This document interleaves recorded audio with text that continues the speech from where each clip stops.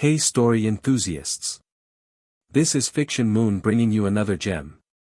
In this video, we present to you what if Harry awakened as a 1,000-year-old Archmage and used the Triwizard Tournament to rule Britain. If you enjoy these stories as much as we enjoy sharing them, please like, subscribe, and share with your friends. Let's dive in. Chapter 1, Awakening Shadows. The night sky above the campground erupted with green light as masked figures marched between tents, their wands raised in cruel synchronicity. Screams pierced the celebratory atmosphere that had, only hours before, marked Ireland's victory at the Quidditch World Cup. Harry Potter ran alongside Ron and Hermione, ducking between tents as panic consumed the crowd. A jet of red light sailed over his head, singeing his hair. "This way!" Arthur Weasley shouted, gesturing toward the woods. "Get to safety." Harry sprinted after his friends, but a sudden explosion knocked him off his feet.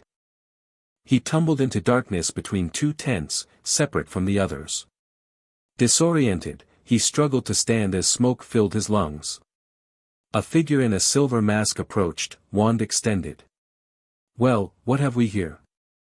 The Death Eater's voice was cold beneath his mask. "A stray little boy."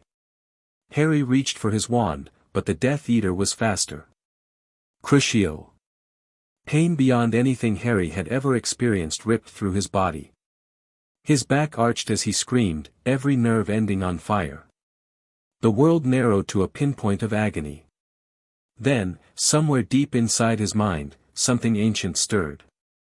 A wall crumbled, one Harry hadn't known existed, and power surged through him like a broken dam. Memories flooded his consciousness, castles long crumbled to dust, spells written in languages lost to time, faces of people a millennium in the grave. The Cruciatus curse suddenly felt like a pinprick against the tide of magic coursing through his veins. Harry's eyes snapped open, now glowing with emerald fire. He rose to his feet as the Death Eater stumbled backward. "Impossible," the masked figure whispered. "No one resists the Cruciatus, Exitium," Harry whispered, his voice overlaid with something deeper, older. A pulse of pure force erupted from his outstretched hand, not his wand, and slammed into the Death Eater, sending him flying 30 feet through the air before crashing into a tent pole with a sickening crack. Harry stared at his hands, which trembled not with fear but with raw, untamed power. Memories that were not his own provided context, elemental magic, wandless casting, the ancient tongue of spells crafted before Hogwarts was built. "What's happening to me?" he whispered, but another voice answered inside his mind. "We have awakened, young one." The voice was cultured, ancient, and unmistakably part of him now. Memories continued to cascade, a tower of black stone overlooking a mist-covered lake, arguments with a white-bearded mage whose blue eyes sparkled with the same intensity as Dumbledore's, a staff carved with runes that channeled powers modern wizards had forgotten. "I am Mordred Ambrose, Archmage of the Western Isles, and you, Harry Potter, are my heir in magic and spirit." Harry fell to his knees as 1,000 years of memories integrated with his 14 years of life. Images of ancient battles blurred with Quidditch matches. Apprenticeship under Merlin himself mixed with Hogwarts classes. The faces of long-dead lovers and rivals superimposed over his friends and enemies. "Harry!" Hermione's voice cut through his fugue. She rushed toward him, Ron close behind. "We've been looking everywhere, oh my God, are you hurt?" Harry looked up at them, momentarily disoriented. These were his friends, but for a split second, they were strangers compared to the vivid companions of Mordred's memories. "I'm fine," he managed, his voice steadier than he expected. "Just, lost you in the chaos." Ron pointed to the crumpled Death Eater. "Bloody hell, what happened to him?" Harry glanced at the unconscious figure and made a split-second decision. "Found him like that. Must have been hit by a stray spell." Hermione's eyes narrowed with suspicion, but there was no time to question him as more explosions rocked the campground. "We need to move," Harry said, taking charge with a confidence he'd never possessed before. "Stay low and follow me." As they raced through the panicked crowd, Harry's mind worked on two levels, Harry's instincts guiding them towards safety while Mordred's tactical assessment catalogued every threat. It was disorienting yet strangely exhilarating. When the dark mark bloomed in the night sky, Harry felt Mordred's memories stir with recognition. The ancient mage had seen similar symbols of terror in his time, different design, same intent. "So Tom Riddle fancies himself a Dark Lord," Mordred's voice commented within Harry's mind. How quaint. The remainder of summer passed in a daze of integration.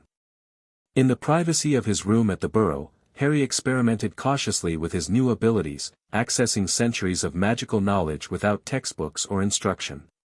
His first attempt at wandless magic scorched a hole through his bedsheets.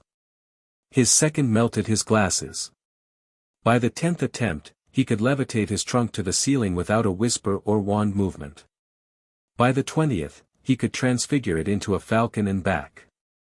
The dual existence was confusing. He remained Harry, with all his memories, friendships, and teenage impulses, but now carried Mordred's lifetime of experiences too. The ancient mage had been brilliant, powerful, and often ruthless, with ambitions that had brought him into conflict with Merlin himself. "Harry." Mrs. Weasley called up the stairs. "Dinner's ready, dear." "Coming," he answered, quickly ending the spell that had conjured a miniature storm cloud above his bed. Rain had been falling upward into it, defying gravity in ways that modern magic considered impossible. At dinner, he carefully maintained the appearance of normal 14-year-old Harry, laughing at the twins' jokes and discussing Quidditch with Ron. But inside, plans were forming. Mordred had always been a master strategist, and those instincts now colored Harry's thinking about his future. Voldemort wanted him dead. The Ministry was incompetent. And Dumbledore, for all his wisdom, kept Harry in the dark, treating him as a child to be protected rather than an equal. "Perhaps it's time for a new approach," Mordred's influence whispered. "A millennium ago, I sought to reshape Britain's magical society. Perhaps you will succeed where I failed." Harry smiled slightly into his pumpkin juice, earning a curious glance from Ginny across the table. "What's got you so cheerful?" she asked. Harry shrugged. "Just thinking about getting back to Hogwarts." And he was, though not in the way they might imagine. Platform 9 3/4 bustled with the usual start-of-term energy, but Harry viewed it through new eyes. Where once he saw only schoolmates and their families, now he recognized political connections, family alliances, and power structures that had remained remarkably unchanged for 1,000 years. "Harry." Hermione rushed toward him, wrapping him in a tight hug. "I've been so worried since the World Cup. Are you all right? You seemed different after we found you." Harry returned her embrace, feeling a surge of affection. Whatever else had changed, his feelings for his friends remained intact. "I'm fine, Hermione. Better than fine, actually." He smiled in a way that didn't quite reach his eyes. "Let's find a compartment. I have things to tell you both." Once settled in a private compartment with Ron and Hermione, Harry drew his wand and cast a privacy charm, one Mordred had devised centuries ago, far more sophisticated than the standard muffliato. "Bloody hell, what was that?" Ron asked, eyes wide as the air around them shimmered with faint blue light. "A privacy spell," Harry said simply. "What I'm about to tell you needs to stay between us." He explained what had happened during the Death Eater attack, the awakening of memories and powers belonging to a mage who had lived during the time of Merlin.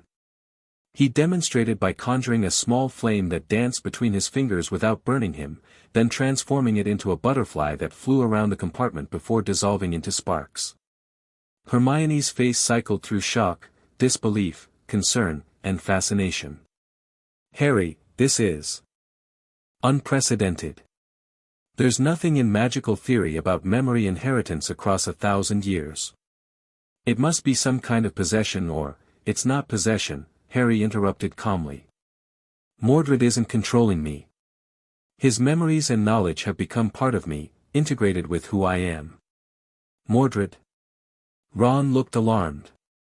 "As in Mordred from the Arthurian legends? The one who betrayed King Arthur?" Harry sighed. History is written by the victors, Ron. Mordred Ambrose was an Archmage who challenged Merlin's vision for how magic should be governed.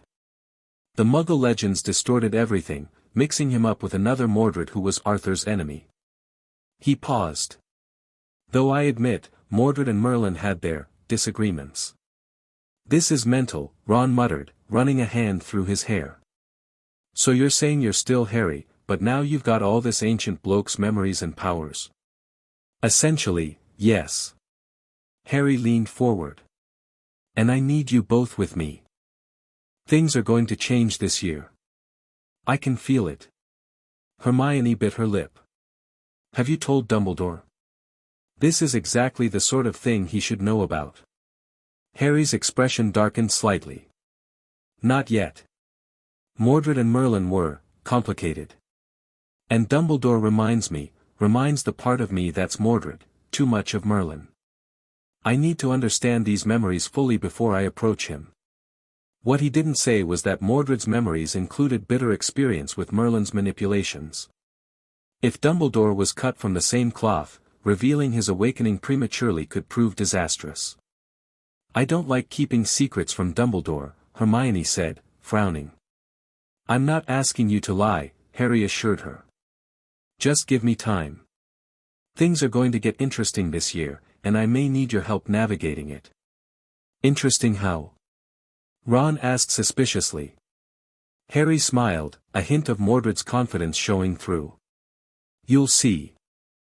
The Great Hall hummed with excitement after Dumbledore's announcement about the Triwizard Tournament. Students speculated about eternal glory and 1,000 galleons, but Harry's mind worked on deeper levels. A tournament between schools, Mordred's thoughts analyzed. A political event masked as a competition. The perfect stage. You're not thinking of entering, are you? Hermione asked, noticing his thoughtful expression. I might, Harry answered, though he had no intention of putting his name forward. Mordred's memories suggested other possibilities. The following weeks passed in careful preparation. While appearing to continue as normal, Harry spent his nights in the room of requirement, which Mordred remembered from its construction. There, he practiced ancient magics, remastering spells that had been lost to time. His friends noticed the changes despite his efforts to behave normally. He answered questions in class with insights that made even Flitwick raise his eyebrows in surprise. His spell work was flawless, though he deliberately held back to avoid drawing too much attention. When did you start studying so much? Ron asked one evening in the common room. Harry shrugged. Just trying to be better prepared this year. After everything that's happened, it seems smart to improve my skills. Privately, he was reconstructing Mordred's understanding of magical theory, knowledge that had been fragmented or corrupted over the centuries. Modern wizards used simplified forms of ancient spells, losing nuance and power in favor of accessibility. The arrival of the Beauxbatons and Durmstrang students shifted the castle's dynamics. Harry watched with interest as Victor Crumb strutted into the hall, surrounded by admirers. The Beauxbaton students brought a different energy, graceful and aloof. Among them, Harry noticed a tall blonde girl who carried herself with unusual confidence. As if sensing his attention, she turned, her blue eyes meeting his across the hall. Something flashed in her expression, recognition, before she turned away. Interesting, both Harry and Mordred thought simultaneously. That night, as expected, Harry's name emerged from the Goblet of Fire after Cedric Diggory, Victor Crumb, and Fleur Delacour had been selected. Harry Potter, Dumbledore called, his voice lacking its usual warmth. The hall erupted in whispers as Harry rose calmly from his seat. Unlike the original timeline where shock and confusion would have dominated his reaction, he walked purposefully toward the chamber where the champions had gathered. Did you put your name in the goblet? Dumbledore asked when the officials had followed him in, his blue eyes searching Harry's face. No, Professor, Harry answered truthfully. He hadn't needed to, he'd anticipated this outcome from the moment Mordred's tactical mind analyzed Barty Crouch Jr.'s disguise as Moody. The impersonation was good, but Mordred had known the real Alastor Moody centuries ago, in his first life as a young apprentice.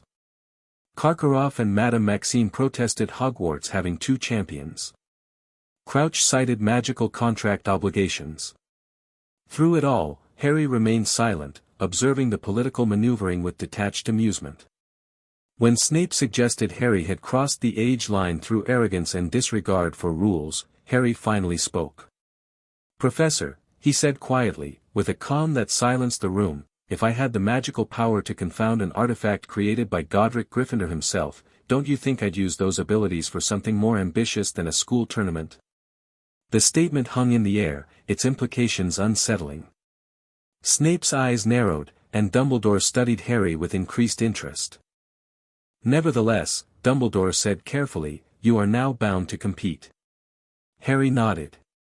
"Then I will do so to the best of my ability." As the adults continued debating, Harry noticed Barty Crouch Sr. watching him with an intensity that went beyond mere suspicion. The man's eyes had widened slightly at Harry's reference to Godric Gryffindor, and his fingers twitched toward an amulet partially hidden beneath his robes, one that Mordred recognized as a detector of ancient magic. "So the Ministry still employs artifacts from my era," Mordred's thoughts surfaced. "How very interesting." Harry filed this observation away. Crouch would bear watching. The following weeks brought predictable fallout. Much of Hogwarts turned against him, sporting "Potter stinks" badges created by Malfoy. Ron's jealousy created a rift between them. Only Hermione remained steadfastly supportive, though increasingly puzzled by Harry's uncharacteristic composure. "Aren't you worried about the tournament?" she asked one evening in the library. "The first task is in 2 weeks, and you don't even seem concerned." Harry looked up from an ancient runes text he'd been consulting. "I'm preparing, Hermione. Just not obviously." "You've changed," she said softly. "It's not just the memories, is it? You're different, calmer, more confident." Harry considered his response carefully. Imagine suddenly having the life experience of someone who's lived for centuries. Teenage drama starts to seem less important. "But these are your formative years," Hermione persisted. "You can't just skip being young." Harry smiled genuinely, reaching across to squeeze her hand. "I'm still me, Hermione. Just, more." Their conversation was interrupted by a shadow falling across their table. Harry looked up to see the blonde Beauxbatons champion, Fleur Delacour, regarding him with curious intensity. "Mr. Potter," she said, her accent less pronounced than her classmates. "I wondered if I might have a word." Hermione looked between them, then gathered her books. "I'll see you in the common room, Harry." When they were alone, Fleur took Hermione's vacated seat. "You are not what I expected," she said without preamble. "Oh." Harry replied, intrigued by her directness. "There is old magic about you," she said, lowering her voice. "I can sense it. My grandmother is Vila, and we are sensitive to such things." Harry studied her, accessing Mordred's memories of encounters with Vila centuries ago. "And what does this old magic tell you about me, Miss Delacour?" "That you are more than you appear." Her blue eyes held his steadily. "And that perhaps you did not need to trick the goblet to enter this tournament." Harry smiled slightly. "I didn't enter myself, but I'm curious why you think I might be, more than I appear." "Your magic does not feel like a boy's," she said simply. "It feels ancient. Like standing near a mountain that has weathered 1,000 storms." For a moment, Harry considered confiding in her. Mordred's memories suggested Vila could make valuable allies, with their own ancient magic traditions. But caution prevailed. "We all have hidden depths," he said instead. "Good luck in the tournament, Miss Delacour. I suspect we'll both need it." She nodded, accepting his deflection for now. "The first task is dragons," she said suddenly. Madame Maxime saw them being delivered. "I tell you this because your magic interests me. I would see what you do with this knowledge." Before Harry could respond, she rose gracefully and departed, leaving him with both confirmation of the challenge ahead and a potential ally, or complication, he hadn't anticipated. In the pre-dawn hours before the first task, Harry stood alone by the Black Lake, drawing runes in the damp sand with his wand. The ancient symbols glowed briefly before sinking into the ground, marking the preparation of what Mordred called a contingency net, a safety measure should his more direct approach fail. Rather early for a stroll, Mr. Potter. Harry turned to find Barty Crouch Sr. watching him from several yards away. The ministry official's eyes were fixed on the fading runes in the sand. Mr. Crouch, Harry acknowledged with a nod. Just clearing my head before the task. With 5th century runic formations. Crouch stepped closer, his hand now openly grasping the amulet around his neck. The stone at its center pulsed with faint light. Curious preparation for a 4th-year student.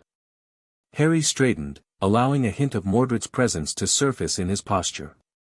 You seem very knowledgeable about obscure magical history, Mr. Crouch. The Department of International Magical Cooperation oversees many areas of interest, Crouch replied carefully. Including the preservation and monitoring of certain, historical magical traditions. The subtext was clear, the ministry kept watch for the resurgence of ancient magic they couldn't control. History is full of lessons, Harry said, deliberately scuffing out the remaining runes with his foot. Some worth remembering, others perhaps best forgotten. Indeed. Crouch's eyes never left Harry's face. The question is whether one has the wisdom to know the difference. Harry smiled, channeling Mordred's centuries of diplomatic engagement. Wisdom comes in many forms, Mr. Crouch. Sometimes from unexpected sources. A tournament designed for 7th years is no place for philosophical debates on magical theory, Mr. Potter. Crouch's voice hardened. Whatever advantages you believe you possess, remember that tampering with certain forms of magic carries consequences beyond ministry regulations. I appreciate your concern, Harry replied evenly. But I assure you, I'm simply a contestant trying to survive an event I didn't volunteer for. Crouch studied him a moment longer before nodding curtly. We'll be watching your performance with great interest. As the man walked away, Harry felt Mordred's memories providing context for the encounter. The ministry had always feared what it couldn't understand, even a millennium ago. Some things never changed. They sense our power but cannot name it, Mordred's thoughts surfaced. An advantage we must preserve, for now. The champion's tent buzzed with nervous energy. Victor Crumb paced like a caged animal. Cedric practiced wand movements under his breath. Fleur sat still as a statue, though her eyes tracked Harry as he entered. Feeling confident, Potter? Rita Skeeter's voice sliced through the tension as she appeared with her photographer. The youngest champion, facing such deadly odds. Harry met her gaze calmly. Miss Skeeter. I believe this tent is for champions and officials only. Something in his tone, the quiet authority of Mordred rather than the defensive irritation of 14-year-old Harry, made her pause. Just getting the human angle for my readers, she persisted, though with less aggression. Any words before you face your challenge? Only that appearances can be deceiving, Harry replied with a slight smile. In dragons and in wizards. Before she could probe further, Bagman and the other officials entered, shooing her away and gathering the champions to explain the task. Each would face a different dragon, retrieving a golden egg from its nest. When Harry drew the Hungarian horntail, the most dangerous dragon, he showed no reaction beyond a slight nod. Cedric gave him a sympathetic glance, while Crumb's expression remained impassive. Only Fleur's gaze held knowing anticipation. As the other champions took their turns, Harry closed his eyes, accessing Mordred's extensive knowledge of draconic magic. The ancient mage had studied dragons extensively, even learning to communicate with them in their own tongue, a skill lost to modern wizard kind who relied on handlers and restraints.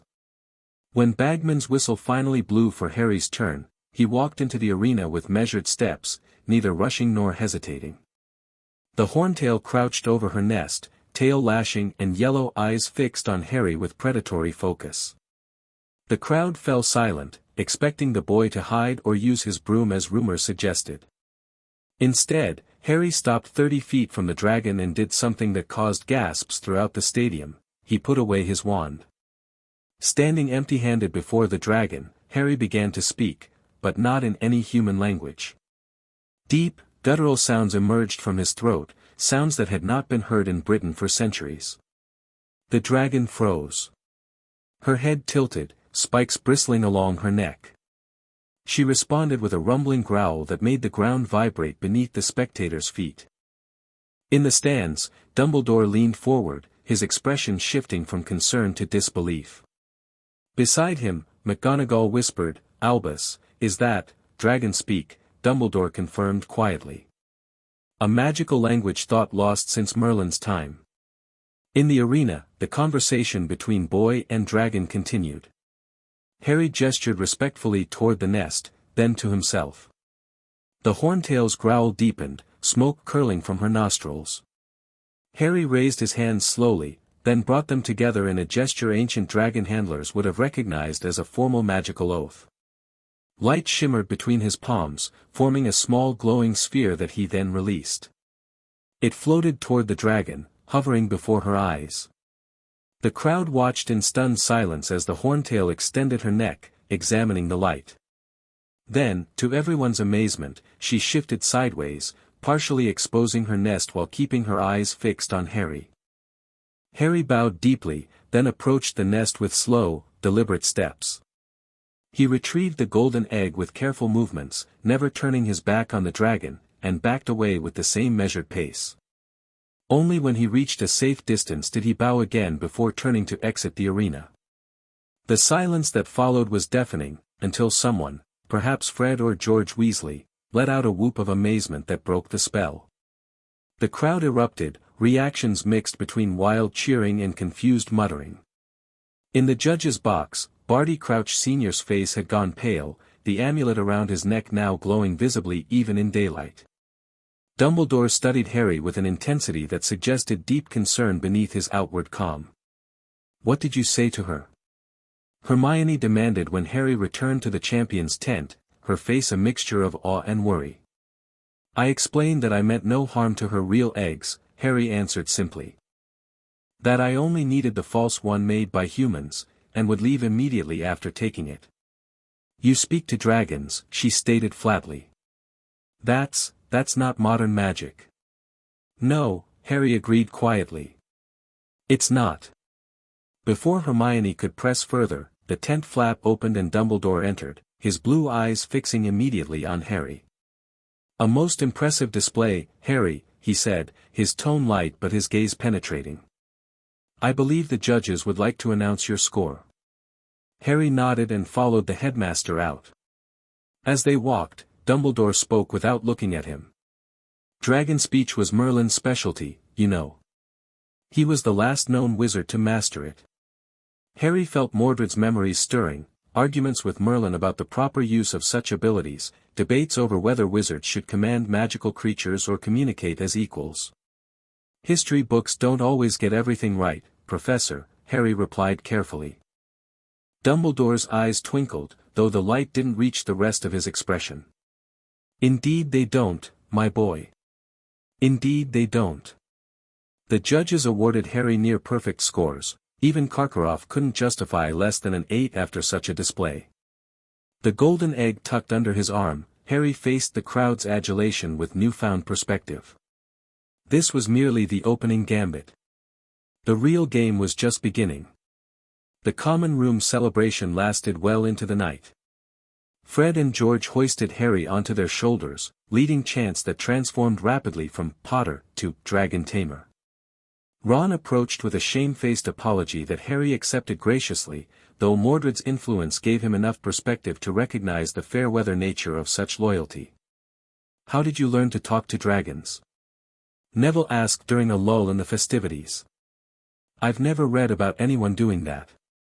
"Ancient magic," Harry answered truthfully but vaguely. "I found references in some old books over the summer and decided to research it." The lie was accepted easily enough. Few would question how the boy who lived might access unusual magic. Fewer still would connect his performance to the legendary Archmage who had once challenged Merlin's vision of magical governance. As the celebration wound down, Harry slipped away to the astronomy tower for a moment of quiet reflection. The golden egg sat beside him as he gazed out over the moonlit grounds. A clever approach. Fleur's voice came from the shadows. Though perhaps more revealing than was wise. Harry didn't turn. Why follow me, Miss Delacour? She emerged into the moonlight, her silver blonde hair catching the glow. Curiosity. The dragon recognized something in you, something old. I saw it in her eyes. Dragons have long memories, Harry replied. As do some wizards, it seems. Fleur settled beside him, maintaining a respectful distance. There are stories among the Vila, passed through generations, about wizards who carried echoes of past lives. Reborn souls with ancient knowledge. Harry weighed his options carefully. Fleur was perceptive and had already noticed too much to be easily misdirected. Moreover, Mordred's memory suggested Vila traditions preserved magical knowledge that wizards had forgotten. Not past lives, he corrected quietly. More like, an inheritance of memory and magic. Fleur's eyes widened slightly. You've awakened to ancestral memories. Something like that. This changes the tournament, she observed. You're not competing as Harry Potter, fourth-year student. I'm competing as myself, Harry countered. Just, a more complete version than before. Fleur studied him thoughtfully. The Beauxbatons carriage is abuzz with theories about you. Madame Maxime believes you've been secretly trained by Dumbledore. Karkaroff suspects dark magic. A smile touched her lips. I think the truth is more interesting. And what will you do with your theories? Harry asked. Nothing, for now. She rose gracefully. The tournament has become more intriguing than I anticipated. I look forward to seeing what you do next, whoever you are. After she departed, Harry remained on the tower, contemplating the complexities of his new existence. Mordred's memories included strategies for building alliances, recognizing potential in unexpected quarters. The first task had accomplished what he needed, demonstrating power while keeping its true nature ambiguous. Some, like Crouch, would suspect ancient magic. Others would attribute his success to unique talent or Dumbledore's training. Only a few would come close to the truth. For now, that ambiguity served his purposes. The seeds were planted. Hogwarts was buzzing with his unexpected abilities. The Ministry had taken notice. And Dumbledore was watching with the wariness Merlin had once shown Mordred. The tournament was merely the first step. Britain's magical society had stagnated for centuries, corrupted by pure-blood politics and ministry bureaucracy. With Voldemort's inevitable return approaching, the time for subtle change had passed. We begin as we must, Mordred's thoughts merged with Harry's own. With power demonstrated but not yet fully revealed. The chessboard is set. Now we move the pieces. Harry smiled into the darkness, the weight of the golden egg in his hands a reminder of challenges yet to come. The dragon had been merely the opening act. The real transformation of magical Britain would require much more. Chapter 2, The chessboard shifts. The waters of the prefect's bathroom rippled as Harry lowered the golden egg beneath the surface. Muffled singing replaced the ear-splitting shriek, revealing the clue for the second task. He listened carefully, memorizing the merpeople's riddle while Mordred's memories supplied translations beyond the simple rhyme. Taking what you'll sorely miss, he murmured, lifting the egg from the water. Predictable. Footsteps echoed outside the bathroom door. Harry quickly wrapped the egg in his towel and stepped behind a column of sinks. The door creaked open, and Cedric Diggory's reflection appeared in the mirrors. Potter? You in here? Cedric called, his voice echoing off the tiled walls. Harry stepped into view. Diggory. Come to return the favor about the egg. Cedric had the grace to look embarrassed. Partly. But also. He hesitated, then squared his shoulders. What you did with the dragon. That wasn't just clever spell work, was it? What do you think it was? Harry countered, watching Cedric carefully. My father works in the department for the regulation and control of magical creatures. He says no one's communicated directly with dragons in centuries. Cedric leaned against the wall, studying Harry. Yet you did it like you'd been speaking dragon tongue your whole life. Harry considered his options. Cedric was well-connected, respected, and possessed a strong moral compass, potentially useful qualities. There's more to magic than what's in the Hogwarts curriculum, Harry said finally. Ancient knowledge doesn't disappear, it just gets forgotten. And you somehow found this forgotten knowledge over summer holiday? Cedric's tone remained respectful but skeptical. Harry smiled slightly. Let's just say I had a magical awakening. Cedric nodded slowly. Look, I'm not here to pry into your secrets. But something's happening at Hogwarts, something beyond the tournament. Dumbledore's been meeting with ministry officials almost daily. Crouch Sr. keeps watching you during meals. And some of us, well, we're wondering where you stand. Where I stand? Harry repeated. There are whispers about you-know-who returning. About dark times ahead. Cedric lowered his voice. People are choosing sides, Potter, even if they don't realize it yet. And after what you did with that dragon, people are wondering about yours. Mordred's political instincts surfaced in Harry's mind, recognizing the opening. What if there were more than two sides, Cedric? What if the choice wasn't just between Voldemort's darkness and the Ministry's bumbling status quo? Cedric flinched at the name but held Harry's gaze. What are you suggesting? Nothing, yet. Harry gathered his things. But if you're interested in discussing alternatives, bring Susan Bones and Ernie Macmillan to the 7th floor corridor opposite the tapestry of Barnabas the Barmy tomorrow night at 8. And Cedric? He paused at the door. This conversation stays between us. As he slipped back to Gryffindor Tower under his invisibility cloak, Harry contemplated the chessboard that was Hogwarts. The pieces were aligning, Hufflepuff through Cedric, Ravenclaw through his growing academic reputation, and soon, perhaps, inroads into Slytherin itself. The foundations of power are built in whispers before they're proclaimed in shouts, Mordred's memories reminded him. First gather those who question, then those who follow, then those who lead. Harry's invitation to Cedric yielded results beyond expectation. The following evening, not only did Cedric bring Susan and Ernie, but Luna Lovegood trailed behind them, her dreamy expression belying sharp intelligence. She overheard us, Cedric explained with a shrug. Said she'd been watching you since the dragon. Harry paced before the blank wall 3 times, focusing on what he needed. A door materialized, leading them into a comfortable chamber that resembled a cross between a study and a war room. A circular table dominated the center, surrounded by comfortable chairs. Bookshelves lined the walls, and a fireplace crackled with welcome warmth. The room of requirement, Luna announced, unsurprised. Daddy wrote about it once. The house elves call it the come-and-go room. Harry gestured for everyone to sit. What I'm about to share requires absolute discretion, he began, drawing his wand to cast Mordred's privacy charm. The air shimmered blue around them. That's not a standard privacy spell, Susan observed, her aunt's aura training showing. What is it? Something old, Harry replied. Which brings me to why we're here. He explained, not everything, but enough. The awakening of ancient magical knowledge. His suspicions about the tournament being manipulated. His concerns about both Voldemort's potential return and the Ministry's inability to handle it.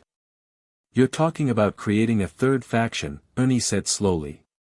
Neither Death Eater nor Ministry puppet. I'm talking about being prepared, Harry corrected. About combining old magic with new perspectives to create something better than what we have.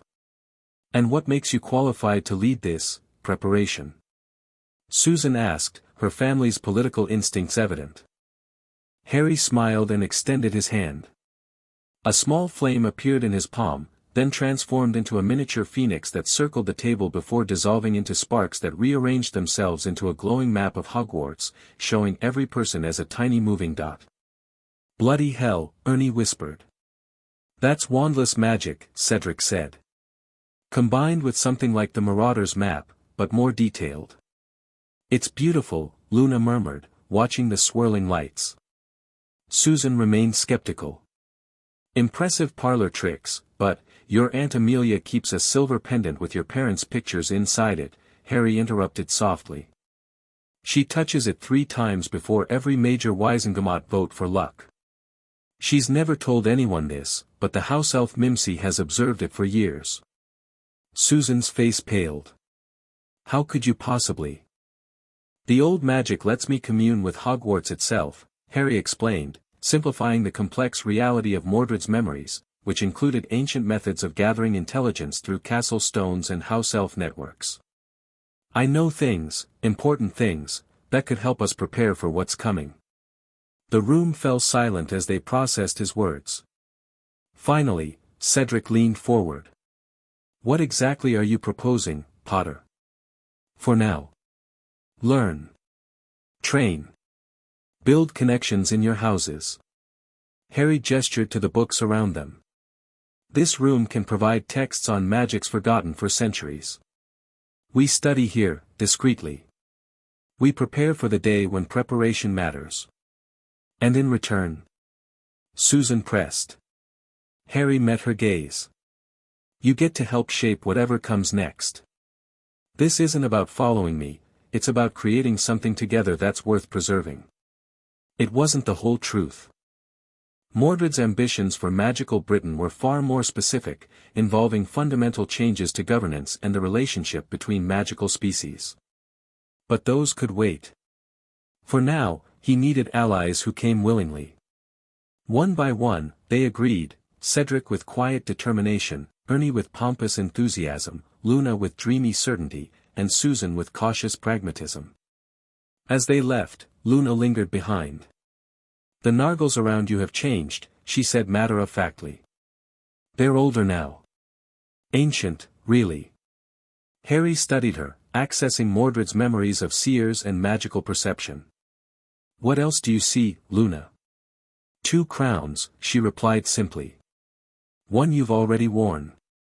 One you're still deciding about." She smiled vaguely and drifted toward the door.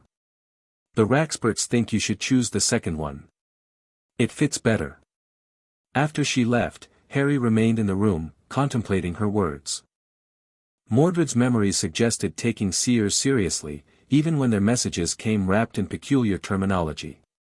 2 crowns. The reference wasn't lost on him. Mordred had never sought to rule, merely to reform. History had twisted that ambition into something darker. Would Harry's path be different? Or would he too be remembered as one who reached for power and fell? "We should be practicing for the second task," Hermione insisted the following evening in the common room. "The egg said they'll take something you'll sorely miss and hide it underwater for an hour. You need a strategy." Harry looked up from the ancient runes text he'd been studying. "I've already worked it out. Bubblehead charm with modifications." "Modifications?" "Harry, the Bubblehead charm is advanced enough without, trust me, Hermione. I've got this under control." He closed the book. "Actually, there's something else I wanted to discuss with you. Something important." Her expression softened. "Of course. What is it?" Harry glanced around the crowded common room. "Not here. Let's go somewhere private." They found an empty classroom, and Harry secured it with privacy charms. Hermione watched with growing concern as the magic settled around them. "Harry, what's going on? You've been different since the World Cup." "At first, I thought it was just stress from the tournament, but—" She hesitated. "It's more than that, isn't it?" "Yes." Harry took a deep breath. "What I'm about to tell you, I've only shared with Ron so far. It's going to sound impossible." He explained about the awakening, the flood of ancient memories, the knowledge of magic long forgotten, the dual consciousness he now navigated. Hermione listened without interrupting, her expression shifting from disbelief to fascination to concern. "So you're saying you've, merged with this ancient wizard's memories? This Mordred person?" she finally asked. "Not exactly merged. More like, gained access to them. I'm still Harry, but I also have his knowledge, his magical understanding. His perspective." Hermione's analytical mind began processing possibilities. "That explains the dragon speaking. And how you've been answering questions in class that even I couldn't. But Harry, there's no precedent for this kind of magical memory transfer across a millennium." "I know it sounds crazy." "No, it's not that I don't believe you," she interrupted. "I've seen the evidence. But why didn't you tell me sooner? And have you told Dumbledore?" Harry sighed. "I needed time to understand it myself. And no, I haven't told Dumbledore. Mordred and Merlin they had fundamental disagreements about how magical society should be structured." "And Dumbledore reminds you of Merlin," Hermione deduced. "But Harry, he could help you. Or he could see me as a threat," Harry countered. "Think about it, Hermione. A student suddenly manifesting ancient, powerful magic that the Ministry doesn't control or understand. They're already watching me. Crouch has some kind of magical detector that reacts to the old magics I'm using." Hermione bit her lip. "What are you planning?" "Because I know you well enough to recognize when you're up to something." Harry smiled slightly. "Let's just say I'm being proactive about the future. Britain's magical society is stagnant, corrupted by pure-blood politics and ministry bureaucracy. And with Voldemort's return looming, you know he's coming back." Hermione interrupted, alarmed. "The tournament is almost certainly part of a plot to restore him," Harry confirmed. "Mordred's memories include pattern recognition for dark resurrection rituals. The signs are there." Hermione paled. "We have to warn, I'm handling it," Harry assured her. "But in my own way. The tournament gives me a platform. People are watching, listening. It's an opportunity to demonstrate that there are alternatives to both Voldemort's terror and the Ministry's incompetence." "You're building a faction," Hermione said, her quick mind connecting dots. "That meeting with Cedric and the others last night, Luna told me about it this morning." "You're recruiting." "I prefer forming alliances," Harry corrected with a small smile. "And I need you with me, Hermione. Not just for your brilliance, though that's essential. But because you keep me grounded. Mordred's memories include centuries of magical knowledge, but your perspective, your modern ethical framework, that's irreplaceable." Hermione studied him for a long moment. "You're planning something for the second task, aren't they? Something dramatic?" Harry nodded. "The dragon was just the opening move. The lake is where I demonstrate that there are magics beyond what modern wizards remember." "Be careful, Harry," she warned. "Power attracts attention, not all of it welcome." "I know." He squeezed her hand. "That's why I need friends I can trust absolutely." As he walked her back to the common room, Harry felt both relief at her acceptance and concern at the shadows gathering around them. Dumbledore's watchful gaze followed him at meals. Crouch appeared regularly at the castle for tournament business. And Snape had begun eyeing him with calculation rather than mere disdain. The pieces were moving on the board, reacting to his opening gambit. Now it was time to advance his strategy. January brought heavy snow and the Yule Ball, where Harry's growing confidence manifested in unexpected ways. Rather than the awkward fumbling of his original timeline, he approached the event with Mordred's diplomatic instincts. "Would you do me the honor of attending the ball with me?" he asked Daphne Greengrass one afternoon in the library, where he'd noted she often studied alone. The Slytherin girl looked up from her arithmancy text, green eyes narrowing suspiciously. "Why would you ask me, Potter? We've barely spoken 2 words in 4 years." "Perhaps that's the problem," Harry replied smoothly. "House divisions keep us from recognizing potential allies. Besides, you're one of the few people who hasn't been wearing those ridiculous badges or hanging on Rita Skeeter's every word. Daphne studied him, her expression calculating. Slytherins and Gryffindors don't mix, Potter. Especially not Slytherins with family neutrality to maintain. Times are changing, Harry countered. The tournament is meant to build international cooperation. Why not interhouse cooperation as well? A slight smile curved her lips. You've changed, Potter. Last year you could barely string 2 sentences together around a girl. She closed her book. Very well. I accept. But be warned, my father will hear about this, and he'll have questions.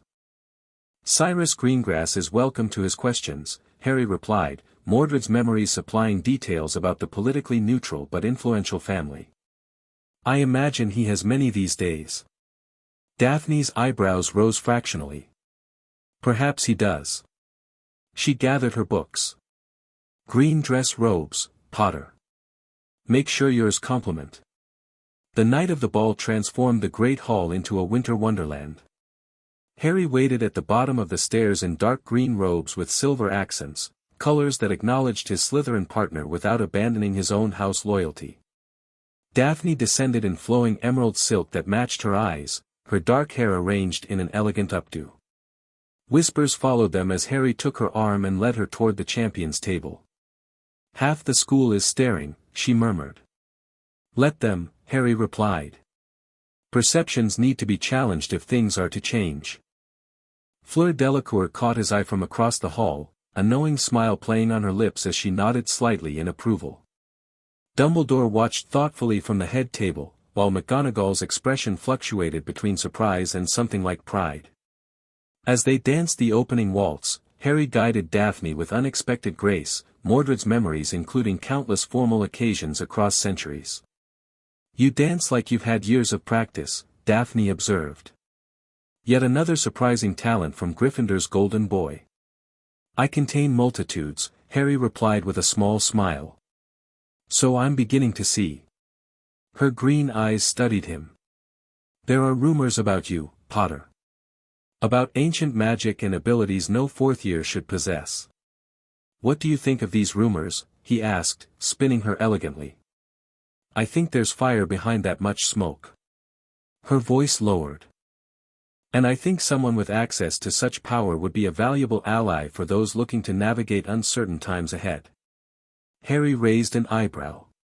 Is that why you accepted my invitation? Political calculation. Partially, she admitted without shame. Though I'll concede curiosity played a role. You've become interesting. High praise from the Ice Queen of Slytherin. A ridiculous nickname given by boys I've rejected, she scoffed. I'm merely selective about where I invest my time. As the night progressed, their conversation deepened, moving from careful political probing to genuine exchange. Daphne possessed a sharp intelligence and dry wit that Harry found refreshing after months of either adoration or suspicion from his classmates. Your friend Granger keeps watching us, Daphne noted as they took a break near the punch bowl. Concerned I'm corrupting her champion? Hermione trusts my judgment, Harry replied. She's just protective. As she should be. Daphne sipped her drink. These are dangerous times to be Harry Potter. Especially a Harry Potter who suddenly speaks to dragons and dances like a pure-blood lord. Harry studied her over his glass. Are you concerned for my welfare, Greengrass? I'm concerned about the changing board, she answered candidly. My family has maintained neutrality for generations. But neutrality requires balance, and the scales are shifting. And which way would you prefer they shift? Daphne held his gaze. Away from both extremes. The purebloods strangle progress with tradition. The progressives dismiss tradition that contains valuable magic. Perhaps what's needed is a middle path. She's testing waters, Mordred's political instincts noted. Offering alignment without commitment. A thoughtful perspective, Harry acknowledged. One worth discussing further, perhaps, after the tournament. Perhaps. Daphne smiled slightly. Though I'd be interested to see what you do in the second task first. Your dragon performance raised expectations considerably. Before Harry could respond, Barty Crouch Sr. appeared beside them, his formal robes immaculate but his expression tense. "Mr. Potter," he said stiffly. "A word, if you please." "Of course." Harry turned to Daphne. "Would you excuse us?" "Certainly." She nodded politely to Crouch. "Mr. Crouch, my father sends his regards." A flicker of recognition crossed Crouch's face. "Miss Greengrass. Please return mine to Cyrus." Once Daphne had withdrawn, Crouch guided Harry to a quiet alcove. "Interesting choice of partner, Mr. Potter. The Greengrasses maintain careful neutrality in our world." "Sometimes neutrality is just waiting for the right alternative," Harry replied. Crouch's lips thinned. "I'll be direct, Potter. The Ministry has concerns about the magic you demonstrated against the dragon. Magic that hasn't been documented in active use for centuries." "I wasn't aware there were restrictions on speaking to magical creatures," Harry said innocently. "Don't play games," Crouch snapped, then visibly composed himself. "The Department of Mysteries has opened an inquiry. Standard procedure when unusual magical signatures appear. Nothing to concern yourself with, of course, provided everything is legitimate." The threat was thinly veiled. Harry felt Mordred's memories providing context. The Department of Mysteries had always served as the Ministry's instrument for containing magical forces they didn't understand or couldn't control. "I appreciate the Ministry's diligence," Harry replied evenly. "Though I wonder if their resources might be better spent investigating why the Goblet of Fire selected an unwilling fourth champion, rather than the magic that helped that champion survive." Crouch's eyes narrowed. "Careful, Potter. Champions have disappeared during this tournament before. History remembers them as unfortunate accidents." The temperature between them seemed to drop several degrees as Harry allowed Mordred's presence to surface more fully in his posture and expression. "History is written by survivors, Mr. Crouch," he replied softly. "And rewritten by those who uncover what was deliberately forgotten." Something like uncertainty flickered in Crouch's eyes before he masked it. "Enjoy the remainder of the ball, Mr. Potter. The second task approaches. I look forward to seeing what strategies you employ." As Crouch departed, Dumbledore appeared at Harry's side as if he'd been waiting nearby. "Interesting conversation," the headmaster inquired, his tone light but his eyes serious. "Mr. Crouch expressed concern about my methods in the first task," Harry answered honestly. "Understandable," Dumbledore mused. "Few modern wizards recognize dragon speak when they hear it. Fewer still would know where or how to learn it." He studied Harry over his half-moon spectacles. "Knowledge has many sources, Harry. Some pure, some complicated. If you've encountered such a source, I hope you would trust me enough to share that burden." The parallel to Riddle's diary hung unspoken between them. Harry chose his words carefully. "What if the source isn't external, Professor? What if it's something awakening from within?" Dumbledore's expression sharpened with interest. "Magic often manifests in unexpected ways, particularly in times of stress or danger. But ancient magic usually demands a price. I would not wish to see you pay more than you understand." "Some prices are worth paying for the right outcome," Harry replied. "And what outcome do you seek, Harry?" The question was deceptively simple, but Harry recognized its importance. Dumbledore was offering an opening, a chance to reveal his intentions before positions hardened further. "A better world than the one that produced Tom Riddle," Harry answered honestly. "One where power serves wisdom rather than ambition alone." Dumbledore's eyes softened slightly. "A worthy goal. Though history suggests many paths toward such ends, some leading to places far darker than their travelers intended. I'm aware of the risks, Professor." "I believe you are." Dumbledore nodded thoughtfully. "Perhaps more aware than I had realized." He gestured toward where Daphne waited at the edge of the dance floor. Your partner is waiting. We shall speak again, Harry, sooner rather than later, I think. As Harry rejoined Daphne for another dance, he felt the weight of Dumbledore's gaze following him. The conversation had been a careful probe, confirming what the headmaster already suspected: something fundamental had changed in Harry Potter. The old mage recognizes awakening power, Mordred's thoughts surfaced. As Merlin once recognized mine. The question remains whether he will oppose it as Merlin did, or accept that times change and magic with them. January faded into February, and with it came increased preparations for the second task. Harry divided his time carefully, attending classes to maintain appearances, meeting with his growing circle of allies in the room of requirement, and developing his strategy for the underwater challenge. The day before the task, Harry was returning from the library when he noticed a tall, thin man examining the stone wall near the entrance to Dumbledore's office. The man wore plain black robes with no identifying marks, but Harry recognized the distinctive magical aura of an unspeakable, the Department of Mysteries operatives. "Can I help you?" Harry asked, approaching cautiously. The man turned, his weathered face expressionless. "No need, Mr. Potter. Just examining Hogwarts' fascinating architectural features." "The castle has many interesting aspects," Harry agreed. "Though most visitors don't study the magical resonance patterns in the stonework quite so intently."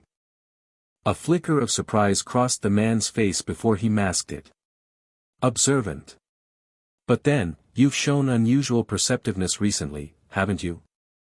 Harry recognized the man then, through Mordred's memories of magical family lines. "Rookwood," he said quietly.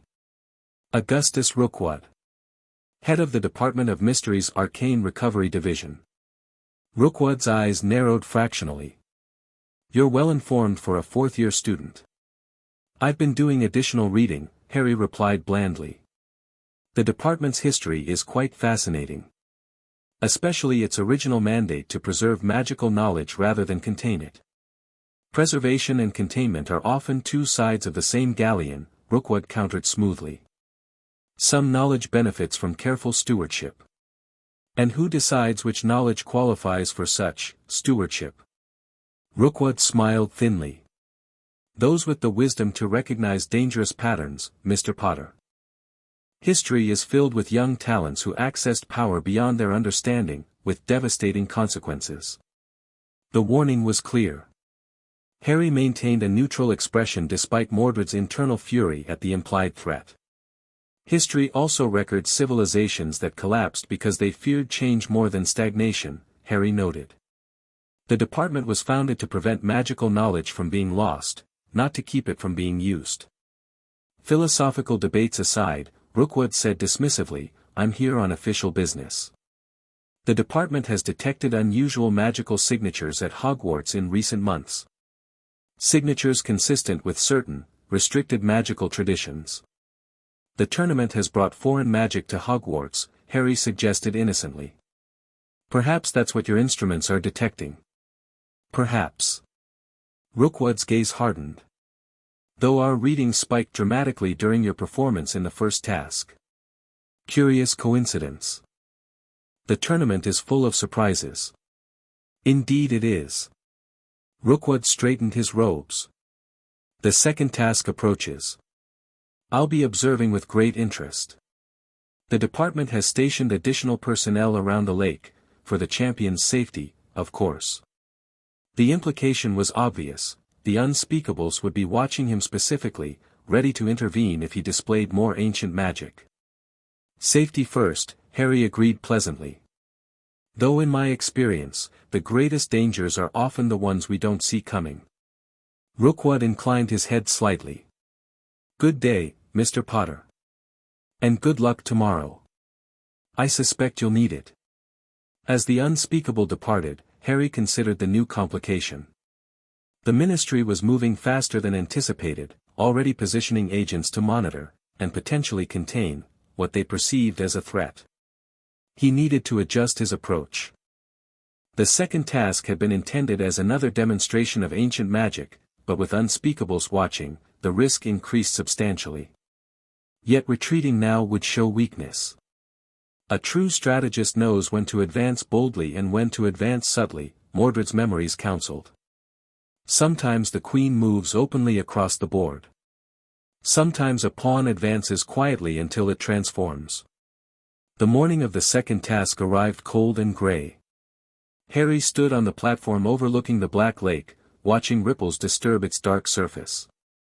Beside him, the other champions prepared their strategies, Fleur practicing wand movements for what appeared to be a bubblehead charm, Crumb stretching in preparation for his partial shark transfiguration, and Cedric reviewing notes on underwater mobility spells. Harry closed his eyes, centering himself. He had spent the night finalizing his approach, balancing his original plan against the new complication of unspeakable observers. Too much ancient magic would trigger intervention, too little would waste the opportunity to advance his position. "They took your Granger," Daphne's voice came softly from behind him. She had approached silently, her slither and cunning allowing her to slip past the officials cordoning off the champion's area. Harry turned, unsurprised. "I know. They took Cho for Cedric, a little girl for Fleur, her sister, I believe, and a Durmstrang student for Crumb. You don't seem concerned." "The hostages are in no real danger," Harry replied. "Dumbledore would never allow it." Daphne studied him, her green eyes calculating. "You've changed your strategy from yesterday. I can see it in your posture." Harry raised an eyebrow. "You're very observant. Slytherins survive by noticing details others miss." She glanced toward where Barty Crouch Sr. stood with several plain-robed figures, unspeakables, barely disguised. "The Ministry presence has increased. They're watching you specifically." "Yes. And yet you seem unconcerned about this as well." Her eyes narrowed. "What are you planning, Potter?" Harry smiled slightly. "Adaptation. The board has shifted, so my approach must shift with it." Before she could respond, Bagman called the champions to their positions. Daphne squeezed his arm briefly, a gesture that surprised them both with its familiarity. "Don't disappoint me, Potter," she murmured before slipping away. Harry took his place at the platform's edge. The crowd roared as Bagman explained the task. Each champion had 1 hour to retrieve what had been taken from them from the merpeople's village at the lake bottom. "Champions ready?" Bagman called. 3, 2, 1, the cannon blast echoed across the water. Cedric and Fleur cast their bubblehead charms and dove in. Crumb performed his partial transfiguration and followed. Harry remained standing on the platform, wand in hand but unmoving. Murmurs swept through the crowd. Was he frozen? Had he failed to prepare a strategy? Harry closed his eyes, reaching not for Mordred's offensive magics, but for something subtler, ancient knowledge of elemental affinity.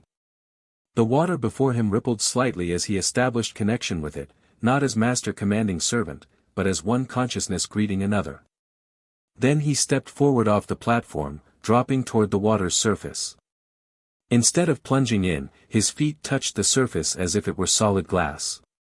Ripples spread outward from each footstep as Harry began walking across the lake, his body perfectly balanced on the water's tension. The crowd fell silent, then erupted in astonished exclamations. In the judge's stand, Crouch's face darkened as he consulted urgently with Rookwood. Dumbledore leaned forward, eyes twinkling with what might have been concern or admiration. Harry continued walking until he reached the center of the lake. There, he knelt and placed his palm flat against the water's surface. He whispered words in an ancient language that predated Latin, the elemental tongue Mordred had learned from water sprites in the lochs of Scotland. The surface beneath him began to swirl, forming a perfect whirlpool that opened downward like a tunnel. Harry stepped into it and descended, the water parting around him to form a cylindrical passage that maintained a pocket of air. From the shore, spectators watched in amazement as the whirlpool extended downward into the lake depths, carrying Harry with it while keeping him perfectly dry. Beneath the surface, the underwater world opened before him. Fish scattered from the unnatural air column. Grindylows circled at a distance, confused by the disruption to their territory. Far below, Harry could see the dim lights of the merpeople's village. "They're tracking your magical signature," Mordred's instincts warned. "The unspeakables will have detection charms throughout the lake." Harry nodded to himself and made a decision. If they wanted to see ancient magic, he would show them, but not the offensive display they feared. Instead, he would demonstrate something equally powerful but fundamentally different in nature. As he neared the village, he could see the 4 hostages tethered to a stone statue in the village square. Merpeople guards watched warily as his air column approached. Krum had already arrived, tearing at Hermione's bindings with his shark teeth while struggling to maintain his transformation. Harry stepped from his air column onto the lake bed, the water closing above him as he cast a simple bubblehead charm, modern magic, easily recognized and monitored. The Merchiftainess approached, her trident leveled cautiously. "You come strangely, land dweller," she said in Mermish, her voice carrying clearly underwater. To the astonishment of the watching merpeople, Harry responded in perfect Mermish, another ancient language Mordred had preserved in memory. "I come with respect for your domain," he replied, bowing formally. "I seek only what was taken from me, as the contest demands." The Merchiftainess lowered her trident, surprise evident in her yellow eyes. "None have spoken our tongue thus for many turnings of the tide." "Old knowledge returns when needed," Harry replied. "May I approach?" She gestured permission, and Harry moved to where Hermione floated unconscious beside the other hostages. Krum had freed his own hostage and was ascending rapidly, his transfiguration beginning to falter. Harry drew his wand and severed Hermione's bindings with a standard cutting charm. Then, instead of immediately ascending, he turned to the Merchiftainess. "The small one," he said in Mermish, indicating Fleur's sister. "Her champion has been stopped by the Grindylows. She will not reach her in time." "That is not our concern," the Merchiftainess replied. "1 hostage per champion. Those are the rules." Harry considered his options. Taking both hostages would demonstrate compassion, but the merpeople might view it as disrespect for their sovereignty. Mordred's diplomatic experience suggested an alternative approach. "I propose an exchange," he said formally. "Knowledge for permission." The Merchiftainess tilted her head curiously. "What knowledge could a land dweller offer that we do not possess?" Harry smiled and whispered words in the elemental water tongue, older even than Mermish. He traced his finger through the water, leaving a glowing blue pattern that slowly formed a complex rune. The merpeople gasped collectively as the rune pulsed with light before dissolving into the water. "The tide-turning sign," the Merchiftainess whispered. "Lost to us for generations. It calls the deep fish to the shallows." "A gift freely given," Harry confirmed. "In exchange for permission to escort both hostages to safety." The Merchiftainess considered, then nodded sharply. "Take them. And know that the merpeople of the Black Lake recognize an old soul when we see one." Harry bowed again, then freed Fleur's sister with another cutting charm. Supporting both unconscious hostages, he kicked upward, using a modified Ascendio charm to propel them toward the surface. As they rose, he sensed magical fields scanning him, the unspeakables monitoring charms, cataloging his magical signature. Let them analyze what they found. The ancient languages he'd used would concern them, but the non-violent, diplomatic application might confuse their expectations. They broke the surface to thunderous applause. Hermione and the little girl awakened instantly, gasping and disoriented. Harry supported them as they swam toward the platforms. "Harry?" Hermione spluttered. "What happened?" "Did you—" "I'll explain later," he assured her as helpers pulled them from the water. Fleur rushed forward, grabbing her sister and wrapping her in towels before turning to Harry with tears in her eyes. "You saved her," she exclaimed.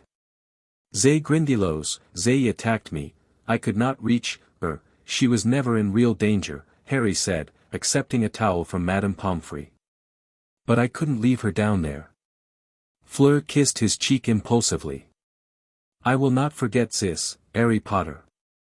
As the judges conferred about his performance, Harry noticed Rookwood and Crouch in deep conversation, occasionally glancing his way with troubled expressions. Dumbledore watched the exchange with apparent calm, though his eyes betrayed concern when they met Harry's.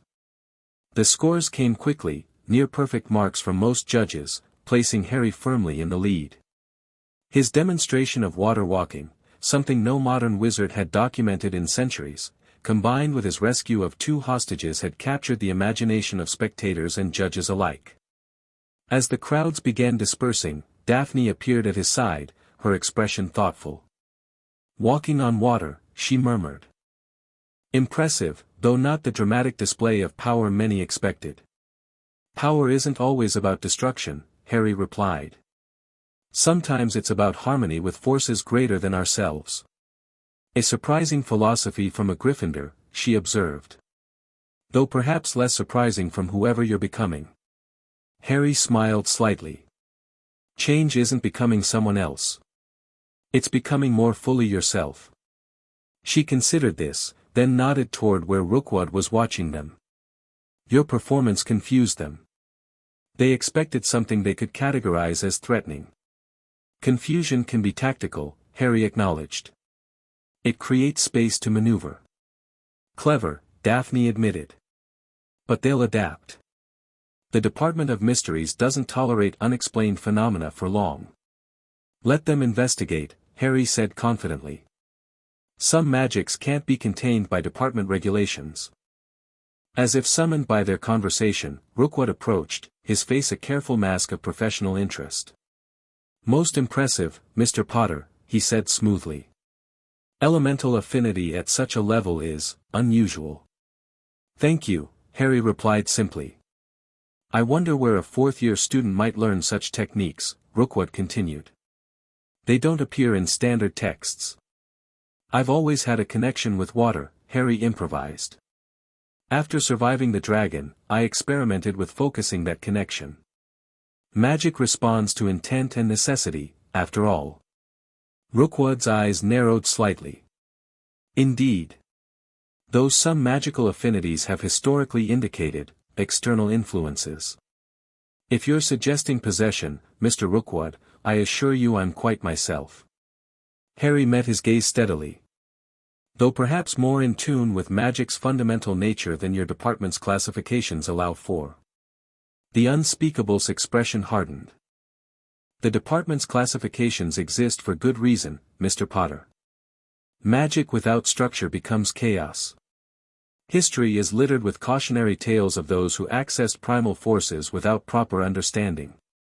"Perhaps," Harry countered, "or perhaps history has been selectively preserved to justify control."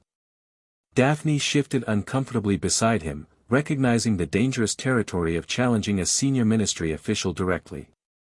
Rookwood smiled thinly. "Bold words. The department will be watching your progress with great interest, Mr. Potter.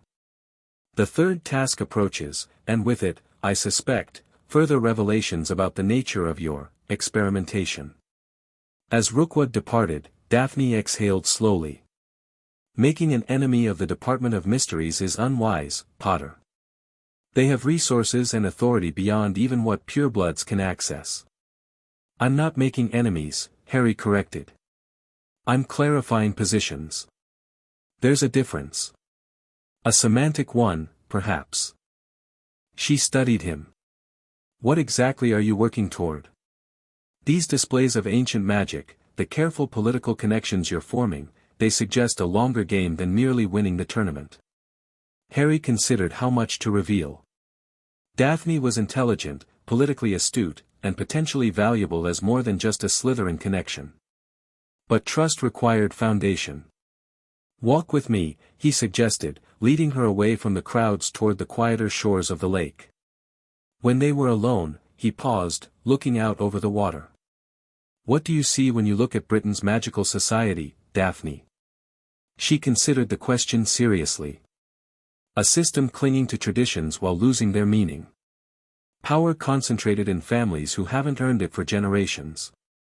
Progress stifled by fear of change. And if you could change it?" "I would preserve what works while discarding what doesn't," she answered without hesitation. "Magic itself isn't the problem, it's how we govern its use," how we educate our children, how we interact with other magical beings. Harry nodded. Exactly. The Ministry treats symptom, not causes. Voldemort exploits fear and prejudice that already existed. And Dumbledore, for all his wisdom, works within a system that's fundamentally flawed. And you believe you can do better? There was no mockery in her tone, only genuine curiosity. Not alone, Harry replied. But with the right allies, the right approach, yes. I believe magical Britain can be better than it is. More just.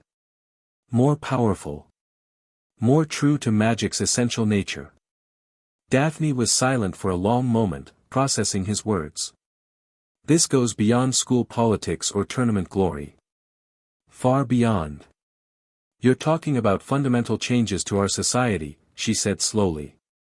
The kind that make powerful people uncomfortable. The kind that make history, Harry corrected. For better or worse. She studied him, green eyes calculating possibilities, weighing risks against potential rewards. And where do I fit into this vision? Harry met her gaze directly. That depends on what you want, Daphne. I'm not looking for followers. I'm looking for partners who share a vision of something better. Partners, she repeated, testing the word. An interesting choice of term. An accurate one. A smile slowly formed on her lips, not the polite social mask she typically wore, but something more genuine. You continue to surprise me, Potter. When you asked me to the ball, I expected a naive Gryffindor attempting political maneuvering beyond his understanding. Instead, I find, whatever you're becoming. Is that a compliment? An observation, she clarified. And perhaps an expression of interest in further, partnership discussions. As they walked back toward the castle, Harry felt the chessboard shifting. Daphne Greengrass represented more than just Slytherin connections, she brought political acumen, family influence, and a perspective that complemented his own. Not a follower, but potentially a true ally. Meanwhile, the Ministry's attention had been engaged precisely as planned. Their confusion about his magical nature would buy time while he consolidated support within Hogwarts. The third task was approaching, the culmination of both the tournament and his own carefully laid groundwork. By then, he would need to be ready to move beyond demonstrations to direct action. The pieces align, Mordred's thoughts merged with his own. Now we prepare for the endgame. Chapter 3, Kingdom Rising. April arrived at Hogwarts with deceptive gentleness, coaxing green from the earth and warmth from the sun. But within the castle walls, currents of change ran swift and deep beneath the surface calm. Harry stood at the window of the room of requirement, watching students cross the grounds below. Behind him, nearly 30 students from all 4 houses worked in small groups, practicing magic that hadn't been taught at Hogwarts for centuries. Susan Bones and Blaise Zabini dueled using wandless shields. Luna guided Neville through a complex ritual that purified soil through elemental affinity.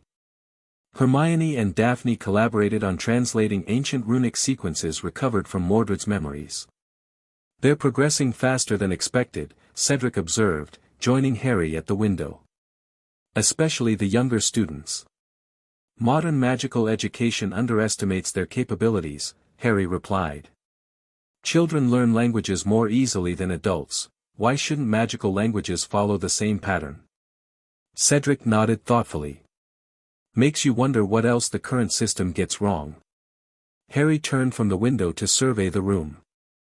What had begun as a small study group had evolved into something more purposeful, a coalition unified by dissatisfaction with the status quo and hunger for deeper magical understanding. Slytherins worked alongside Gryffindors, theoretical knowledge merged with practical application, and ancient techniques blended with modern innovations. How much have you told them about your plans for the third task? Cedric asked quietly. Enough for preparation, not enough for compromise, Harry answered. The fewer who know the complete strategy, the safer everyone remains. Since the second task 2 months earlier, Harry had accelerated his preparations. Mordred's memories provided rituals and enchantments that could transform the Triwizard Cup into something far more significant, a magical focus capable of channeling ley line energy directly beneath Hogwarts. The Ministry's scrutiny had intensified accordingly. Unspeakables now patrolled the castle corridors under the pretense of tournament security.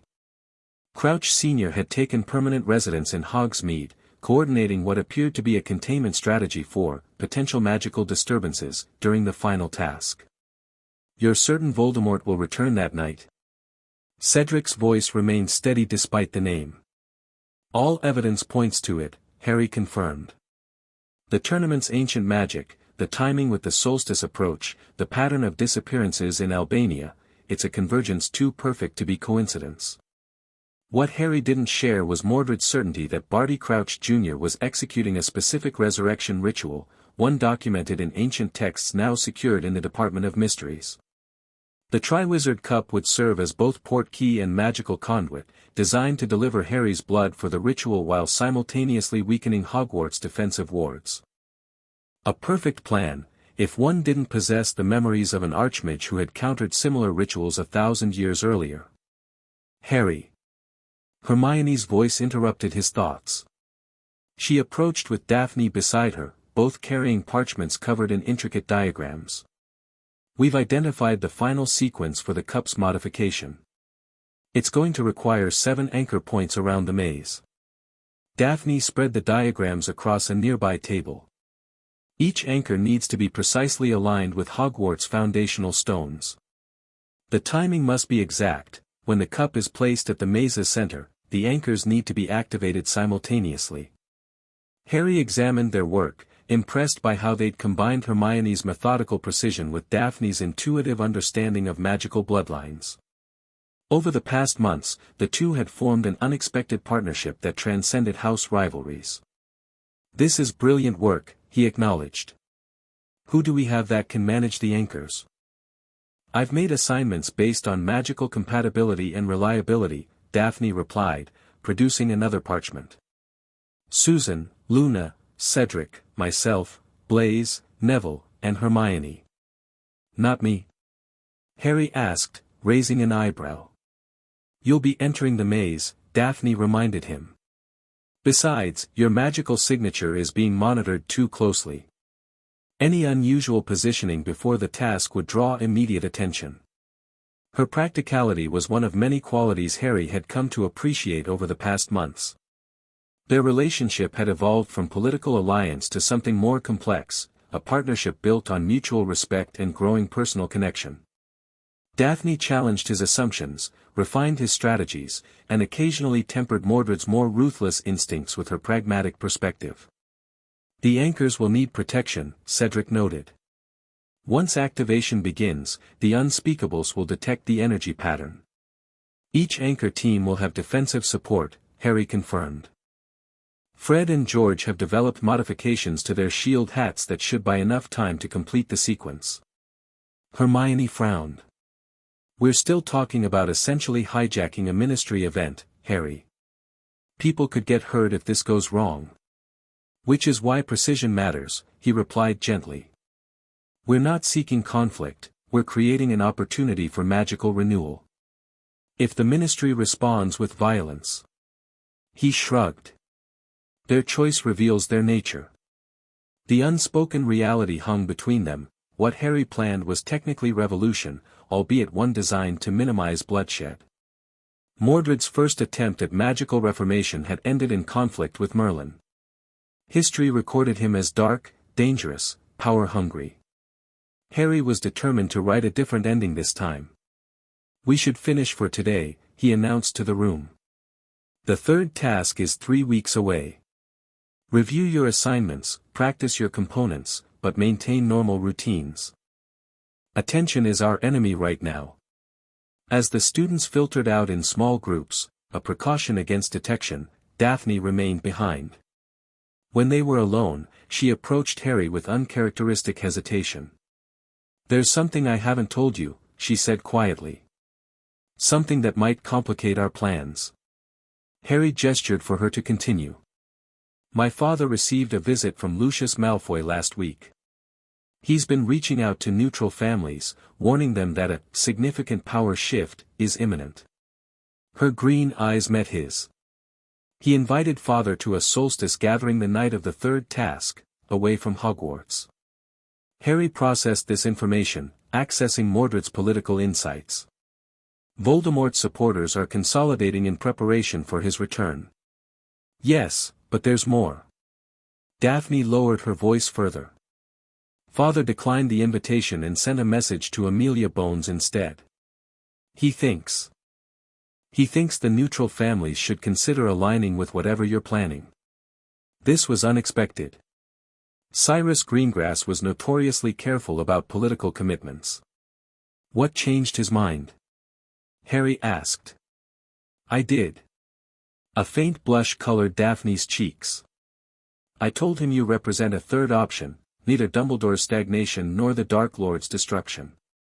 I may have indicated that I believe in your vision. The admission carried weight beyond political maneuvering.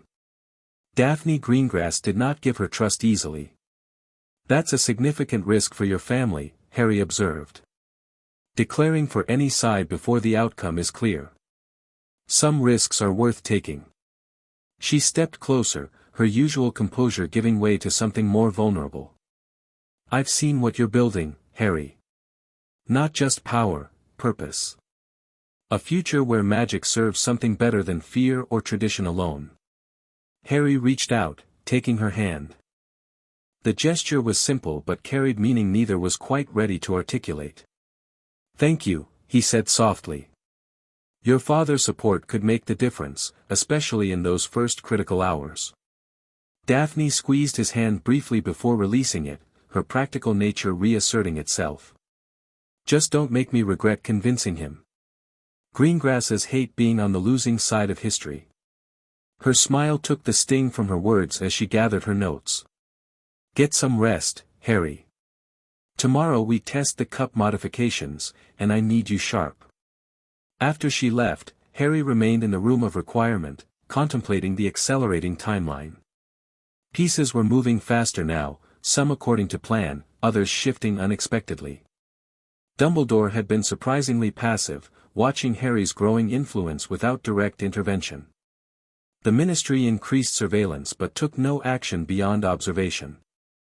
And now neutral families were considering alignment before the power demonstration he'd planned. The board shifts according to the players' perceptions of strength, Mordred's strategic mind noted. They sensed the coming change and positioned themselves accordingly. The question remained whether that positioning would survive first contact with Voldemort's return and Harry's response to it. Mr. Potter, a word after class. Professor McGonagall's tone left no room for argument. As Transfiguration ended and students filed out, Harry approached her desk with carefully neutral expression. Yes, Professor. McGonagall waited until the classroom emptied before casting privacy charms, not the standard ones taught at Hogwarts, but older variations that Harry recognized from Mordred's memories. His estimation of his head of house rose accordingly. The headmaster has requested your presence in his office this evening at 8. Her eyes studied him over her spectacles. He mentioned something about discussing magical history. Harry maintained his composure. Of course. Did he specify any particular area of history? He did not. McGonagall hesitated, then added in a softer tone, Potter. Harry. Whatever you're involved in, whatever has caused this change in you, I hope you're being careful. The concern in her voice was genuine. Harry felt a surge of affection for his head of house, who had always been strict but fair. I appreciate your concern, Professor, he replied sincerely. But I assure you, I understand exactly what I'm doing. McGonagall's eyes narrowed slightly. That, Mr. Potter, is precisely what worries me. You speak with the confidence of someone far beyond your years. Perhaps I've had to grow up quickly, Harry suggested. Perhaps. She sighed. Or perhaps something else entirely is occurring. The password is sugar quills. Do not be late. As Harry left the classroom, he considered the implications. Dumbledore had waited months to confront him directly, waiting, watching, gathering information. The timing of this summons, 3 weeks before the third task, suggested the headmaster had finally decided intervention was necessary. He sees enough of the pattern to recognize danger, Mordred's thoughts surfaced. But not enough to understand our true purpose. Merlin was the same, quick to assume ambition where transformation was the goal. Harry spent the afternoon in the Chamber of Secrets, which he had repurposed as a private workshop for the most sensitive aspects of his preparations. The basilisk's remains had proven unexpectedly useful, its venom and scales providing powerful components for the ritual modifications to the Triwizard Cup. At precisely 8 o'clock, he ascended the spiral staircase to the headmaster's office. Dumbledore sat behind his desk, fingers steepled, blue eyes lacking their customary twinkle. "Good evening, Harry," he greeted. "Thank you for coming, Professor." Harry took the offered seat, noting the subtle magical sensors placed around the office, recently installed, if he judged correctly. "I believe it's time we had a candid conversation," Dumbledore began. "About the nature of the changes you've been experiencing this year." Harry nodded. "I've been expecting this discussion." "Have you indeed?" Dumbledore smiled faintly. "Then perhaps you already know what questions concern me." "You're wondering about the source of my magical development," Harry replied calmly. "The ancient techniques I've demonstrated. The growing coalition of students from all houses who seem to be gathering around me. And of course, my intentions regarding the third task." Dumbledore's eyebrows rose slightly. "Succinct and accurate. Though I would add another concern, whether you are fully in control of whatever power you've accessed." Harry considered his response carefully. Outright deception would be detected, but the complete truth might trigger premature opposition. "What if I told you that last summer, during the Death Eater attack at the World Cup, I experienced something akin to a magical inheritance? An awakening of knowledge and abilities that had been dormant within me?" "I would find that most interesting," Dumbledore replied, leaning forward slightly. "Magical inheritances typically manifest at 17, not 14. And they generally enhance existing talents rather than introducing entirely new magical disciplines." "This wasn't typical," Harry acknowledged. "It wasn't my own potential awakening, but rather, a connection to something older. A magical legacy preserved through time." Dumbledore's expression sharpened with recognition. "You speak of memory inheritance. A theoretical phenomenon documented only 3 times in magical history, and never with full verification. And yet here we are," Harry spread his hands. "I have access to magical knowledge from a time before Hogwarts was founded. Techniques and perspectives lost to modern wizardry. From a specific individual, I presume?" Dumbledore asked quietly. "Someone with particular views on magical governance and the relationship between power and authority?" Harry smiled slightly. "You've suspected for months." "Since the dragon," Dumbledore confirmed. Dragon speech was a particular speciality of Merlin's. But history records only one other mage of the era who mastered it fully. One whose name has been somewhat maligned by subsequent generations. "Mordred Ambrose," Harry stated plainly.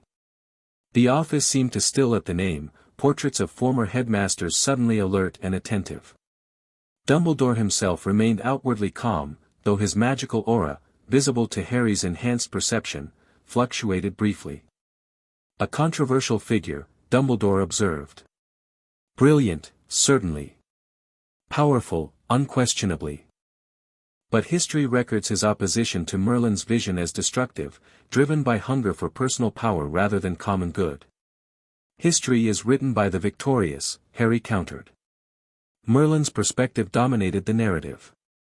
Mordred's vision for magical society, integration rather than isolation, cooperation rather than dominance, was portrayed as dangerous radicalism by those who preferred control. "And you believe you can now execute this alternative vision?" Dumbledore's tone remained mild, but his eyes had grown calculating. "Through the tournament, perhaps. A public demonstration of ancient power to challenge modern authority." Harry recognized the delicate balance of this conversation. Dumbledore wasn't yet positioning himself as an opponent, merely assessing whether opposition was necessary. "I believe magical Britain stands at a crossroads," Harry replied carefully. "Voldemort will return, likely during the third task itself, if my understanding of the plot is correct. The Ministry is too corrupt and inflexible to effectively counter him. And with respect, Headmaster, your approach has preserved a system that produces Dark Lords rather than preventing them." Bold criticisms from one so young, Dumbledore noted. "Or perhaps not so young, in some respects. I remain Harry Potter," he assured the headmaster. "My experiences, my values, my connections to people I care about, those are unchanged. But I now have perspective and knowledge that offers an alternative path forward." "And this path requires what, precisely?" Dumbledore pressed. "Revolution. Displacement of existing authorities. The imposition of ancient magical frameworks on a modern society. It requires transformation," Harry corrected. "Not destruction. The integration of forgotten wisdom with contemporary needs. A magical society that draws strength from its diversity rather than enforcing arbitrary hierarchies." Dumbledore studied him for a long moment. "Your words are reasonable, Harry. But history suggests that power, once unleashed for transformation, rarely remains so contained. Revolutions begin with ideals and end with blood more often than not. Which is why I've been methodical," Harry countered. "Building understanding before action. Gathering allies who share the vision, not merely the ambition. Like young Miss Greengrass." Dumbledore's eyes twinkled briefly. "An interesting choice of confidant. The Greengrasses have maintained careful neutrality for generations." "Until now," Harry confirmed, unsurprised by Dumbledore's awareness of his relationship with Daphne. "They recognize that neutrality becomes complicity when the stakes grow high enough." Dumbledore sighed heavily, suddenly looking every year of his considerable age. "I won't insult your intelligence by suggesting your perspective lacks merit, Harry. The magical world has indeed stagnated in many respects. But I must caution you against dramatic action that could endanger innocent lives. And I must remind you that inaction has its own casualties," Harry replied quietly. "How many suffered under Voldemort while the Ministry denied his existence? How many talented Muggleborns enter our world only to leave it when they find their opportunities limited by blood status? How many magical beings endure oppression because we've decided they're less than human?" Dumbledore nodded slowly. "Valid concerns. But method matters as much as motive, Harry. Whatever you're planning for the third task, and I suspect it's more significant than simply winning the tournament, I ask that you consider the consequences carefully." Harry recognized the conditional acceptance in Dumbledore's words. The headmaster wasn't offering alliance, but neither was he declaring opposition, yet. "I always consider consequences," Harry assured him, rising to leave. "Its intentions I judge more critically." As he reached the door, Dumbledore called after him. "One last question, if I may. What does Mordred Ambrose seek in this second chance? Redemption? Vindication? Or something else entirely?" Harry paused, considering. "Perhaps what we all seek, Professor. The opportunity to learn from past mistakes and build something better." The headmaster nodded thoughtfully. "Then I wish you wisdom in that endeavor, Harry. For all our sakes." As Harry descended the spiral staircase, he analyzed the exchange. Dumbledore had confirmed his suspicions but stopped short of direct intervention. Whether that restraint stemmed from curiosity, uncertainty, or strategic calculation remained unclear. "He waits to see our first move," Mordred's strategic assessment concluded. As Merlin once waited, believing he could counter whatever came. It was his greatest strength, and his greatest weakness. The maze for the third task took shape on the Quidditch pitch, growing taller and more complex with each passing day. Harry watched its development with professional interest, mentally mapping its structure against the anchor points his team had identified. "It's almost beautiful, isn't it?" Fleur's accented voice interrupted his thoughts. The Beauxbatons champion had approached silently, her silver blonde hair catching the afternoon sun. In its way, Harry agreed. Though I prefer forests that grow naturally to those conjured for spectacle. Fleur smiled. You speak like someone who has seen many forests come and go. Perhaps I have, Harry replied, returning her smile. Their relationship had evolved into one of mutual respect since the second task. Fleur's Vila heritage gave her unique perspective on magical traditions beyond the ministry's regulation, traditions preserved through bloodline rather than institution. There are rumors, she said casually, about what you intend for our final challenge. Harry raised an eyebrow. Oh. The Vila elders have been restless lately. They sense shifts in the deeper magics. Her blue eyes studied him. They speak of cycles returning to their beginning points. Of ancient patterns reasserting themselves. And what do you think of these patterns? Harry asked. Fleur considered before answering. I think that magic has been contained too long in arbitrary forms. The divisions between beings, between traditions, between what is permitted and what is possible, they serve those who fear change rather than those who embrace it. Harry nodded slowly. Her assessment aligned remarkably with Mordred's original vision, a perspective rarely articulated in modern magical discourse. Would the Vila welcome such change? He asked carefully. It would depend on its nature, she replied. We have survived by adaptation, by finding spaces between wizard laws to preserve our ways. If change merely replaces one master with another. She shrugged elegantly. And if it offered partnership instead? Recognition of magical traditions beyond wand carriers. Fleur's eyes widened slightly. That would be unprecedented. The treaties have always placed wizard authority above other magical beings. Perhaps it's time for new treaties, Harry suggested. New foundations. She studied him with newfound intensity. You truly intend transformation, don't you? Not merely victory in this tournament. The tournament is merely a stage, Harry confirmed. What happens upon it matters far more than who holds the cup at the end. Fleur nodded slowly. Then I wish you success, Harry Potter. And should your transformation offer space for traditions beyond wizard understanding, know that some among the Vila would listen with interest. As she walked away, Harry reflected on the expanding possibilities. Magical beings had been marginalized for centuries under ministry regulation, their knowledge dismissed, their rights restricted, their magic classified as other. Mordred's original vision had included them as equals in magical governance, a radical position that had contributed to his conflict with Merlin. Allies come from unexpected quarters when truth resonates with their experience, Mordred's memories reminded him.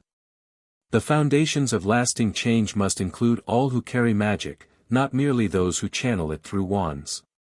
The night before the third task, Harry met his core group for final preparations in the room of requirement. The space had transformed into a tactical center, with a detailed model of the maze at its center, glowing anchor points marking the critical positions for tomorrow's ritual. All components are in place, Hermione reported, indicating runic stones carefully positioned at each anchor location. Activation sequences have been tested individually. Team assignments are finalized. Daphne stepped forward. Perimeter monitoring shows increased unspeakable presence, as expected. At least 12 operatives positioned around the maze, with additional forces in Hogsmeade. The ministry suspects something, Susan Bones confirmed. Aunt Amelia has been summoned to Hogwarts for the task, unusual for the head of the DMLE to attend personally. Harry nodded, unsurprised. Their caution works in our favor. A visible security presence will reassure spectators when the unexpected occurs. You mean when Voldemort returns, Cedric stated flatly. A tense silence fell over the group. Though Harry had explained the likely culmination of the tournament plot, hearing it stated so directly made the danger immediate and real. Yes, Harry confirmed. Based on all evidence, Voldemort will attempt to use the cup as both portkey and magical conduit. The ritual requires my blood specifically, which is why I must reach the cup first and allow the port key to activate. It's still madness, Hermione objected. Deliberately walking into his trap, while modifying it to serve our purpose instead, Harry completed. The cup's enchantment has already been altered. When activated, it will establish the connection they expect, but it will also trigger our anchor points, creating a magical parliament directly atop Hogwarts foundation stones. Luna traced the pattern on the model. The energy will flow inward rather than outward, she observed dreamily. Quite beautiful, really. Like water spiraling down a drain, but with magic flowing upward instead. Precisely, Harry confirmed. When I return from confronting Voldemort, if you return, Daphne interrupted, her usual composure cracking slightly. You're deliberately facing a Dark Lord, Harry. One who has spent 13 years planning your death. Harry met her concerned gaze. I understand the risk. But Mordred's memories include countermeasures for the specific resurrection ritual they're using. Voldemort will be vulnerable immediately after rebirth, powerful but unstable, his magic still settling into physical form. And if something goes wrong, she pressed. If he's stronger than anticipated? Then the secondary protocol activates, Harry replied. Neville will place the modified cup at the maze center, triggering the Parliament formation without me. You will lead the first assembly and declare the new magical charter. Daphne paled slightly. That was not our agreement. It's necessary contingency planning, Harry insisted gently. The movement must survive even if I don't. The vision matters more than any individual. Uncomfortable silence followed this statement. For all their preparation, the personal danger to Harry had remained somewhat abstract until this moment. I don't like this, Ron said suddenly. He had been quiet throughout most of the planning, still adjusting to the profound changes in his friend. There has to be another way to stop you-know-who without you facing him directly. If there were, I would take it, Harry assured him. But the ritual requires my blood, which means I have a unique opportunity to corrupt it from within. Sometimes the most effective opposition comes from inside the very trap your enemy has laid. Cedric cleared his throat. What about Dumbledore? After your meeting with him, where does he stand? Watching, Harry replied simply. He suspects our intentions but not our methods. He'll intervene if he perceives direct threat to students, but otherwise. He shrugged. I believe he's waiting to see what emerges before choosing his position. Typical, Daphne muttered. Maintaining plausible deniability while others take the risks. Harry smiled slightly at her protectiveness. Over the past months, their relationship had deepened beyond political alliance into genuine personal connection, neither fully acknowledged, but increasingly evident to those around them. Tomorrow changes everything, he said, addressing the entire group. Britain's magical society has remained essentially unchanged for centuries. What we initiate represents the first fundamental restructuring since the Wisengamot's formation. There will be resistance, confusion, possibly violence. But there will also be possibility, the chance to build something better than what we've inherited. He looked at each of them in turn, Hermione with her brilliant analytical mind, Ron with his steadfast loyalty, Daphne with her political acumen, Neville with his quiet determination, Luna with her unique perception, Cedric with his innate leadership, Susan with her commitment to justice, and others who had joined their coalition over the months. Whatever happens tomorrow, he concluded, remember why we began this journey. Not for power itself, but for the world that power might create. Later, as the others departed in their assigned groups, Daphne lingered behind. When they were alone, she approached Harry with uncharacteristic hesitation. There's something we need to discuss, she said quietly. A modification to the ritual I've been researching. Harry raised an eyebrow. At this stage? It's important. She produced a small journal filled with complex calculations and runic sequences. Your current plan treats the confrontation with the Dark Lord as separate from the Parliament formation. But I believe they can be linked. Harry examined her work, immediately recognizing the brilliant adaptation. Daphne had identified a way to channel magical energy from Voldemort's resurrection ritual directly into the Parliament formation, essentially using his own power to fuel their transformation. "This is incredibly complex magic," he noted, impressed. "How did you develop this connection?" "I combined several references from Mordred's texts with modern arithmetic principles," she explained. "The resonance pattern should allow energy transfer across the portkey connection, essentially creating a magical siphon." "It's brilliant," Harry acknowledged. "But also dangerous. If the connection flows both ways, it won't," she insisted. "I've incorporated unidirectional constraints based on intent anchoring. The magic flows from him to our ritual, not the reverse." Harry studied the calculations again, recognizing both the potential and the risk. This would significantly amplify the Parliament's formation. Instead of merely creating a temporary gathering space, it could potentially establish a permanent magical nexus.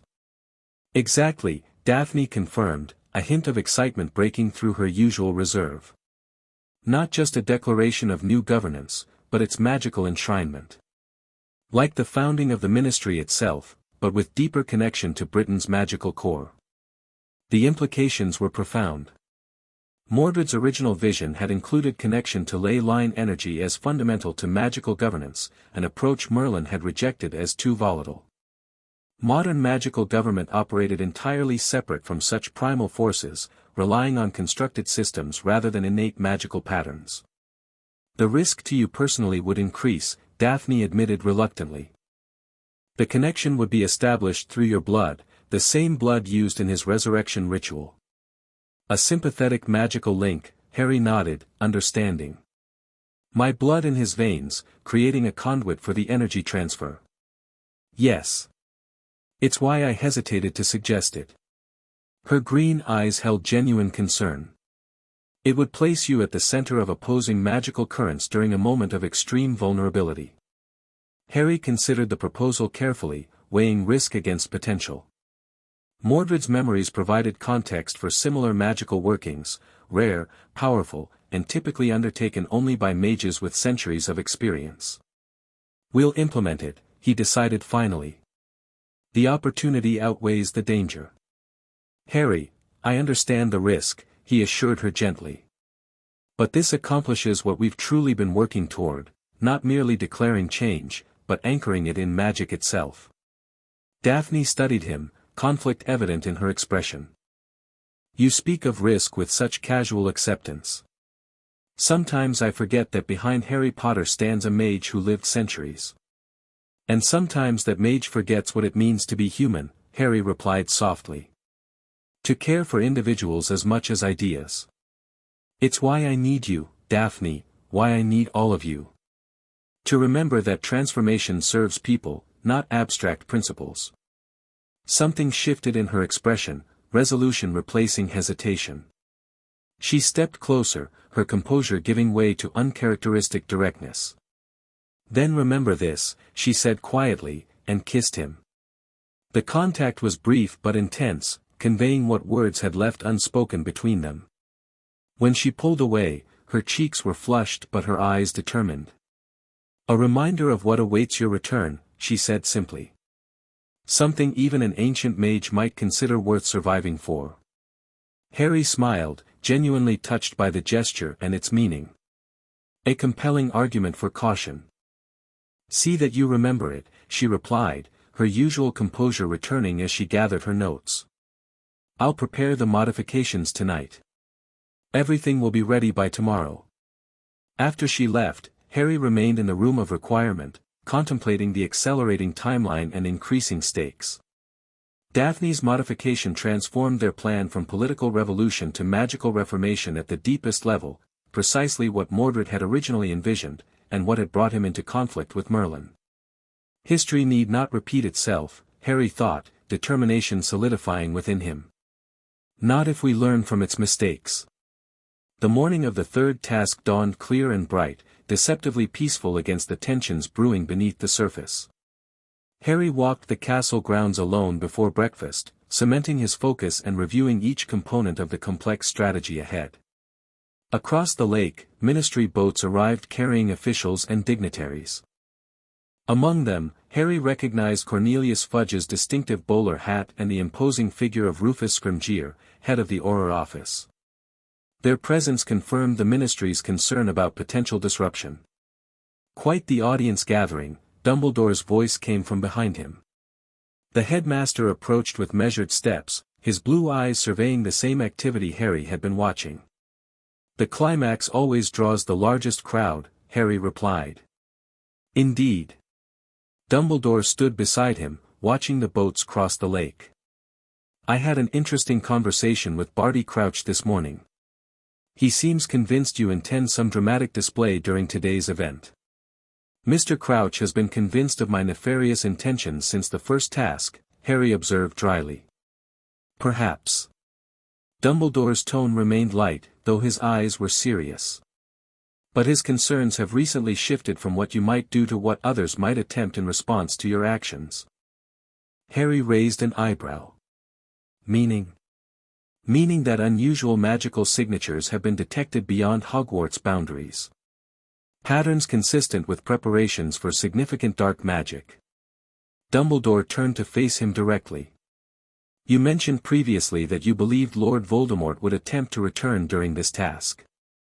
It seems your assessment may be correct. You believe me now?" Harry asked, surprised by the headmaster's directness. "I have always taken your insights seriously, Harry, perhaps not as quickly or completely as I should have."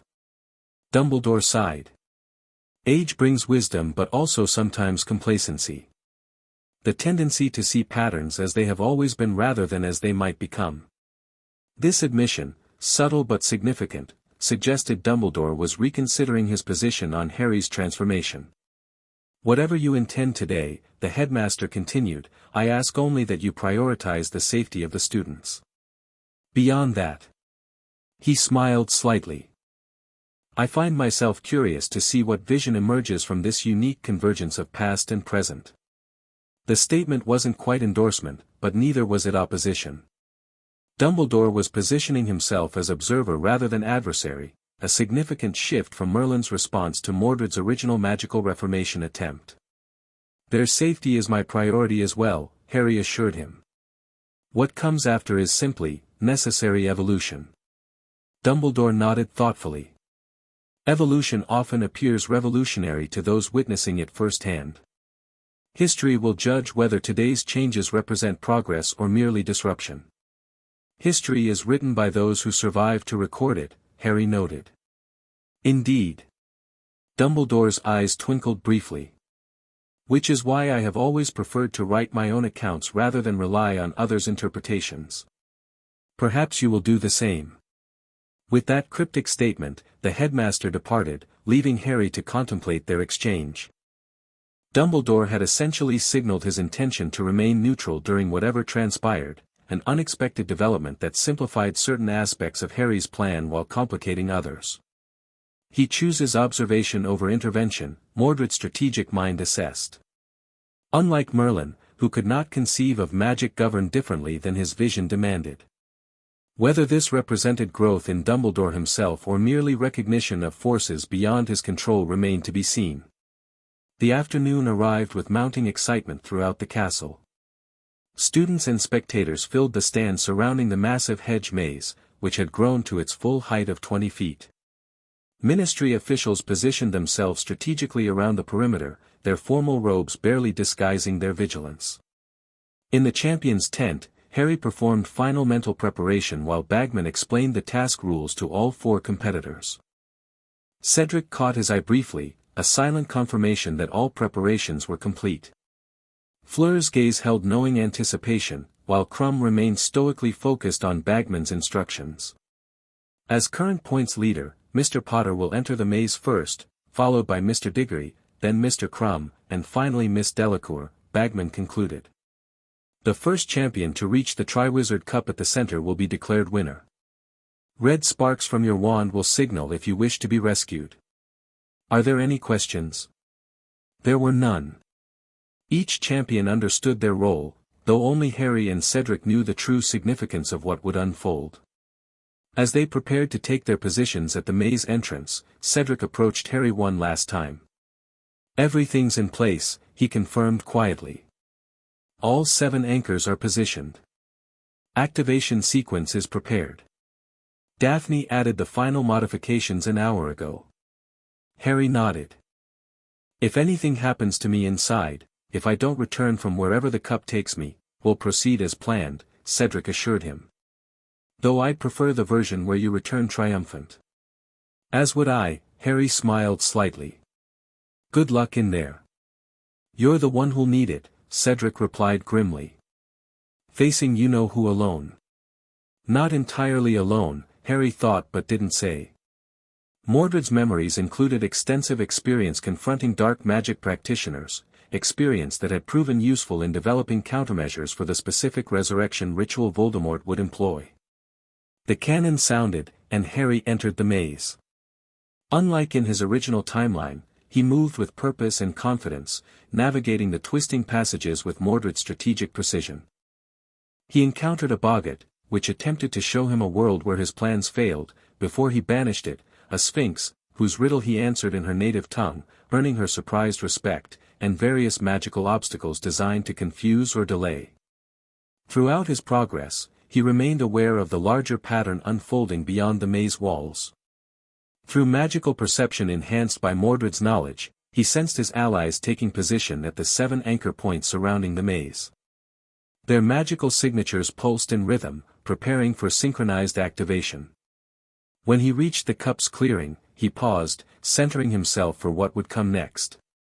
The modified Triwizard cup gleamed on its pedestal, enchanted to serve multiple purposes: the portkey trap laid by Crouch Jr., the magical conduit for Voldemort's resurrection ritual, and, now, the focal point for Harry's magical parliament formation. In the distance, he heard sounds of conflict, Cedric encountering one of Krumm's obstacles, most likely. The timing had to be precise. He needed to reach the cup alone, but only after the anchor teams were fully prepared. 3 minutes remaining, he calculated, based on the magical resonance he could perceive from the anchor points. Hermione and Luna were still completing their preparations, needing approximately 180 more seconds to finalize their positions. A rustling from the hedge behind him signaled unexpected company. Harry turned to find Victor Krum emerging into the clearing, his eyes glazed and movements jerky, clear signs of the Imperius curse. Imperio, Mordred's memories supplied instantly. Likely placed by Crouch Jr. to eliminate competition before you reach the cup. "Victor," Harry called, hoping to break through the curse's influence. "Fight it. You're being controlled." Krum raised his wand mechanically, firing a cutting curse that Harry easily deflected. The Bulgarian champion advanced relentlessly, his considerable magical power now directed toward eliminating Harry. This complication threatened the timing. Harry needed to neutralize Krum without seriously harming him, while still reaching the cup at the precise moment when the anchor points were ready for activation. Harry deflected another curse, then made a decision. Drawing on Mordred's knowledge of mind magics, he cast a specialized counter to the Imperius, not the standard shield taught by modern defense instructors, but a precision strike at the magical signature controlling Krum's actions. "Voluntas Revelio," he intoned, sending a pulse of magic directly into Krum's consciousness. The Bulgarian staggered as the foreign compulsion became visible to his own mind, appearing as golden threads binding his will. With the control made manifest, Krum's natural resistance strengthened. He dropped to his knees, fighting the curse internally while Harry maintained the revealing charm. "Break it, Victor," Harry encouraged. "See the bonds and shatter them." With a guttural cry, Krum tore through the magical compulsion. The golden threads dissipated as he regained control, gasping and disoriented. "Potter," he panted, confusion evident. "What, how, you were under the Imperius," Harry explained quickly. "Someone is interfering with the tournament." Krum's expression hardened with anger. "Who would dare?" "There's no time to explain," Harry interrupted, sensing that the anchor points had nearly completed their preparation.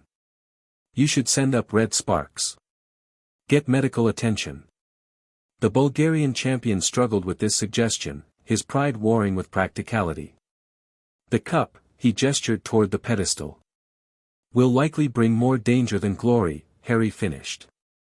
Trust me on this, Victor. Today's victory won't be what anyone expects.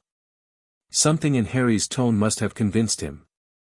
Crumb nodded grimly and raised his wand, sending red sparks high above the maze. Whatever game is being played, Potter, I hope you know what you're doing, he said before turning to await rescue. Harry approached the cup, calculating the timing. The anchor points had synchronized, he could feel their magical resonance reaching perfect alignment. Now was the moment. He reached for the cup, fingers closing around one gleaming handle. The expected hook behind his navel jerked him forward into swirling colors and howling wind. The portkey activated exactly as planned, carrying him away from Hogwarts and toward the confrontation that would determine everything that followed. Harry landed hard on damp ground, rolling immediately into a defensive crouch. He found himself in a graveyard, ancient headstones rising like jagged teeth against the darkening sky. At its center stood a large cauldron, steam already rising from its bubbling contents. Beside it, a small figure struggled with a bundle of robes. Hurry, a high, cold voice commanded from the bundle. The connection will not last. Harry recognized Wormtail's hunched form as the man scrambled to complete preparation for the resurrection ritual. Neither had noticed his arrival yet, a temporary advantage Harry intended to use. Silently, he cast the first of several prepared enchantments, not defensive shields, but subtle modifications to the ritual's fundamental parameters. Mordred's memories included extensive knowledge of blood magic, including how to alter its directional flow.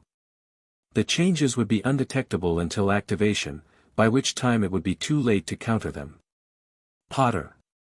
At last. The cold voice had noticed him. Bind him, Wormtail. Now. Wormtail spun, wand raised, but Harry was faster. A wandless banishing charm sent the man flying backward into a headstone, where he slumped, momentarily stunned. The bundle of robes fell to the ground, a withered, child-sized figure rolling from its wrappings. Impressive, the malformed creature that was Voldemort hissed. But futile. The ritual requires only your blood, whether given willingly or taken by force. As if on cue, ropes erupted from the ground around Harry, wrapping around his limbs. A more complex enchantment than Wormtail could manage, suggesting hidden Death Eaters positioned around the graveyard. Harry allowed the binding, making a show of struggling while internally focusing on the modified ritual components Daphne had designed. The connection to the anchor points at Hogwarts remained intact, he could feel their resonance even at this distance, waiting for activation. Wormtail recovered, approaching cautiously with a ceremonial dagger. Blood of the enemy, forcibly taken, he intoned nervously, drawing the blade across Harry's forearm. Harry felt the sting but remained focused on the magical currents now flowing between his blood and the cauldron. As Wormtail added his blood to the mixture, Harry whispered the activation phrase for Daphne's modification, words in an ancient magical language that predated Latin. The cauldron's contents glowed briefly, a subtle shift that Wormtail failed to notice as he hurried to complete the ritual. The connection was established, a one-way channel that would siphon magical energy from Voldemort's resurrection directly into the Parliament formation at Hogwarts. Flesh of the servant, willingly given, Wormtail continued, his voice breaking as he severed his own hand into the cauldron. The mixture bubbled violently, changing color from muddy brown to bright silver. Wormtail lifted the homunculus form of Voldemort and dropped it into the cauldron. Bone of the father, unknowingly taken, he concluded, adding a fragment from the grave beneath them. The cauldron erupted in blinding white light. Harry felt the magical energies surging, far more powerful than he had anticipated. The resurrection ritual drew on primal forces, dark and ancient, fueled by sacrifice and intent. But now those forces flowed in two directions, manifesting Voldemort's physical form while simultaneously feeding the magical parliament taking shape at Hogwarts. The cauldron melted away as a tall, pale figure rose from the churning magic. Lord Voldemort stood reborn, his snake-like features coalescing as he flexed skeletal fingers and drew his first breath. "Robe me," he commanded Wormtail, who scrambled to comply despite his bleeding stump. Harry remained bound but continued channeling the magical overflow toward Hogwarts. The connection through his blood created a siphon that Voldemort wouldn't detect until he attempted to access his full powers. "Harry Potter," Voldemort said softly, turning to face him. "How fitting that you should witness my rebirth. The boy who lived, come to die at last." With a casual wave of his newly acquired wand, Voldemort released Harry's bonds. "You see, I can be merciful. You will face me standing, like your father. A small dignity before the end." Harry rose slowly, maintaining the blood connection while assessing his position. Around them, dark figures apparated into the graveyard, Death Eaters answering their master's call. Within moments, they formed a circle around Harry and Voldemort, masked faces watching with eager anticipation. "My loyal followers," Voldemort addressed them.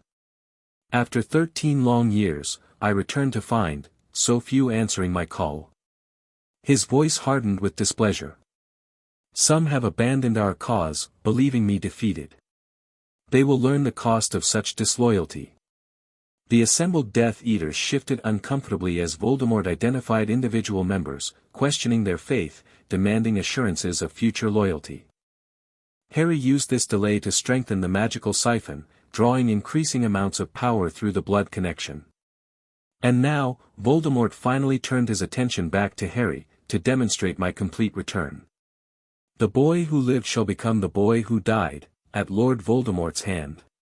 He raised his wand, but Harry spoke first. "Before we duel," he said calmly, "perhaps you should check your magical reserves, Tom. You might find them diminished." Voldemort's red eyes narrowed at the use of his birth name. "Insolent to the end. Crucio." The curse shot toward Harry, who sidestepped with unexpected grace. The spell's power was noticeably weaker than it should have been, confirmation that the siphoning effect was working. "What trickery is this?" Voldemort hissed, sensing something amiss with his magic. "Not trickery," Harry replied. "Evolution. The magic that resurrected you flows now toward a greater purpose." Fury contorted Voldemort's serpentine features. "Impossible. The ritual was perfect, the ritual was modified," Harry corrected. "Through my blood, which now flows in your veins, creating a connection you cannot sever." Voldemort's eyes widened with dawning comprehension, then narrowed with calculated rage. He turned to his followers. "Kill him. Now." Multiple curses flew toward Harry, who responded not with conventional shields but with ancient magic drawn directly from Mordred's arsenal. A sphere of translucent energy enveloped him, absorbing the incoming spells and transmuting their energy into the growing connection with Hogwarts. "Your magic feeds the very change you sought to prevent," Harry explained, his voice resonating with both his own determination and Mordred's ancient power. "A new magical order rises at Hogwarts, built on foundations older than your petty ambitions." Voldemort snarled and cast directly, not a curse but a severing charm aimed at the magical connection itself. The attempt backfired spectacularly, rebounding through their shared blood and sending him staggering backward. "What have you done?" he demanded, genuine fear entering his voice for the first time. "Created balance," Harry replied simply. "Your resurrection draws power from death and sacrifice. Our transformation channels that power toward life and renewal. The symmetry is rather elegant, don't you think?" The Death Eaters hesitated, uncertain how to proceed as their master's magic visibly diminished. Lucius Malfoy stepped forward, his silver mask reflecting the fading light. "My lord, perhaps we should." "Silence." Voldemort hissed. "I will not be defeated by a child and his parlor tricks." He raised his wand again, summoning reserves of hatred to fuel his next curse. Avada Kedavra. The killing curse streaked toward Harry, its green light dimmer than it should have been but still deadly. Harry didn't dodge this time. Instead, he raised his hand, palm outward, and spoke words in a language no living wizard remembered. The green light struck his palm, and stopped, hovering there like a suspended emerald star. Harry closed his fingers around it slowly, compressing the deadly magic into a pulsing orb. "Impossible," Malfoy whispered, echoing the shocked thoughts of every Death Eater present. Harry met Voldemort's horrified gaze. The killing curse can be contained by one who understands death's true nature, not as ending, but as transformation. He opened his hand again, revealing the compressed curse now glowing white rather than green. Like this. He released the transformed magic upward. It shot into the sky like a signal flare, illuminating the graveyard in brilliant white light before exploding outward in a harmless cascade of energy. Voldemort stumbled backward, his newly formed body already showing signs of instability as more magic drained through the blood connection. His skin seemed to ripple, features momentarily losing cohesion. "Stop this," he demanded, his voice losing its commanding power. "Whatever you've done, cannot be undone," Harry finished. "The transformation has begun, Tom. At Hogwarts and here." He gestured to Voldemort's deteriorating form. "Your resurrection drew on magic you barely understand. My counterwork uses principles you never bothered to learn." The connection between them pulsed visibly now, a crimson thread stretching from Harry's arm to Voldemort's chest, pumping magical energy like a siphon. Around them, Death Eaters began disapparating, recognizing their master's vulnerability and choosing self-preservation. "Cowards!" Voldemort screamed after them. "Return and fight." Only the most loyal remained, Bellatrix Lestrange among them, her eyes wide with fanatical devotion even as her master weakened. "My lord," she breathed, approaching him. "Let me help you, stand aside," he snarled, pushing her away. "I need no assistance to deal with Potter." But his deterioration accelerated. The magical drain had reached critical levels, drawing not just excess power but the fundamental energy sustaining his new form. His features began collapsing inward, body losing structural integrity.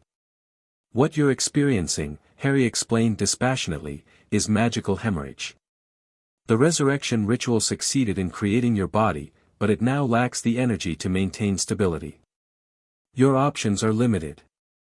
Voldemort raised his wand with trembling hand, attempting one final curse. The words died on his lips as his arm began dissolving into wisps of dark magic.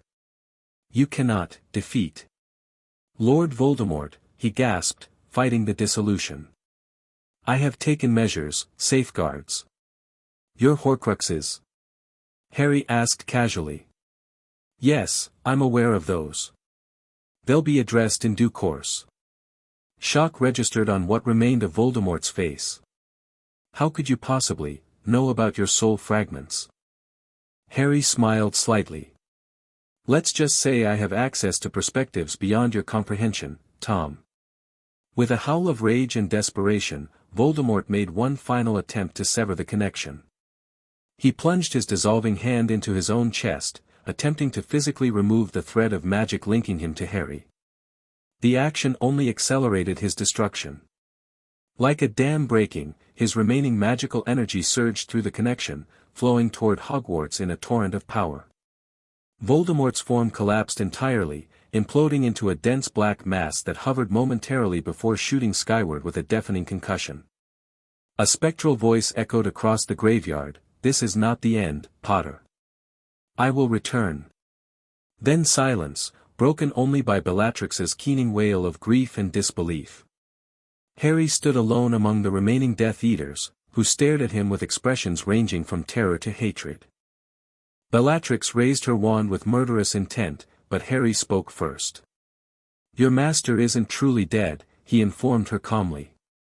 "His soul anchors remain. But his resurrection has failed, and he will require years to attempt another." He fixed her with a steady gaze.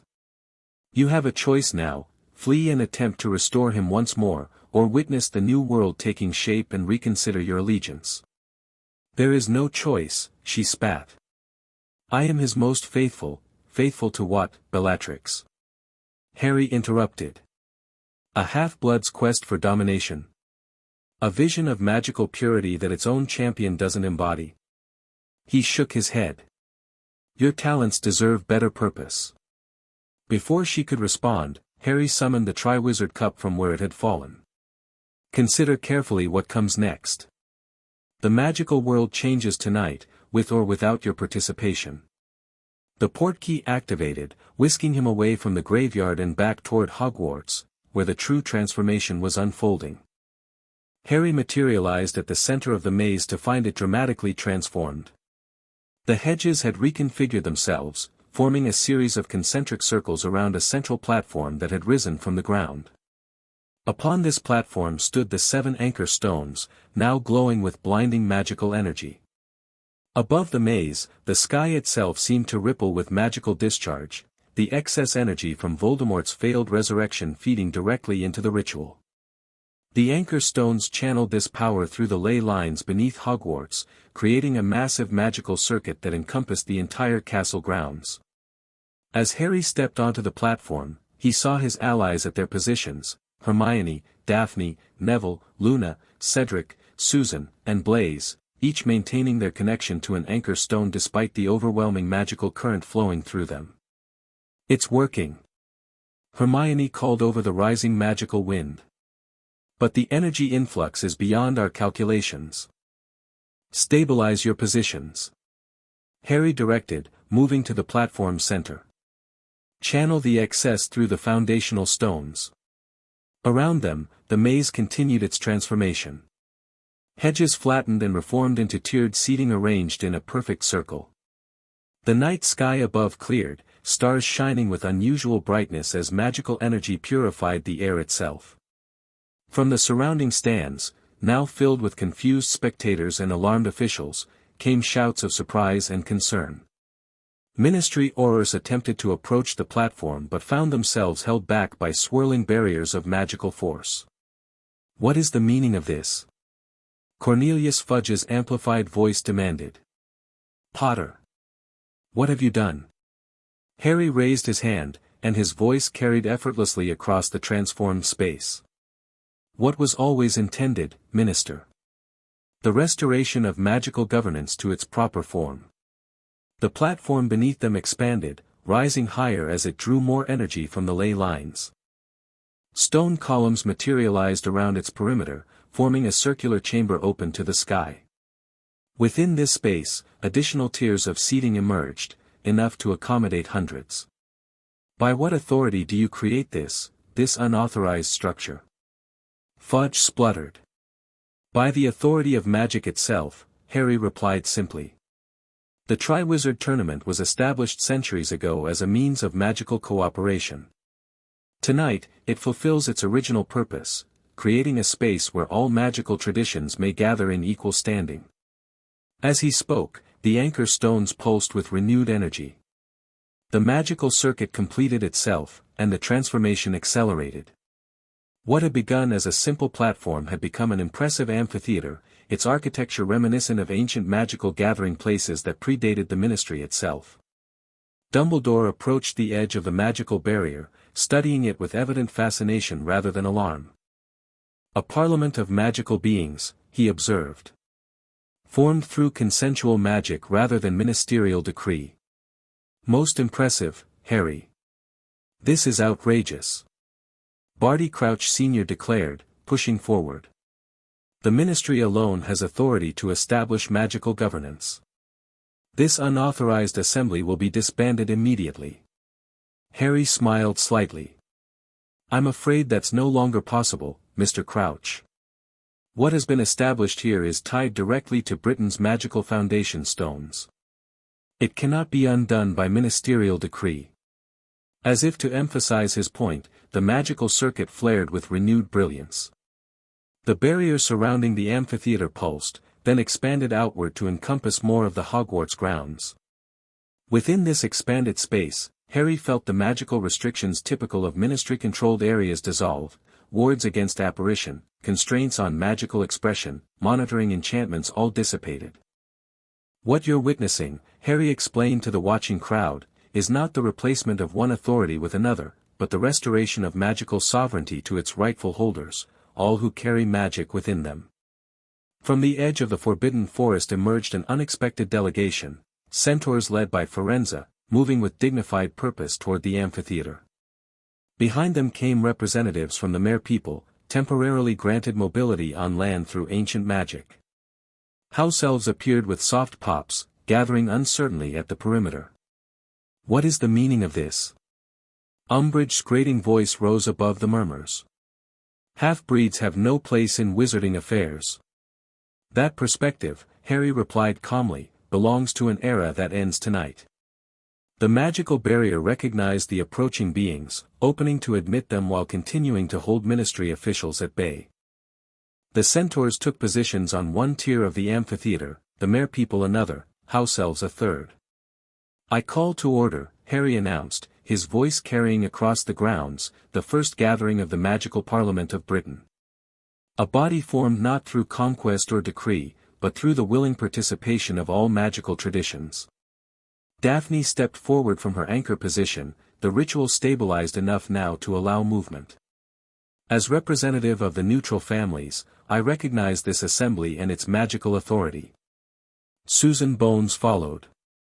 As representative of the Bones family and its allies within magical law enforcement, I acknowledge this parliament as legitimate successor to the corrupted Wizengamot. One by one, Harry's allies declared their recognition of the new assembly, establishing its legitimacy through magical consent rather than institutional power. Outside the barrier, ministry officials conferred frantically. Fudge appeared on the verge of apoplexy, while Crouch continued casting diagnostic spells against the magical shield without effect. This is sedition. Umbridge shrieked. Treason against the ministry. The ministry, Harry countered, was established to serve magical Britain, not to control it. When that service fails, evolution becomes necessary. From the edge of the barrier, Dumbledore spoke. Minister Fudge, I believe negotiation would serve better than confrontation at this juncture. What we are witnessing appears to be a fundamental magical reformation rather than a simple political coup. Negotiation? Fudge spluttered. With unauthorized revolutionaries? With the next evolution of magical governance, Dumbledore corrected gently. One apparently anchored in powers beyond ministerial authority. As they argued, Harry felt a familiar presence approaching from the maze entrance. Fleur Delacour led a delegation of silver-haired figures, Vila representatives, their ancient magical lineage granting them immediate recognition from the barrier, which parted to admit them. The Vila nation recognizes this parliament, Fleur announced formally, and claims its rightful place in Britain's magical future. The amphitheater continued expanding, accommodating new delegations as they arrived. Goblins from Gringotts, reluctant but pragmatic, took their assigned section. Representatives from magical creatures typically marginalized by ministry classification systems, werewolves, vampires, even a delegation of giant emissaries, found spaces prepared for them. Within an hour, what had begun as a transformed maze had become the most diverse magical gathering in Britain's history. The ministry remained locked outside the barrier, its officials watching with growing comprehension that power had shifted fundamentally beneath their feet. Harry moved to the center of the amphitheater, where a simple podium had formed. For too long, magical Britain has been governed through division rather than unity. Species separated from species, tradition from tradition, creating artificial hierarchies that serve none but those who maintain them. His voice carried effortlessly to every corner of the grounds. Tonight, we establish a new foundation. Not wizard rule, not creature rebellion, but magical cooperation. A parliament where all traditions hold voice proportional to their numbers, where decisions affecting magical Britain emerge from consensus rather than decree. Daphne joined him at the podium. The charter of this parliament recognizes the autonomy of each magical tradition within its own domains, while establishing clear protocols for matters affecting multiple groups. She unrolled a parchment inscribed with glowing runes, the document she and Hermione had prepared over months of research. The magical charter of Britain, inscribed through the willing magic of representatives from every tradition present, and anchored in the ley lines beneath Hogwarts itself. Harry placed his hand on the charter, and it glowed with renewed brilliance. Let those who recognize this charter as the foundation for a new magical society add their assent. One by one, representatives from each delegation approached the podium, adding their magical signatures to the document. With each addition, the magical circuit beneath Hogwarts pulsed brighter, solidifying the connection between the new Parliament and Britain's magical foundation. Outside the barrier, the standoff continued. Aurors had positioned themselves strategically but seemed uncertain how to proceed against a magical manifestation of this magnitude. Dumbledore continued advising caution, while Fudge's authority visibly diminished with each passing minute. "This cannot stand," Umbridge declared, her face mottled with rage. "Unspeakables. Activate the suppression protocols." From the Ministry delegation, several plain-robed figures stepped forward. Augustus Rookwood among them. They raised their wands in unison, activating ancient devices designed to dampen magical manifestations. Harry felt the suppression attempt as a pressure against the Parliament's magical foundation, significant but ultimately futile. The combined power flowing through the ley lines, amplified by the energy siphoned from Voldemort's failed resurrection, easily overwhelmed the Unspeakables' countermeasures. "Your tools were designed to contain individual magical threats," Harry explained calmly. "Not consensual magic anchored in Britain's foundation stones. The difference is rather fundamental." Rookwood lowered his device, recognizing its ineffectiveness. His expression shifted from frustration to calculating assessment. "What you've created," he called across the barrier, "violates every principle of magical containment the department has established over centuries." "Perhaps," Harry acknowledged, "those principles deserve reconsideration. Your department was founded to preserve magical knowledge, unspeakable Rookwood, not to restrict its application." A murmur ran through the Ministry delegation. Few had considered the origins of the department's authority, accepting its secretive nature without question. "The Unspeakables serve a vital function," Umbridge insisted. "Protecting wizarding society from dangerous magical forces." "And who defines dangerous?" Hermione countered, stepping forward. "Who decides which magic remains accessible and which becomes restricted?"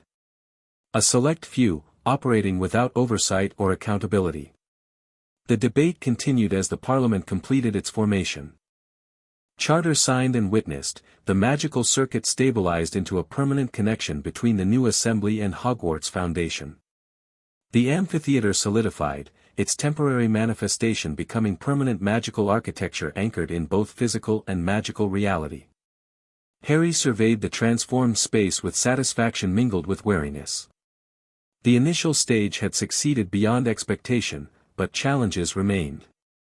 The Ministry, though temporarily contained, would not surrender authority without resistance. Voldemort, though temporarily dispersed, would eventually find means to return.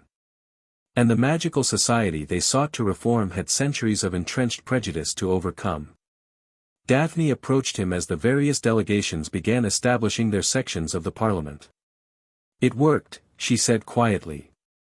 "Though not precisely as planned." "Magic rarely follows precise plans," Harry replied with a slight smile. "But the foundation is established. What builds upon it now depends on what we do next." She studied him with concern. "You look exhausted. What happened with the Dark Lord?" "He returned, briefly," Harry explained in low tones.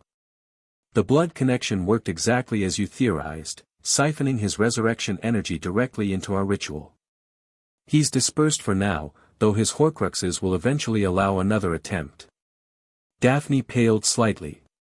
"You faced him alone."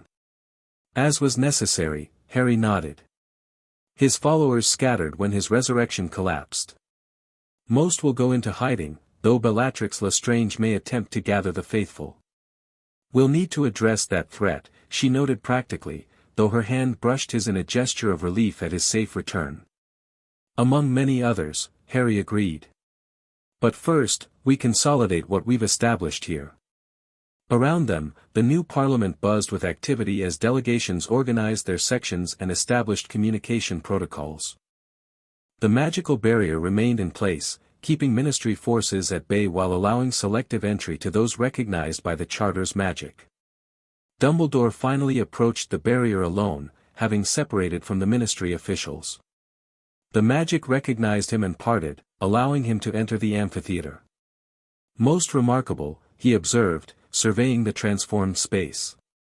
A magical reformation anchored in consent rather than control. Precisely what Mordred Ambrose originally envisioned, I believe, before his conflict with Merlin led to more forceful approaches. Harry nodded. History need not repeat itself if we learn from its mistakes. Indeed. Dumbledore's eyes twinkled with something like admiration. You've accomplished in months what I failed to achieve in decades, Harry, fundamental reform rather than incremental change. The times demanded it, Harry replied simply. With Voldemort's return imminent, half measures would have been insufficient.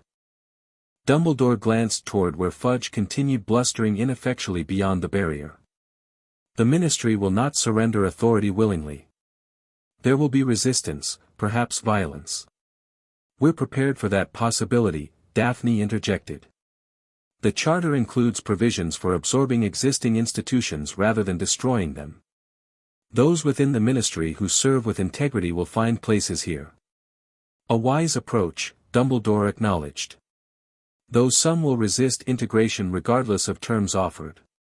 Those who cannot adapt to necessary change, Harry said quietly, often remove themselves from relevance. Dumbledore studied him with renewed intensity. You speak with Mordred's certainty, yet I sense Harry's compassion tempering it. A most interesting combination, and perhaps exactly what this moment requires. As night deepened over Hogwarts, the magical Parliament of Britain continued establishing itself.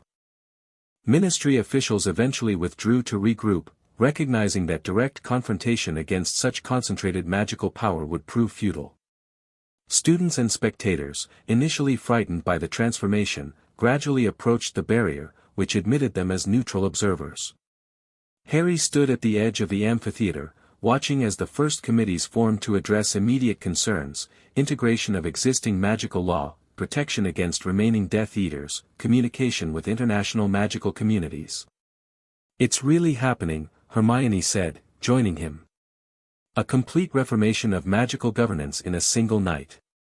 The visible manifestation happened tonight, Harry corrected. The foundation was laid over months of preparation.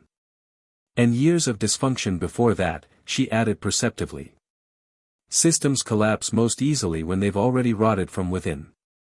Harry nodded. The Ministry failed because it served itself rather than those it governed. This Parliament will succeed only if it maintains focus on its true purpose, the flourishing of all magical traditions, not merely the convenience of those administering it. As dawn approached, Harry felt the weight of the night's events, the confrontation with Voldemort, the channeling of enormous magical energies, the establishment of Britain's new magical foundation. Exhaustion threatened to overwhelm him, but satisfaction provided counterbalance. Mordred's original vision, once dismissed as dangerous radicalism, had manifested in a form even Merlin might have approved, revolutionary yet stabilizing, transformative yet anchored in magical consent. What happens now? Ron asked, approaching with uncharacteristic seriousness. He had witnessed the night's events from the stands, his loyalty to Harry warring with concern over such dramatic changes. Now, Harry replied simply, we build something better than what came before. The sun rose over Hogwarts, illuminating the new magical Parliament in golden light. The transformation was complete. The kingdom had risen. What it would become remained to be written.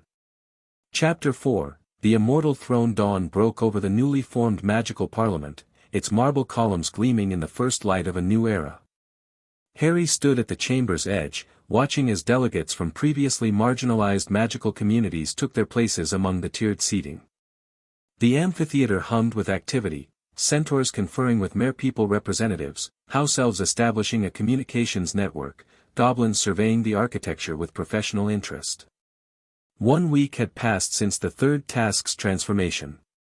1 week of frantic reorganization, diplomatic negotiations, and the first tentative steps toward a genuinely integrated magical society. The ministry has finally issued an official response, Daphne announced, approaching with a rolled parchment bearing the broken seal of the minister's office. Her practical efficiency had proven invaluable during the transition, coordinating between factions with diplomatic precision Harry himself sometimes lacked. "Let me guess," Harry said, taking the document. "Condemnation followed by demands for immediate dissolution." "Surprisingly, no." Daphne tucked a strand of dark hair behind her ear. "They're requesting a formal delegation to discuss terms of cooperation between established governance and emergent magical assembly." Harry raised an eyebrow. "That's more reasonable than I expected from Fudge." "It's not from Fudge," she clarified. "Amelia Bones signed as acting minister." Apparently, an emergency session of remaining Wisengamot members voted no confidence in Cornelius last night. This was a significant development, one that suggested the ministry was adapting faster than anticipated to the new reality. "Interesting," Harry mused, scanning the document. "Amelia's practical enough to recognize when circumstances have changed beyond reversal." "Susan says her aunt was already disgusted with ministry corruption," Daphne added. "This simply accelerated changes she'd been advocating for years." Across the chamber, Hermione was directing the organization of a massive library section, sorting thousands of books that had appeared overnight, the Parliament apparently manifesting resources to support its function. Luna walked beside her, identifying rare volumes with her peculiar insight into magical resonances. "How are the committee assignments proceeding?" Harry asked, returning his attention to Daphne. "Better than expected." She produced a second parchment covered in organized notes. "The Integration Committee has successfully incorporated 63% of ministry departments. Law enforcement was first to transfer, followed by magical transportation and international cooperation."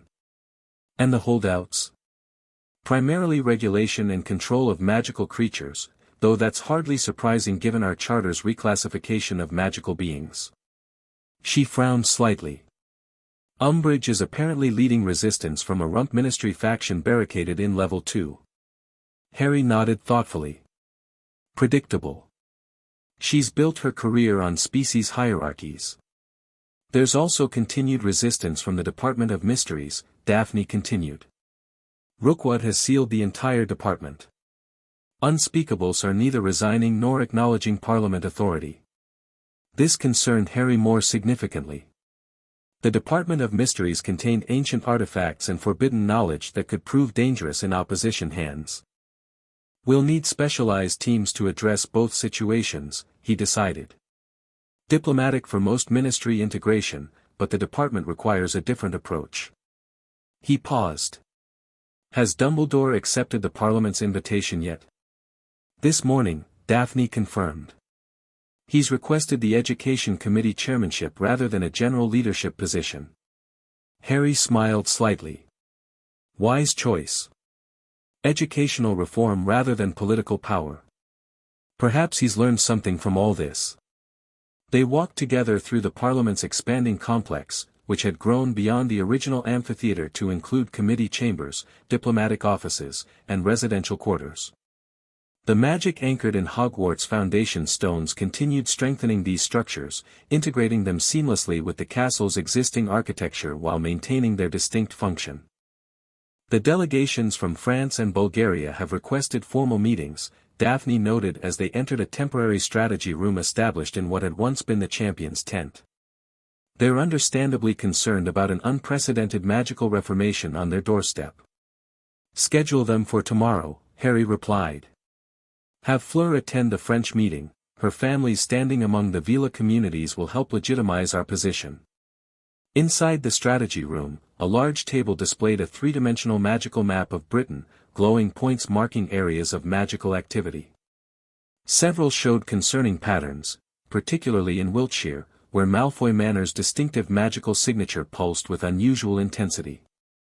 "Lucius is gathering supporters," Harry observed, studying the concentration.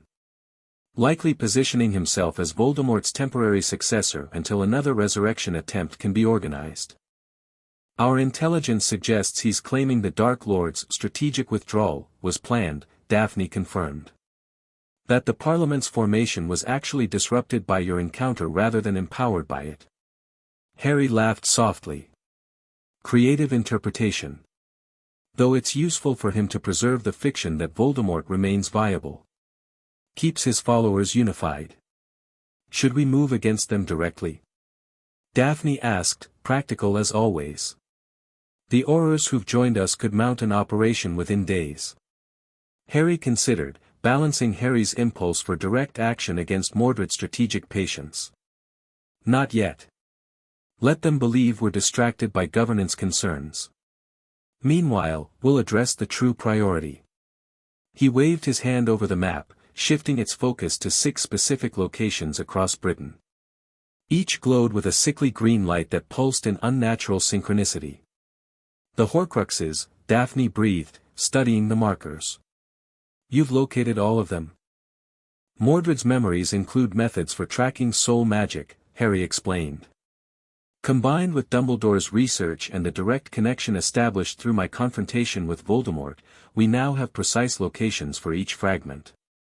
The map showed the concentrated signatures at Gringotts, Hogwarts itself, a seaside cave, a dilapidated shack, Malfoy Manor, and a nondescript Muggle house in Little Hangleton.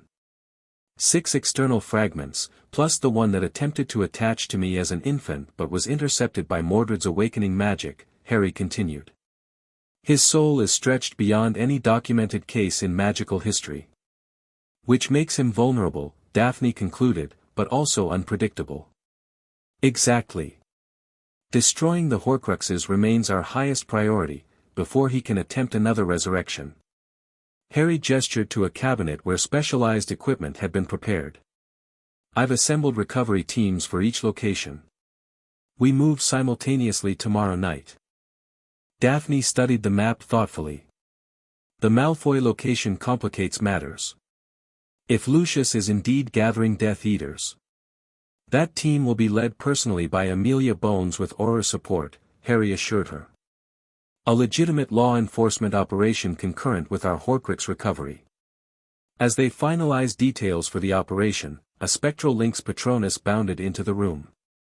Kingsley Shacklebolt's deep voice emanated from the silvery figure. Unusual magical disturbance detected at Stonehenge. Ancient signatures unlike anything in Ministry records. Requesting immediate consultation. Harry and Daphne exchanged concerned glances. Stonehenge sat directly atop one of Britain's primary ley line junctions, a site of immense magical significance long predating Hogwarts itself. Could be coincidence, Daphne suggested without conviction.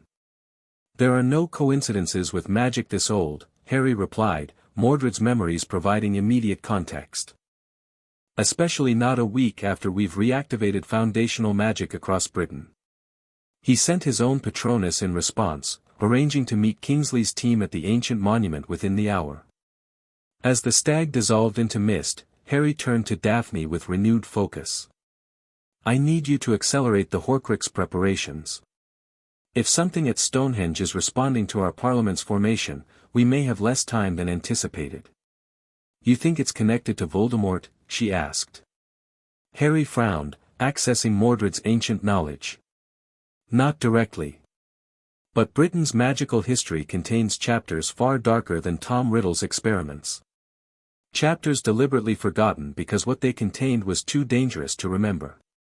That's not ominous at all, Daphne muttered, though her expression remained resolute. Go. I'll handle things here. Harry hesitated, then stepped closer, brushing his fingers against her cheek in a rare public display of affection.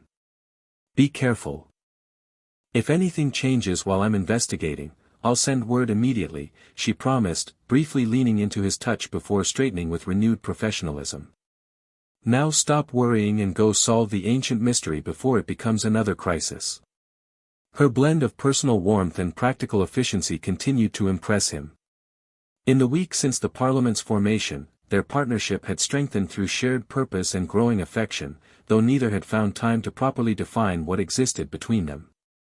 Harry nodded and departed, gathering a small team of experts as he went, Bill Weasley for his curse-breaking experience, Luna for her unique perception of magical resonances, and Fleur Delacour, whose Vila heritage might provide insight into ancient magical manifestations.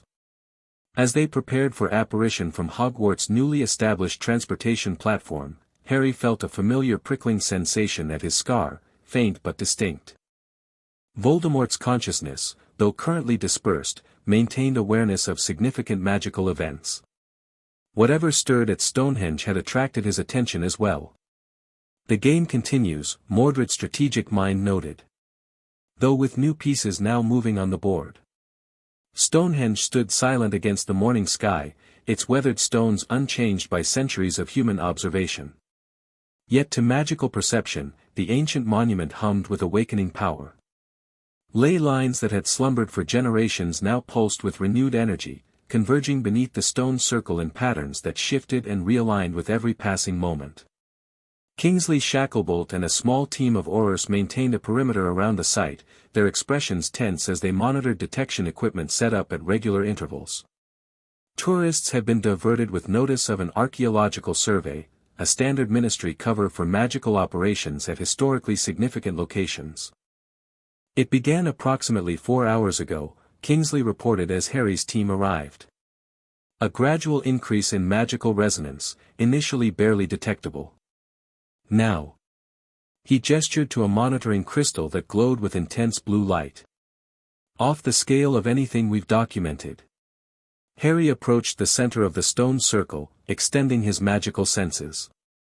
Mordred's memories provided context beyond modern magical theory, recognizing patterns in the energy flow that suggested deliberate awakening rather than random fluctuation.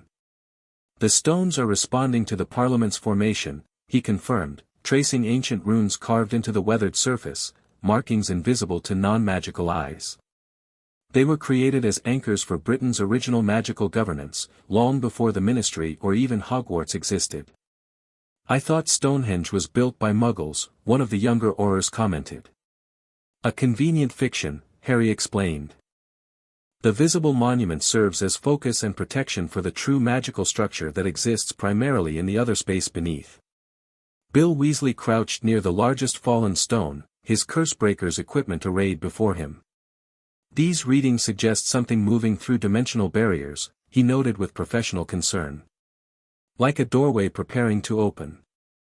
Luna wandered dreamily between the megaliths, her head tilted as though listening to voices only she could hear. They're singing, she observed.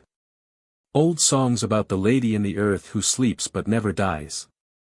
Fleur joined Harry at the center, her Vila senses providing additional insight. There is ancient female magic here, she confirmed. Not Vila, but similar in its connection to elemental forces. Very old. Very powerful. Harry knelt and placed his palm flat against the ground at the circle's center. Mordred's memories surged forward, providing fragmented recollections of this place, a ritual performed centuries ago, a dangerous power contained, a secret kept even from Merlin himself. Not contained, he murmured, understanding dawning. Imprisoned. The earth beneath his palm pulsed like a heartbeat, slow but strengthening. The ley lines converging beneath Stonehenge weren't simply awakening, they were being deliberately manipulated from below, pulled into new configurations by something with intimate knowledge of their structure. Harry stood abruptly. We need to establish a containment perimeter immediately. This isn't just residual magic activating, it's a deliberate attempt to breach confinement. Confinement of what? Kingsley demanded. Someone who should have remained forgotten, Harry replied grimly. Morrigan.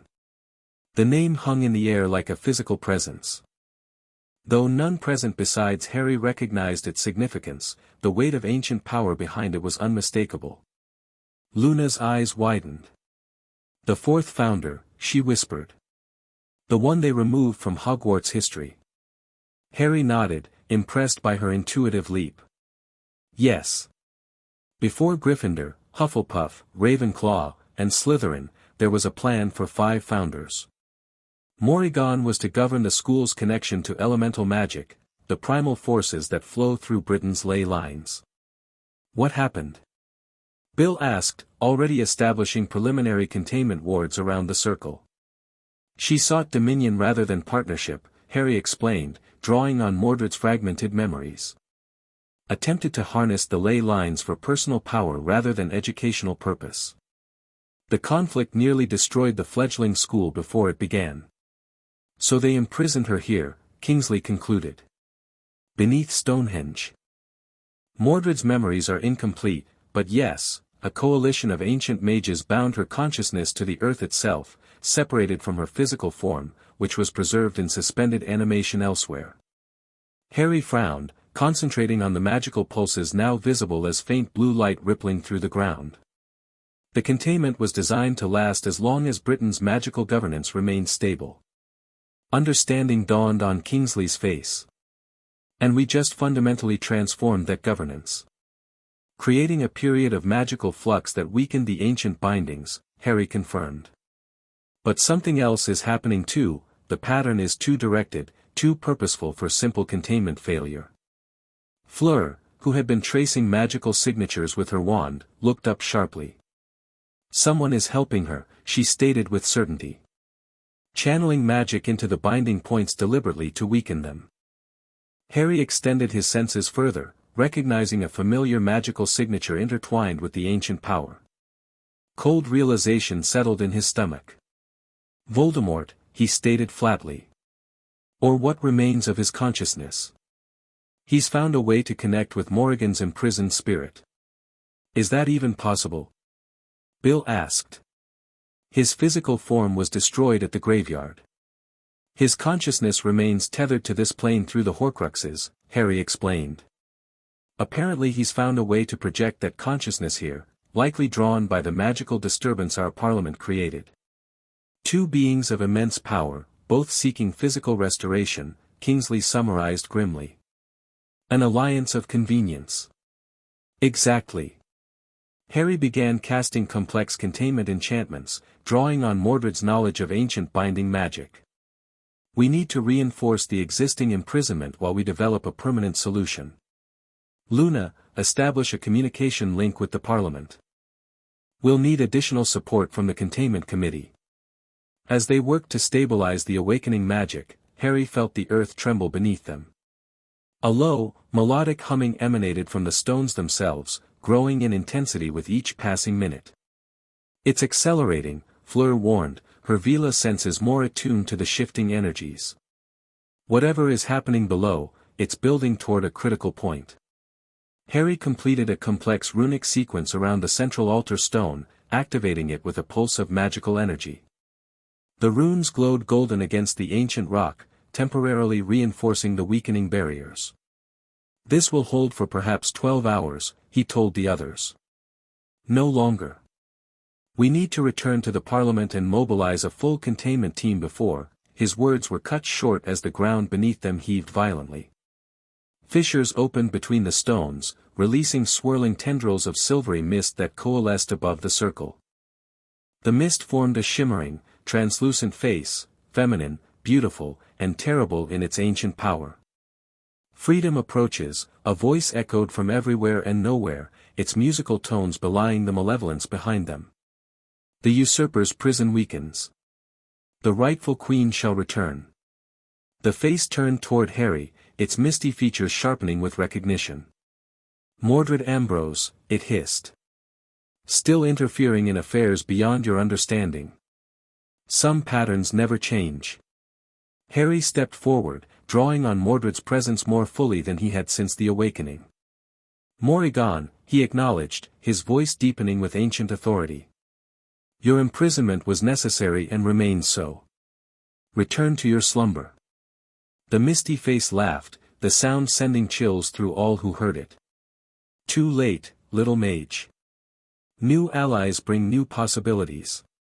The one you call Voldemort seeks what I offer, mastery of Britain's primal magic. Together, we shall remake what should have been mine millennia ago. Tom Riddle seeks only his own power, Harry countered. He'll betray you the moment you've served his purpose. Perhaps. The mist swirled faster. Or perhaps I shall consume what remains of his fractured soul once he frees me. Either way, the outcome for you remains the same. The face dissolved into rapidly dispersing tendrils that sank back into the fissures. The ground sealed itself with a final tremor, leaving the stone circle seemingly unchanged, though the magical resonance had intensified significantly. That, Bill said into the stunned silence, was not good. No, Harry agreed grimly. It wasn't. Kingsley approached, his normally calm demeanor shaken by the manifestation. What exactly are we dealing with here, Potter? Who or what is this Morrigan? A contemporary of the Hogwarts founders, Harry explained, Mordred's memories providing fragmented but crucial details. A sorceress of immense power who specialized in ley line magic, the ability to harness and redirect the natural magical currents that flow through the earth itself. Why isn't she mentioned in any historical records? One of the Aurors questioned. Because the magnitude of her abilities terrified even those who imprisoned her, Harry replied simply. They feared that knowledge of her methods might tempt others to follow her path, attempting to harness power that no single witch or wizard should control.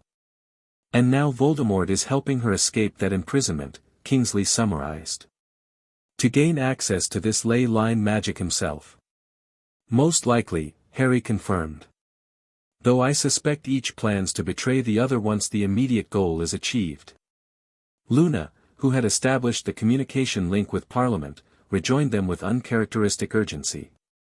They've detected similar disturbances at 6 other ancient sites across Britain, she reported. All located on major ley line junctions. Harry nodded grimly. She's attempting to establish a network, reconnecting with the magical currents she once controlled. We need to return to Parliament immediately and coordinate a comprehensive response. As they prepared to depart, Harry cast one final strengthening charm on the containment runes. The golden light pulsed briefly before settling into a steady glow that would maintain the barriers temporarily. But as he turned away, he noticed something concerning, a small tendril of silvery mist that had escaped the containment, now weaving its way into the earth beyond the stone circle's boundary.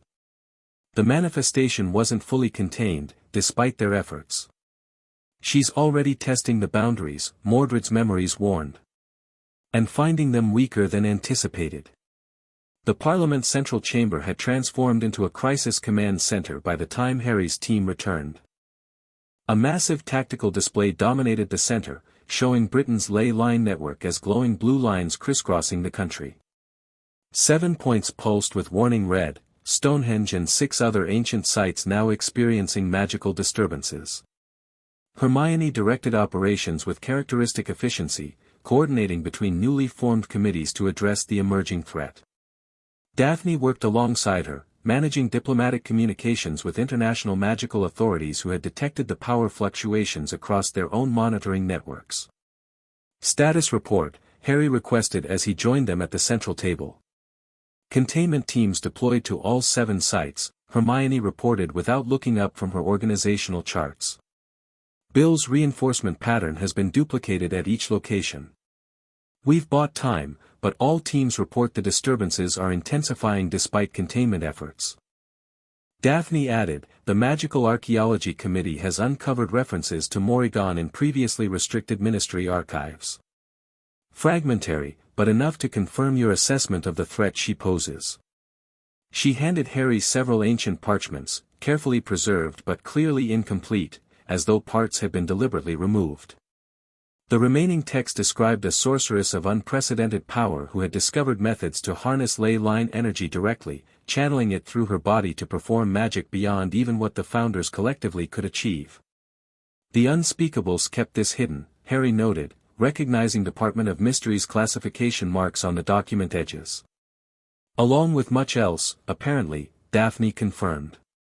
Which brings us to our second crisis.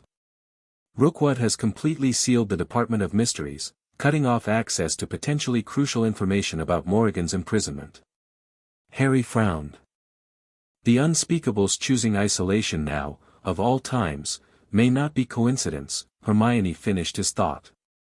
We've detected unusual magical signatures emanating from the department. Energy patterns similar to those at Stonehenge, but more concentrated. The implications were troubling. If Rookwood had access to artifacts or knowledge connected to Morrigan, he might be deliberately withholding resources needed for containment, or worse, actively working to accelerate her release. We need to breach the department's seals, Harry decided. Immediately. Whatever historical knowledge they possess about Morrigan could be crucial to reinforcing her imprisonment. That won't be easy, Daphne cautioned. The department's defenses are designed to withstand even ministry-level authority. Now that they've actively sealed themselves off, we have an advantage they don't anticipate, Harry countered. Mordred's memories include detailed knowledge of the department's original construction. The unspeakables have modified their defenses over centuries, but the fundamental architecture remains unchanged. Luna, who had been studying the ley line map with dreamy intensity, spoke up. The patterns are forming a septogram, she observed, tracing connections between the 7 disturbance sites. A 7-pointed ritual configuration with the Department of Mysteries at its center. Harry examined the pattern she indicated. The seemingly random distribution of disturbance sites actually formed a perfect 7-pointed star when connected, with the Ministry of Magic, and the department beneath it, positioned precisely at the center. Not coincidence, he confirmed grimly. Morrigan is attempting to channel power through these sites directly into the department itself. Which suggests, her physical form is stored there, Hermione concluded, eyes widening. The unspeakables have been preserving her body for centuries while her consciousness remained bound at Stonehenge. And Rookwood knows this, Daphne added. Which explains the department's sudden isolation. He's either trying to prevent her awakening or, more likely, ensure it happens on terms beneficial to whatever faction he represents. Harry made a quick decision. We need 3 simultaneous operations. First, strengthened containment at all 7 ley line junctions. Second, immediate execution of our Horcrux retrieval plan. If Voldemort is assisting Morrigan, weakening him by destroying soul anchors becomes crucial. Third, a specialized team to breach the Department of Mysteries and determine exactly what Rookwood is planning. I'll coordinate the containment teams, Hermione volunteered. And I'll oversee the Horcrux retrieval, Daphne said. Teams are already positioned and awaiting final authorization. Harry nodded. I'll lead the department breach personally. The approach will require direct access to Mordred's knowledge of the original construction. As they separated to prepare their respective operations, Harry pulled Daphne aside briefly. The Malfoy Manor team has been reinforced, she assured him. Amelia is leading 12 Aurors, with Kingsley as second. They're moving at dusk, coordinated with all other retrieval teams. Harry studied her face, noting the determination that had replaced her usual cool composure. Be careful, he said quietly. If Morrigan is truly awakening, we're entering territory even Mordred's memories don't fully illuminate. I could say the same to you, she replied, green eyes holding his. Breaching the Department of Mysteries during an emerging magical crisis isn't exactly low risk. We'll reconvene here in 12 hours, Harry promised. Preferably with 7 Horcruxes and 1 sealed department. Daphne hesitated, then reached up to straighten his collar with unnecessary precision, a rare public display of personal connection. 12 hours, she agreed. Don't be late. As they parted ways, Harry assembled his specialized team for the department breach, Fred and George Weasley for their unparalleled expertise in magical circumvention, Fleur for her Vela sensitivity to ancient wards, and Neville, whose quiet determination and growing magical confidence had proven repeatedly valuable. The Department of Mysteries has 9 known entrances, Harry explained as they gathered in a private planning room. All heavily warded and now actively sealed by Rookwood's team. But there's a 10th entrance, created during the original construction and later removed from all official plans. He unrolled an ancient-looking parchment across the table, not a physical document but a magical reconstruction drawn from Mordred's memories. It showed the department's original layout, considerably different from its current configuration yet recognizable in its fundamental structure. The Founder's Passage, Harry indicated a narrow corridor that connected directly to what was now the Hall of Prophecy. Created to allow the original Hogwarts founders emergency access to the knowledge repository that predated the department itself. Later sealed when the ministry established formal authority over the collection. But not destroyed, Fred noted with professional interest. Merely obscured, George added appreciatively. Classic magical architecture, never remove what you can simply hide. Exactly, Harry confirmed. The passage physically manifests only under specific magical conditions we can replicate with the right combination of founder-level magic. Which you now possess through Mordred's awakening, Fleur observed. Partially, Harry acknowledged. But the passage was keyed to the magical signatures of all 4 founders. We'll need to create a composite key drawing on artifacts connected to each. Neville, who had been quietly studying the map, looked up. The sorting hat, he suggested. It contains essences of all 4 founders. Harry nodded, impressed. Precisely. Combined with founder-specific artifacts, Gryffindor's sword, a Ravenclaw text from the restricted section, a soil sample from near the Hufflepuff common room, and water from the Chamber of Secrets for Slytherin. That's only 4, Fleur pointed out. If Morrigan was originally intended as the 5th founder. Her contribution was systematically removed from the key after her imprisonment, Harry explained. But the passage itself wasn't redesigned, merely retuned to function without her specific magical signature. They spent the next hour preparing the complex magical key, combining founder elements in precise proportions according to Mordred's reconstructed memory. The twins contributed brilliantly, adapting modern magical theory to ancient requirements with innovative solutions to compatibility problems. By mid-afternoon, they were ready. The team apparat to a secluded area near the ministry's service entrance, now largely abandoned as most ministry functions had transferred to the Parliament. Using disillusionment charms and the twins' specialized distraction devices, they made their way to an unremarkable maintenance corridor 3 levels below the ministry's main floors. Here, Harry indicated a seemingly solid wall at the corridor's end. The entrance was concealed behind a perception filter keyed to founder-level magical signatures. He placed the composite key, a small crystalline object containing all founder elements, against the wall's center. For a moment, nothing happened. Then the crystal began to glow with multicolored light, each hue representing a different founder's magical essence. The wall shimmered and became translucent, revealing a narrow passage beyond that appeared to descend at a steep angle into darkness. Impressive, George whispered appreciatively. Ancient magic always is, Fred agreed.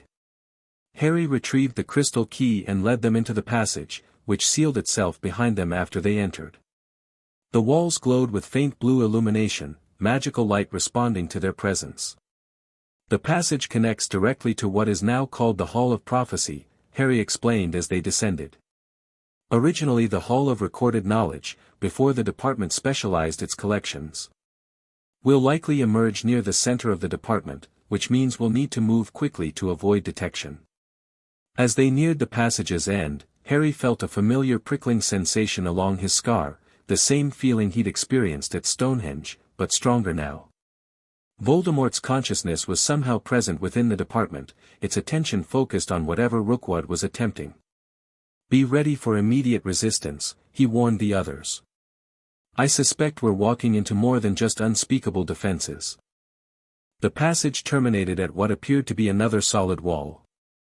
Harry applied the crystal key once more, and this wall too became translucent, offering a view into the massive Hall of Prophecy beyond. Thousands of glowing orbs lined shelves that stretched into darkness, their eerie light casting long shadows across the floor. But the hall wasn't empty as expected. In its center, a group of unspeakables led by Rookwood had established an elaborate ritual circle. Within this circle stood a crystalline sarcophagus, glowing with the same silvery light they had witnessed at Stonehenge. Morrigan's physical form, Harry whispered, recognizing the ancient preservation magic surrounding the sarcophagus. They're preparing to reunite her consciousness with her body. That's not all they're preparing, Fleur observed grimly, pointing to a smaller containment vessel positioned near the sarcophagus. This second vessel pulsed with sickly green light, tendrils of dark magic writhing within its confines. Even from a distance, Harry recognized the magical signature, what remained of Voldemort's disembodied consciousness, collected and contained for some specific purpose. 2 resurrections for the price of 1, Fred murmured. A package deal no one asked for, George added. Harry studied the ritual preparations with growing concern. The configuration matched ancient patterns in Mordred's memory, a dual resurrection ritual designed to bind 2 magical beings in symbiotic relationship. If completed successfully, it would not merely restore Morrigan and Voldemort individually but create a magical partnership between them, allowing each to draw on the other's power.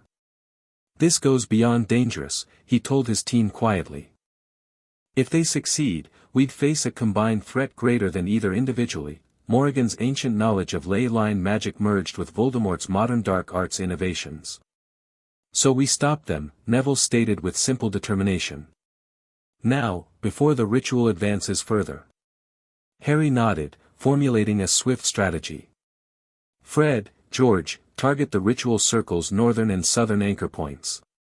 Disrupt the containment wards without triggering catastrophic collapse.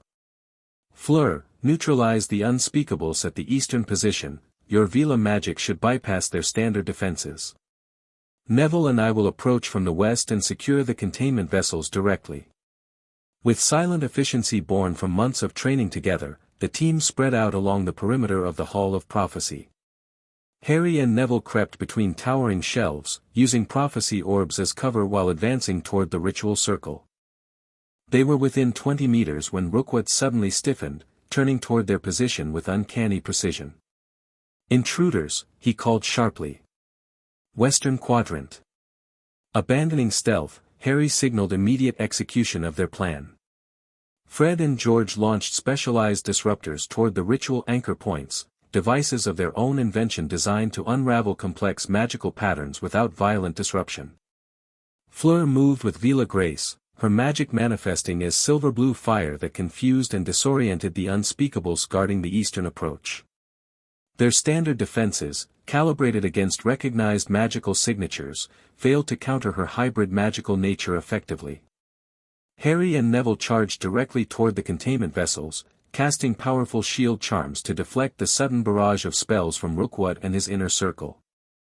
They reached the edge of the ritual circle just as Fred and George's disruptors activated, sending cascading ripples through the carefully constructed magical parameters. Stop them. Rookwood commanded. The integration is at critical stage. Harry leapt over the destabilizing ritual boundary, Neville close behind. They landed beside the containment vessels, Harry immediately targeting Morrigan's sarcophagus while Neville focused on Voldemort's smaller container. But as Harry raised his wand to disrupt the preservation enchantments, the sarcophagus pulsed with blinding silver light. The crystal surface cracked, releasing tendrils of the same misty essence they had witnessed at Stonehenge. Too late, Mordred, Rookwood called, his voice transformed, deeper, more resonant, with an unnatural musical quality overlaying his natural tones. The convergence has begun. Harry realized with horror that Rookwood himself was partially possessed, Morrigan's consciousness using him as conduit between Stonehenge and the department. The unspeakable's eyes now glowed with silvery light, his movements unnaturally fluid as though guided by another's will. Neville. The Voldemort container. Harry shouted, focusing his attention on Morrigan's sarcophagus. Drawing deeply on Mordred's knowledge, he cast an ancient containment spell designed specifically for disembodied consciousnesses. The silvery mist recoiled from his magic, swirling faster around the cracking sarcophagus. Within, a figure became visible, a woman preserved in perfect stasis, her features striking with high cheekbones and flowing dark hair. Though millennia had passed since her imprisonment, Morrigan's physical form remained unchanged, sustained by the most powerful preservation magic ever devised. Neville, meanwhile, confronted unexpected resistance. As he attempted to secure Voldemort's container, the green mist within it formed a semi-corporeal shape, a twisted, diminished version of Voldemort's serpentine features, yet recognizable nonetheless. Longbottom, the spectral face hissed. Son of those I broke. How fitting you should witness my return. But Neville stood his ground, his expression hardening with resolve rather than fear. "You failed before," he stated firmly. "You'll fail again." He cast a powerful containment charm, not the ancient magic Harry wielded, but a modern variation developed through their months of training. The green mist writhed against the containment but remained secured, unable to join with Morrigan's awakening consciousness. Around them, the battle expanded as more unspeakables poured into the Hall of Prophecy. Fred and George maintained their positions at the disrupted anchor points, preventing Rookwood from re-establishing the ritual parameters. Fleur had transformed partially into her Vila battle aspect, her magic manifesting as protective fire that kept multiple opponents at bay. Harry focused entirely on containing Morrigan's awakening form, drawing more deeply on Mordred's magical reserves than ever before. The strain was immense, ancient magic channeled through a body not fully matured to handle its requirements. "You cannot contain what was never meant to be bound," Rookwood intoned, Morrigan's voice merging with his own in unsettling harmony. The ley lines answer to their rightful mistress once more. As if responding to his words, the floor beneath them trembled. Throughout the Department of Mysteries, magical artifacts began activating spontaneously, time-turners spinning in their cabinets, experimental enchantments discharging energy, ancient weapons humming with renewed power. The ley line beneath the Ministry, one of Britain's primary magical conduits, was awakening, responding to Morrigan's partial liberation. The seven-pointed ritual connecting all disturbance sites was strengthening despite their intervention. Harry made a swift decision. "Change of plan," he called to his team. "We can't contain them here, the department itself is responding to her awakening. We need to relocate both containment vessels to the Parliament." "Bit busy at the moment." Fred called back, deflecting curses from three unspeakables simultaneously. "Creating an exit strategy would be lovely." George added, deploying another disruptor to block Rookwood's advance. Harry reached deep into Mordred's magical knowledge, seeking a transportation method that could move containment vessels of this magnitude. Standard port keys would destabilize the already fragile containment, apparition was impossible with objects this size and magical complexity. Then he remembered, the Founder's Passage worked in both directions. "Fall back to the passage entrance," he commanded. "Bring the containers with you." Using a powerful levitation charm augmented with stability enchantments, Harry raised Morrigan's sarcophagus from its ritual platform. Neville did the same with Voldemort's smaller container, though the effort clearly strained his magical reserves. Fleur provided covering fire, literally, as her Vila magic manifested in controlled flames that created a barrier between their team and Rookwood's unspeakables. The twins deployed their remaining disruptors in a synchronized pattern that temporarily neutralized the department's internal security wards, creating a clear path back to the passage entrance. "Quickly!" Harry urged as they maneuvered the floating containers toward the concealed doorway. "The passage won't remain stable with artifacts of this magnitude." Rookwood, still channeling Morrigan's consciousness, recognized their intention. "Stop them," he commanded, his voice resonating with unnatural power. "They must not remove the vessels from the ritual space." A barrage of spells converged on their position. Harry erected a powerful shield charm, drawing on Mordred's most advanced defensive magic, while continuing to guide Morrigan's sarcophagus toward the passage entrance. The strain of maintaining both magics simultaneously sent sharp pain lancing through his temples, but he pushed through it. Almost there, Neville encouraged, his own magic holding remarkably steady despite the pressure. They reached the passage entrance just as Harry's shield began to falter under the concentrated magical assault. Fred activated the crystal key, reopening the translucent doorway while George deployed their final disruptor, a specialized device that released a burst of concentrated magical noise, temporarily overwhelming all active spells within its radius. The disruptor bought them precious seconds. Harry maneuvered Morrigan's sarcophagus into the passage, followed by Neville with Voldemort's container. Fleur entered next, maintaining her Vila fire to discourage pursuit. The twins came last, sealing the passage behind them with a modified locking charm of their own design. "That won't hold them long," Fred warned as they began the ascent. "Wasn't meant to," George added. Just long enough. Harry focused on maintaining stable levitation of the sarcophagus while navigating the narrow passage. The container pulsed with increasing magical energy, the silvery mist within it swirling more violently with each passing moment. Cracks continued spreading across its crystalline surface despite the containment spells he had applied. "She's fighting the containment," he explained tensely. The sarcophagus was designed to preserve her body, not imprison her consciousness. Now that the two are in proximity, the reunification process has begun regardless of our intervention. "Meaning we have very little time," Fleur concluded, helping to stabilize the floating containers as they ascended. "Where exactly are we taking them?" Neville asked practically. "The Parliament isn't exactly equipped with ancient magical prisons." "The Chamber of Secrets," Harry replied. It was originally constructed with containment magics designed specifically for founder-level threats. Salazar repurposed it later, but the fundamental architecture remains.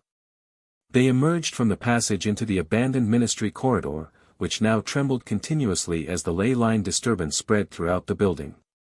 Emergency alarms blared in distant departments, suggesting the magical instability had been detected by remaining ministry personnel. Direct apparition to Hogwarts is our only option, Harry decided, studying the increasingly unstable containers. It's risky with artifacts this powerful, but less dangerous than allowing the reunification to complete here. Using a complex modification of standard apparition magic, another technique drawn from Mordred's extensive knowledge, Harry created a transportation field large enough to encompass the entire team and both containers. The spell required immense magical energy, drawing heavily on his reserves already strained by the battle in the department. "On 3, he instructed, maintaining focus despite the building pressure behind his eyes. 1, 2, 3, the transportation magic activated with a thunderous crack that shattered windows throughout the corridor.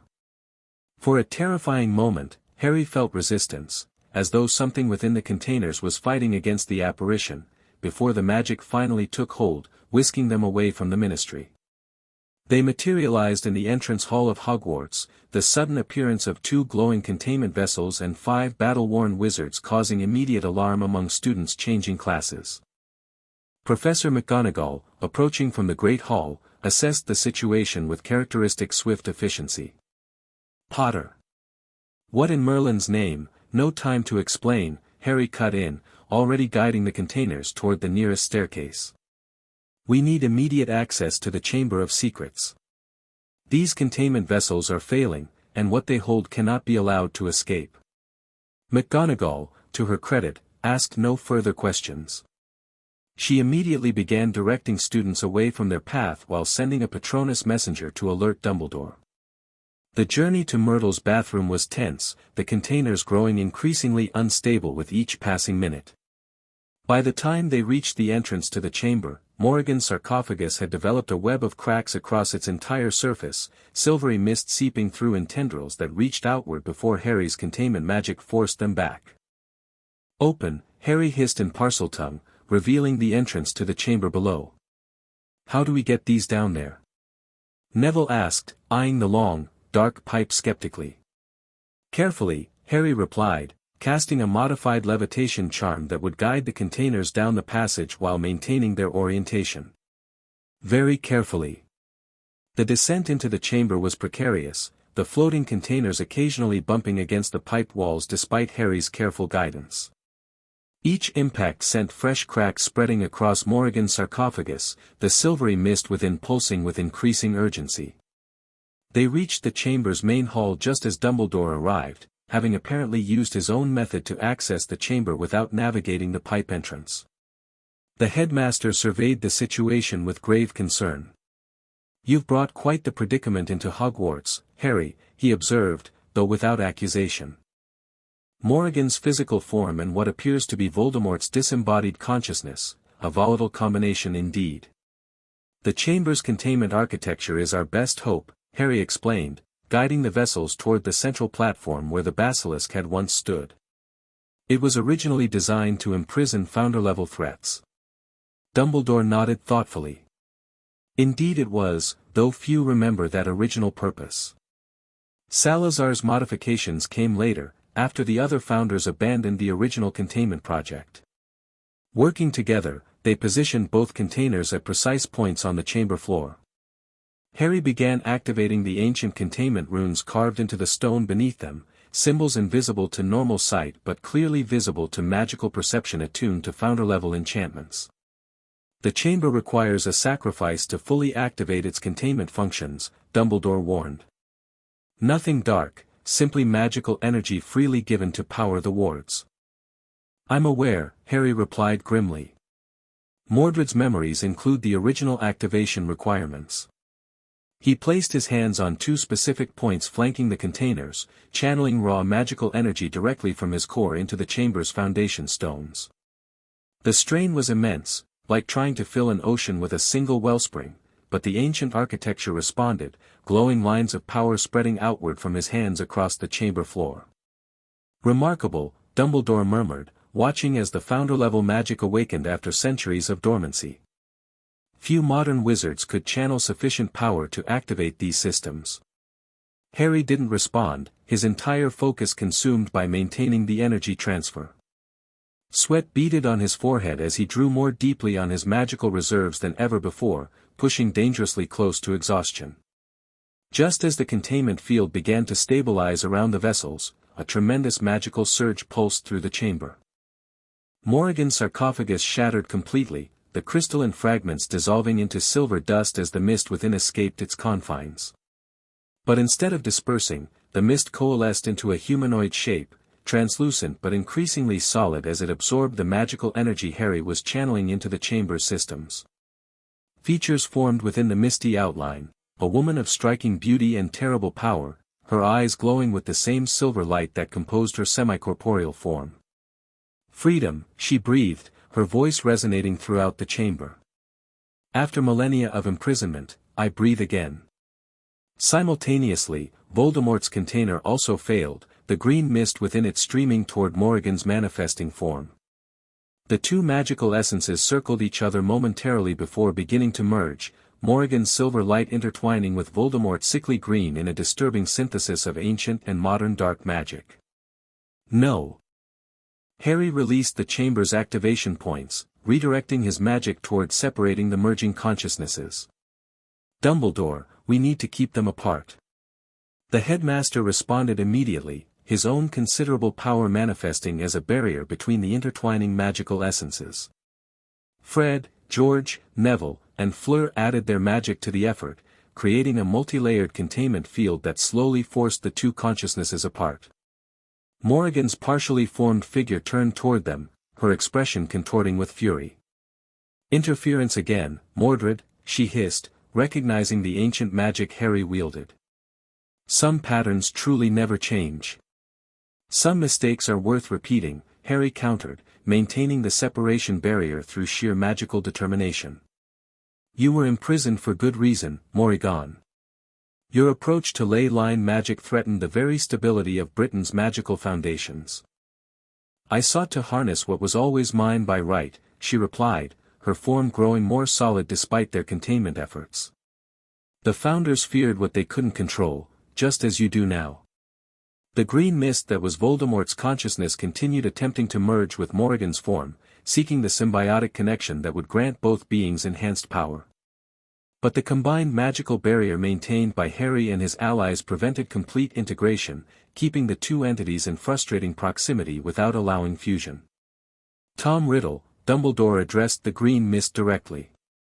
This alliance offers you nothing but further dissolution. Morrigan seeks not partnership but absorption, your knowledge and power consumed to further her own restoration. The green mist paused in its attempts to merge, Voldemort's consciousness apparently considering Dumbledore's words. A face briefly formed within it, serpentine features contorted with suspicion and calculation. She offers what you never could, old man, Voldemort's spectral voice responded. Resurrection without limitation, power drawn directly from Britain's magical foundations rather than the corrupted modern magic you champion. She offers illusion, Harry countered. Your consciousness would be subsumed within hers, your identity dissolved. Not resurrection but final death, with your power serving another's ambition. Doubt flickered through the green mist, visible hesitation as Voldemort's tactical mind assessed the competing claims. This momentary uncertainty gave Harry the opening he needed. Drawing on Mordred's most advanced knowledge of soul magic, he cast a specialized containment charm directly at Voldemort's consciousness. The spell acted not through force but through resonance, vibrating at precisely the frequency of Voldemort's fragmented soul signature. The green mist reacted violently, attempting to disperse and escape the targeted magic. But Harry had anticipated this, creating a harmonic containment field that responded to each evasive movement with corresponding adjustment. "Now, Dumbledore," Harry called, maintaining the specialized containment while redirecting his remaining magical energy toward the chamber's original imprisonment systems. The headmaster understood immediately. While Harry kept Voldemort's consciousness contained, Dumbledore focused his considerable power on Morrigan's increasingly substantial form. Ancient magic met ancient magic as the last two wizards to truly understand founder-level enchantments combined their efforts against an enemy from that same era. The chamber responded to their combined intent. Beneath the central platform, long-dormant runes illuminated in complex patterns, creating a magical circuit that connected directly to Hogwarts' foundation stones. The castle itself seemed to awaken to the threat, its ambient magic flowing into the chamber to reinforce the containment efforts. Morrigan sensed the trap closing and fought with terrifying power. Tendrils of silver magic lashed outward, targeting the chamber's structural weaknesses, places where Salazar's modifications had compromised the original containment architecture. "You cannot imprison what is already part of this land," she raged, her voice shaking the chamber's ancient stones. "I am woven into Britain's magical fabric itself." "Not yet," Harry countered, maintaining his focus despite mounting exhaustion. "Your consciousness remains separate, bound but distinct. That separation is your weakness." With a final surge of magical effort, Harry activated the chamber's primary containment function, a spell form so complex and powerful that only founder-level magic could control it. The floor beneath Morrigan's manifesting form glowed with blinding white light, ancient symbols rising from the stone to surround her in a three-dimensional cage of pure magical energy. Simultaneously, Dumbledore completed a complementary containment around Voldemort's consciousness, creating a separate but linked imprisonment that prevented either entity from drawing on the other's power. "This changes nothing." Morrigan's voice echoed as the containment field solidified around her. "The awakening has begun. My followers will complete what was started today." "Your followers?" Harry questioned, maintaining the containment despite growing magical strain. "You've been imprisoned for millennia. Who remains that serves your cause?" A cold smile formed on her increasingly transparent features as the containment pulled her back into non-corporeal form. "Those who recognize the true path to magical dominion. Rookwood is merely the first of many who will answer when Britain's ley lines sing my return." Her form dispersed into swirling silver mist, contained but not destroyed within the chamber's ancient prison. Beside it, the green mist of Voldemort's consciousness pulsed with frustrated rage but remained similarly confined. The immediate crisis contained, Harry finally allowed himself to acknowledge his magical exhaustion. He staggered slightly, steadied by Neville's supportive hand on his shoulder. "Will that hold them?" Fred asked, eyeing the dual containment fields with professional concern. "Temporarily," Dumbledore answered when Harry proved too exhausted to respond immediately. The chamber's original containment functions were designed for precisely this purpose, imprisoning magical threats beyond standard confinement methods. But sustaining the imprisonment will require regular renewal. And permanent resolution will demand more comprehensive measures, Harry added, recovering enough to speak. Especially with Rookwood and potentially other unspeakables actively working for Morrigan's release. As if summoned by mention of the broader threat, a silvery lynx Patronus bounded into the chamber. Kingsley's deep voice emerged with urgent news: Horcrux retrieval team successful at 5 locations. Malfoy Manor team encountered unexpected resistance. Amelia injured but stable. Daphne Greengrass captured by retreating Death Eaters. Tracking to location near Wiltshire Standing Stones, apparent ritual preparation underway. Request immediate reinforcement. The message hit Harry like physical blow. Daphne captured, while he'd been dealing with Morrigan's containment. The timing couldn't be coincidence. They're connecting the operations, he realized aloud. Rookwood's attempt to release Morrigan, the remaining Death Eaters gathering at Malfoy Manor, they're working in coordination, using the ley line disturbances to amplify whatever ritual they're planning. And Ms. Greengrass would make a valuable sacrifice for such a ritual, Dumbledore noted grimly. Particularly given her direct connection to the Parliament's founding magic. Harry straightened, pushing aside his magical exhaustion through sheer determination. I need to go immediately. The Wiltshire Standing Stones sit directly atop a ley line junction, one of the 7 points in Morrigan's awakening pattern. You're magically depleted, Dumbledore cautioned. Facing Death Eaters in your current condition would be extremely dangerous. I have no choice, Harry replied simply. And besides, I'm not going alone. He turned to the others, who straightened with immediate understanding. Fred, George, you'll need your remaining disruptors. Neville, your earth affinity might be crucial at a ley line junction.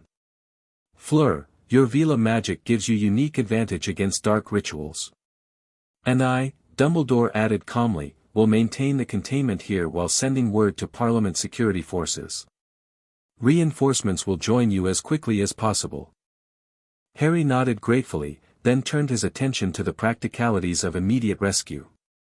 Despite magical exhaustion threatening to overwhelm him, determination provided fresh reserves of energy. Daphne had become far more than a political ally in recent months, her capture struck at something deeper, more personal than strategic concerns. We move in 5 minutes, he told his team. Whatever ritual they're planning, we stop it. Whatever forces they've gathered, we overcome them. His expression hardened with resolve that merged Harry's personal loyalty with Mordred's tactical determination. And we bring Daphne home. The Wiltshire Standing Stones rose like jagged teeth against the darkening sky, ancient megaliths arranged in a pattern similar to but distinct from Stonehenge. While the more famous monument served as primary anchor point for Morrigan's imprisonment, this lesser-known site functioned as one of the 7 ritual nodes in her awakening pattern.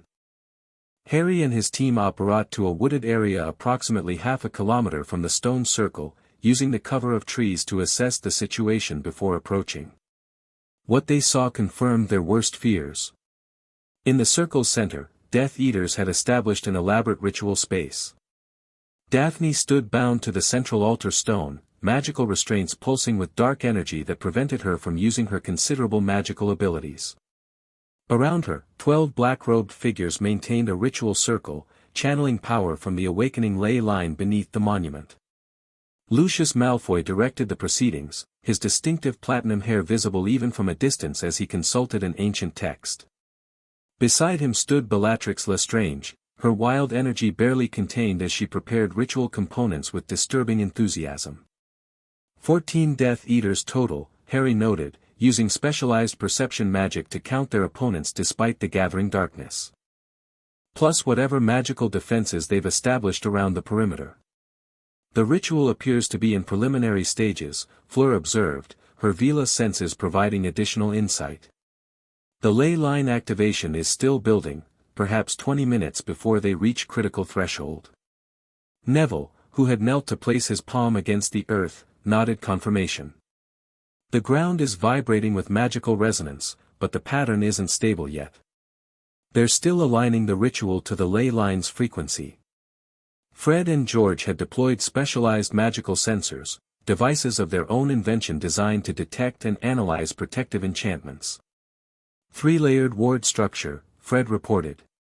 Outer anti-apparition, middle alarm system, inner defensive hexes, George elaborated.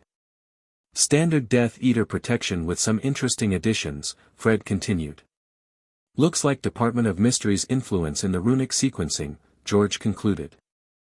Harry processed this information swiftly, formulating a strategy despite his depleted magical reserves. Mordred's memories provided tactical approaches for situations where power was limited but precision remained possible. We need a multivector approach, he decided. The wards are strongest against direct assault but likely have vulnerabilities to underground access. Neville immediately understood. Earth manipulation to create passage beneath the outer wards.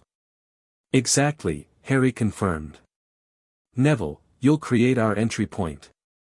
Fred, George, once inside the outer perimeter, deploy disruptors against the alarm system. Fleur and I will handle the inner defensive layer. And then? Fleur asked practically. I'll create a diversion on the eastern approach, Harry explained. Drawing attention while you three circle to the western edge of the ritual space. When I give the signal, Neville disrupts the earth beneath the ritual circle while the twins deploy remaining disruptors to break the Death Eater's formation. Fleur, you'll extract Daphne directly while the rest of us engage. The plan established, they moved into position. Neville demonstrated the remarkable growth in his magical abilities, using sophisticated earth manipulation to create a narrow tunnel beneath the outer ward layer. The magic required precision rather than raw power, shaping the passage without disturbing the ward anchors buried at regular intervals around the site. They emerged inside the outer perimeter, immediately taking cover behind a fallen megalith as Fred and George deployed specialized disruptors against the alarm ward layer. The devices, resembling small bronze scarabs, skittered across the ground to attach themselves to key ward junction points, systematically neutralizing the alarm magic without triggering its activation. Inner layer next, Harry whispered, analyzing the complex defensive hexes with Mordred's experienced magical perception. This final ward layer presented the greatest challenge, particularly given his depleted magical reserves. The hexes were designed to trigger catastrophic responses against anyone attempting to breach the ritual space, flesh-dissolving curses, bone-shattering hexes, and other dark magic typical of Death Eater protection schemes. Drawing on specialized knowledge from Mordred's memories, Harry identified the ward layer's fundamental magical frequency. Rather than attempting to dismantle or overpower it, either approach requiring significant magical energy, he created a precise counterresonance that temporarily nullified the hexes within a narrow corridor. Through here, he directed, maintaining the counterresonance with careful concentration. Single file, directly behind me. The nullification field extends only 2 meters in any direction. They passed through the final ward layer without incident, establishing position at the ritual site's perimeter. From this closer vantage point, Harry could see Daphne more clearly. Though bound to the altar stone, she remained conscious and alert, her eyes scanning her surroundings with calculating intensity rather than panic. Even in captivity, her composure remained remarkable.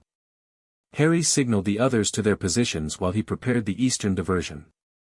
Using a combination of illusory magic and actual fire spells, the latter requiring minimal power but creating maximum visual impact, he created the impression of a direct assault from multiple attackers. The reaction was immediate. Half the Death Eaters broke from the ritual circle to confront the apparent threat, Lucius Malfoy barking orders to maintain the ritual with reduced personnel while addressing the intrusion. Now! Harry signaled through their communication charm. Neville responded instantly, channeling his magic into the earth beneath the standing stones. The ground trembled, then buckled in precise locations, disrupting the careful alignments of the ritual circle without endangering Daphne at the center. Death Eaters stumbled as their footing suddenly shifted, their concentration broken at critical juncture. Simultaneously, Fred and George launched their remaining disruptors, specialized variants designed to interfere with ritual magic specifically. The devices detonated in synchronized sequence, releasing pulses of magical energy that severed the connections between ritual participants and the ley line they had partially activated. Harry charged directly into the disoriented Death Eaters, his wand moving with practiced precision despite his magical depletion. He didn't attempt power-intensive spells, instead relying on perfectly timed and placed simpler magic, tripping jinxes that sent opponents crashing into each other, disarming charms targeted at precise wand angles, conjured obstacles positioned to disrupt defensive formations. What he lacked in raw power he compensated for with Mordred's centuries of tactical experience, anticipating responses and countering them before they fully formed. Fleur, meanwhile, executed their primary objective with Vila grace. Using her natural affinity for fire, she created a corridor of silver-blue flames that Death Eaters instinctively avoided, not harmful but intimidating in their otherworldly intensity. Through this corridor she reached Daphne, analyzing the binding magic with quick expertise. Blood-sealed restraints, she noted with professional distaste. Crude but effective. Malfoy's work, Daphne responded, her voice strained but steady. Designed specifically to contain Parliament magics. Fleur nodded, immediately adapting her approach. Rather than attempting to dismantle the restraints directly, she targeted the altar stone itself, using specialized stone-softening charms that affected the material without disrupting the bindings attached to it. The stone partially liquefied beneath the restraint anchors, causing them to lose structural integrity without triggering their defensive measures. With careful precision, Fleur extracted Daphne from the compromised bindings and guided her toward the western exit route they had prepared. Meanwhile, the battle intensified as Death Eaters recovered from their initial disorientation. Bellatrix Lestrange led a concentrated counterattack, her magical prowess making her far more dangerous than her companions despite the ritual disruption. "Potter," she shrieked, recognizing Harry despite the chaos. "The Dark Lord warned us you would interfere. Your Parliament will fall before our true mistress awakens." Her reference to a true mistress confirmed Harry's suspicions about coordination between Rookwood's Department of Mysteries faction and the remaining Death Eaters. Both groups served Morrigan's awakening, likely with promises of power once her control of Britain's ley lines was re-established. Harry deflected Bellatrix's curses while maintaining awareness of the broader battlefield.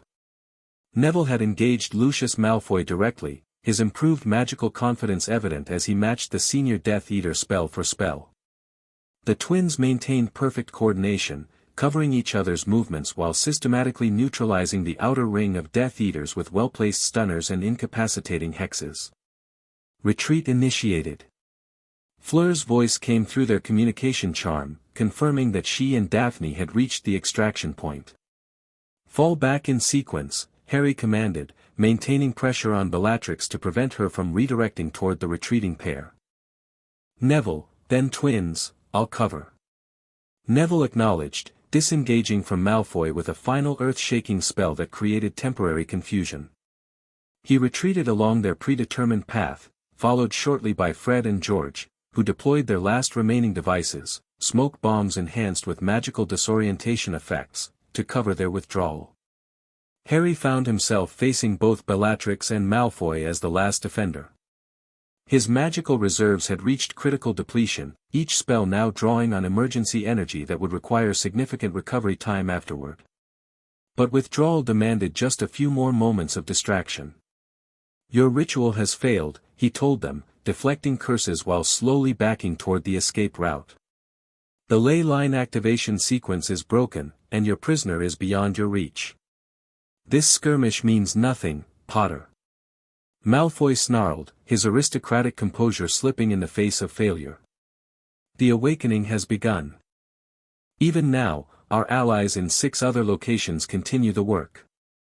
"Your department allies have already been contained," Harry countered, though he couldn't be certain this was entirely true. "Morrigan and Voldemort remain imprisoned beneath Hogwarts itself." Bellatrix's expression shifted from rage to fanatical exultation. "The containment is temporary. Our mistress has waited millennia, what are a few more days?" Her wild eyes gleamed with disturbing devotion. "When the convergence completes, both she and our Lord shall rise together, their power beyond anything this world has witnessed." Harry filed away this confirmation of their ultimate plan while continuing his strategic withdrawal. His foot found the edge of their escape tunnel. Neville's earth manipulation had created a magically stabilized passage that would take him beneath the ward boundaries.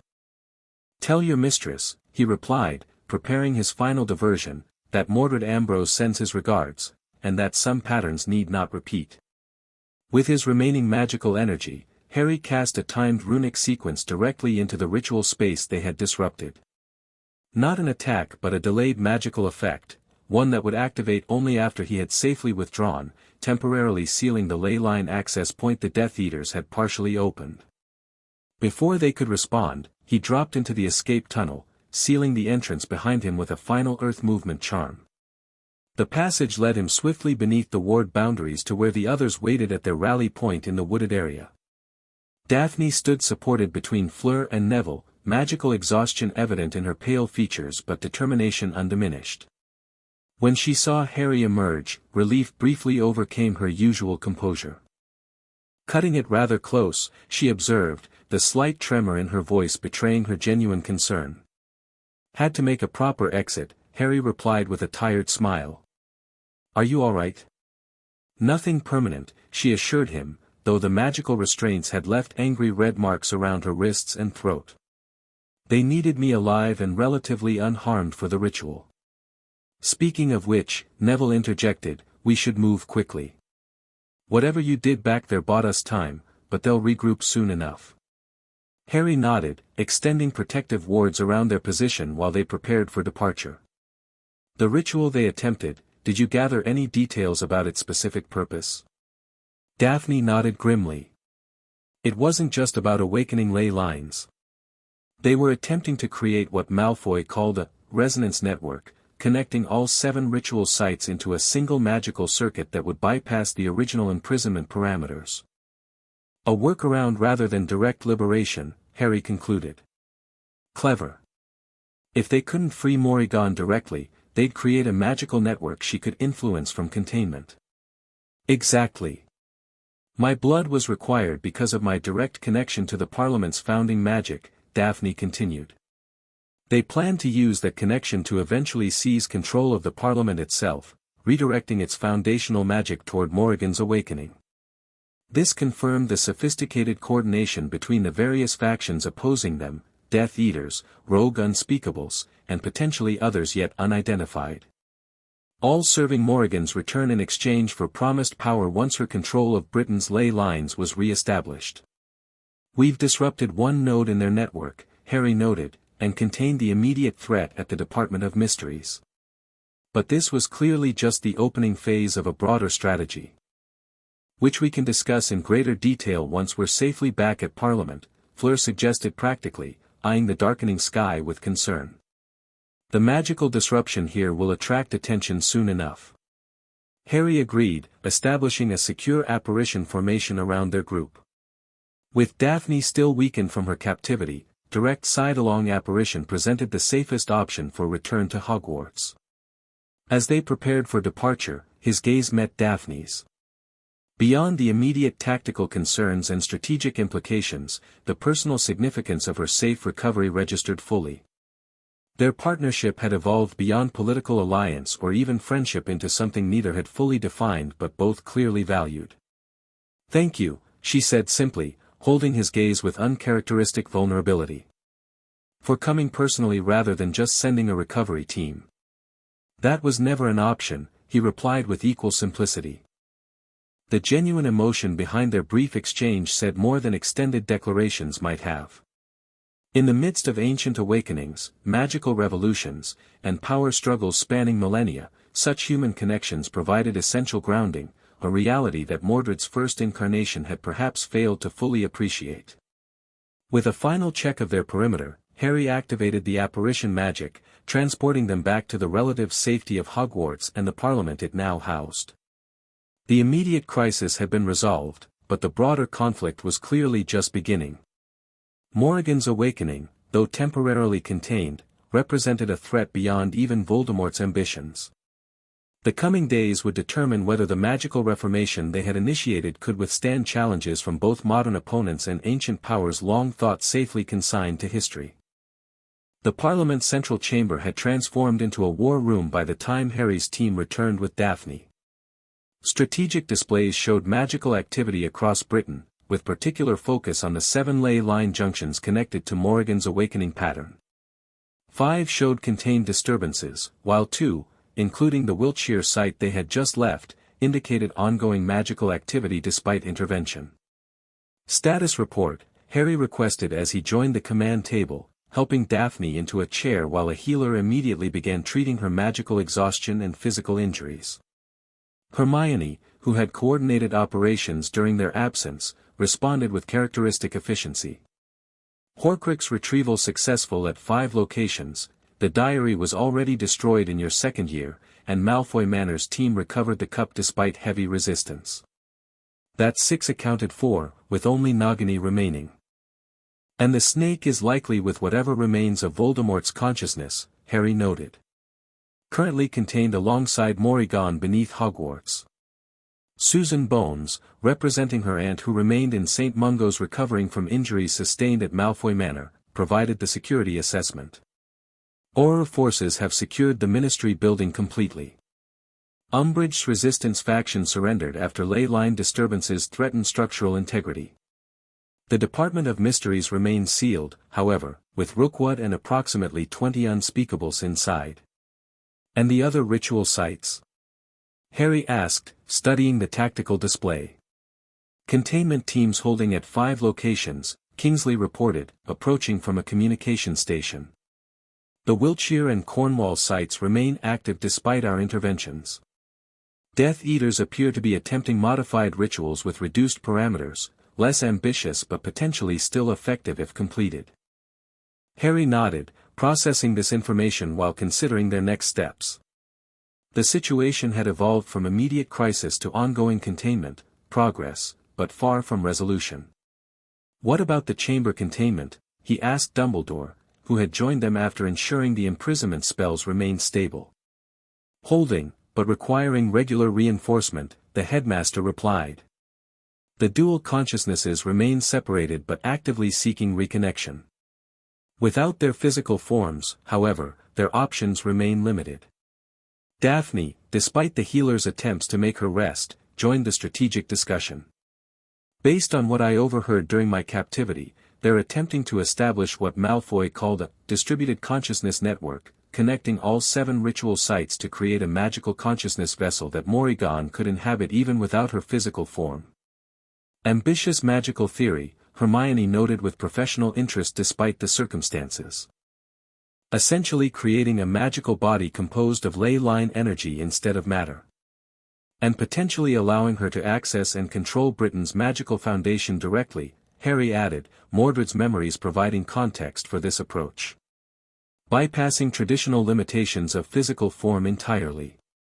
The implications were concerning.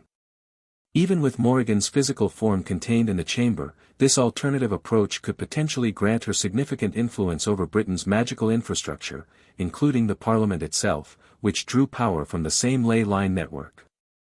We need a more permanent solution than ongoing containment, Harry decided, studying the tactical display. Both for the chamber imprisonment and the ritual sites. What do you propose?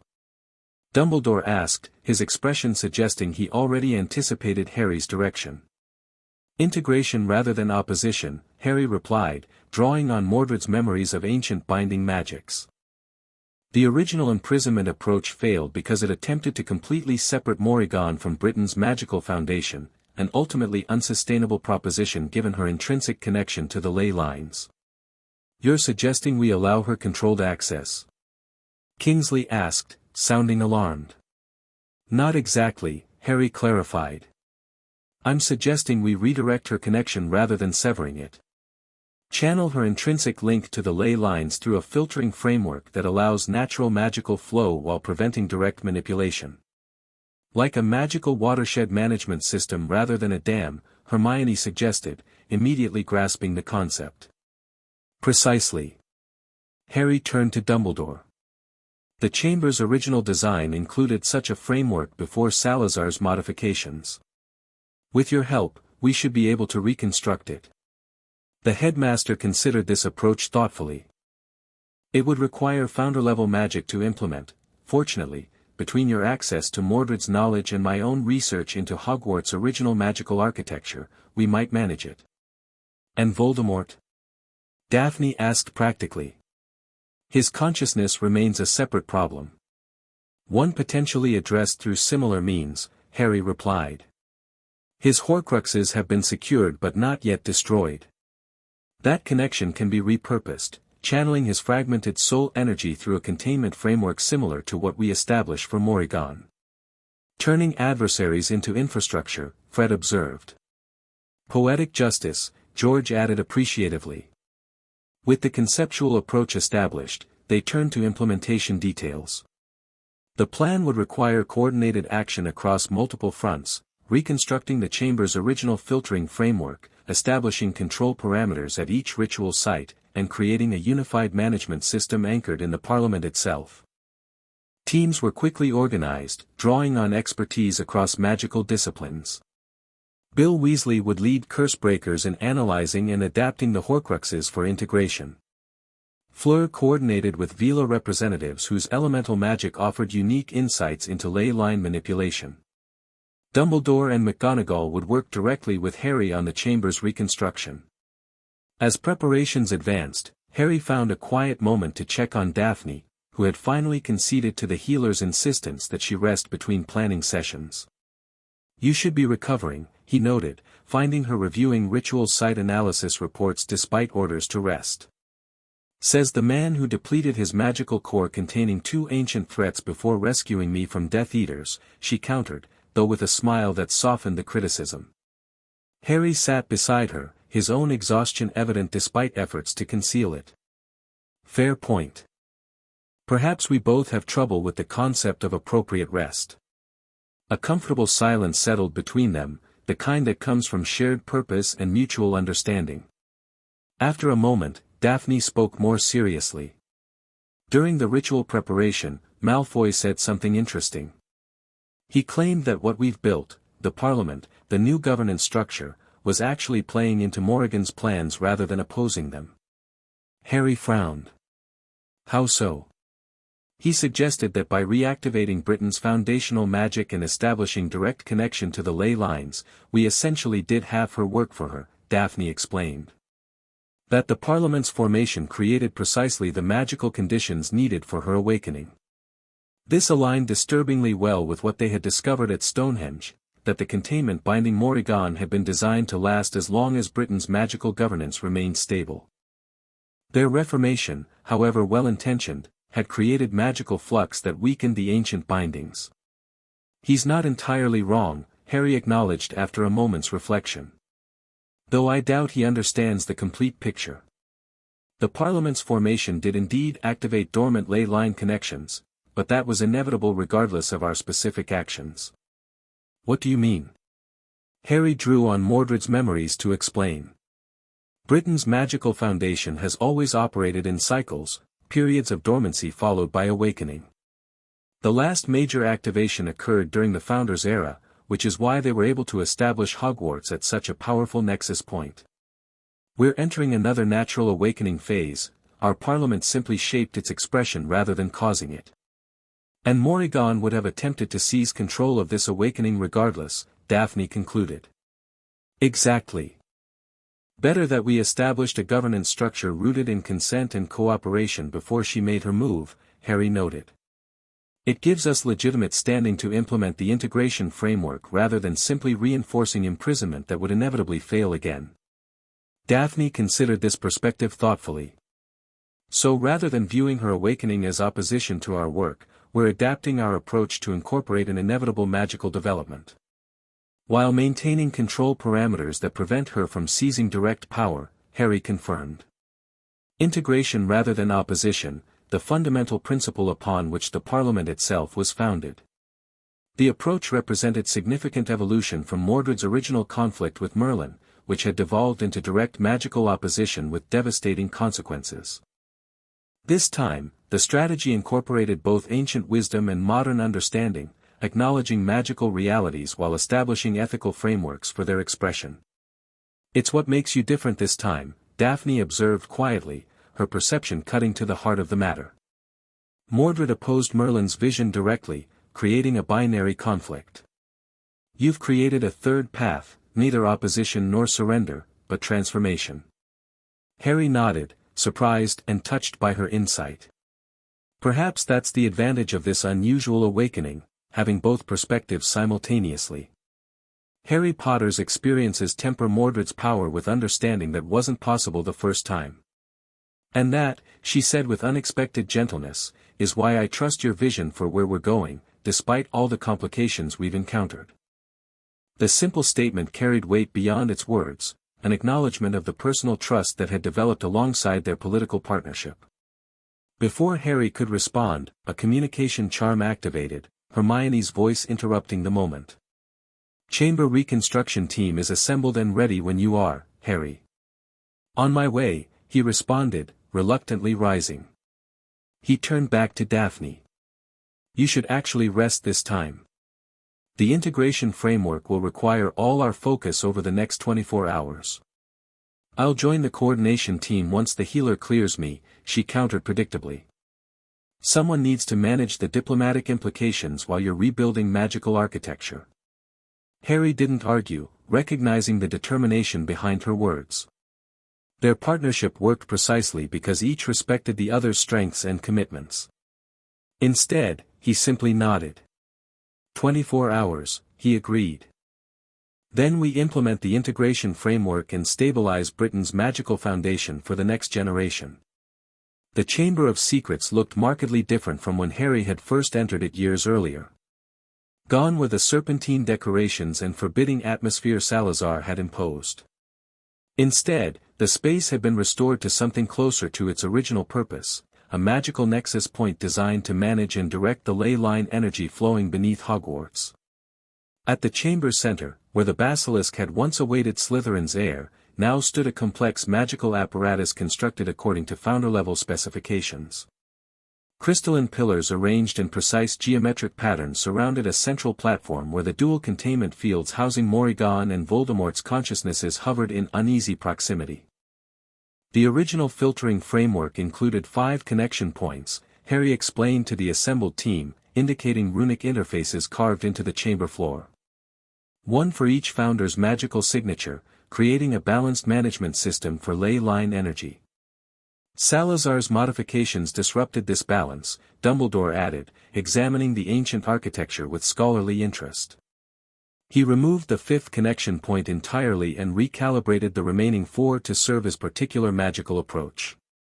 Leaving the system fundamentally unstable, Bill Weasley noted, his Cursebreaker's expertise recognizing the implications.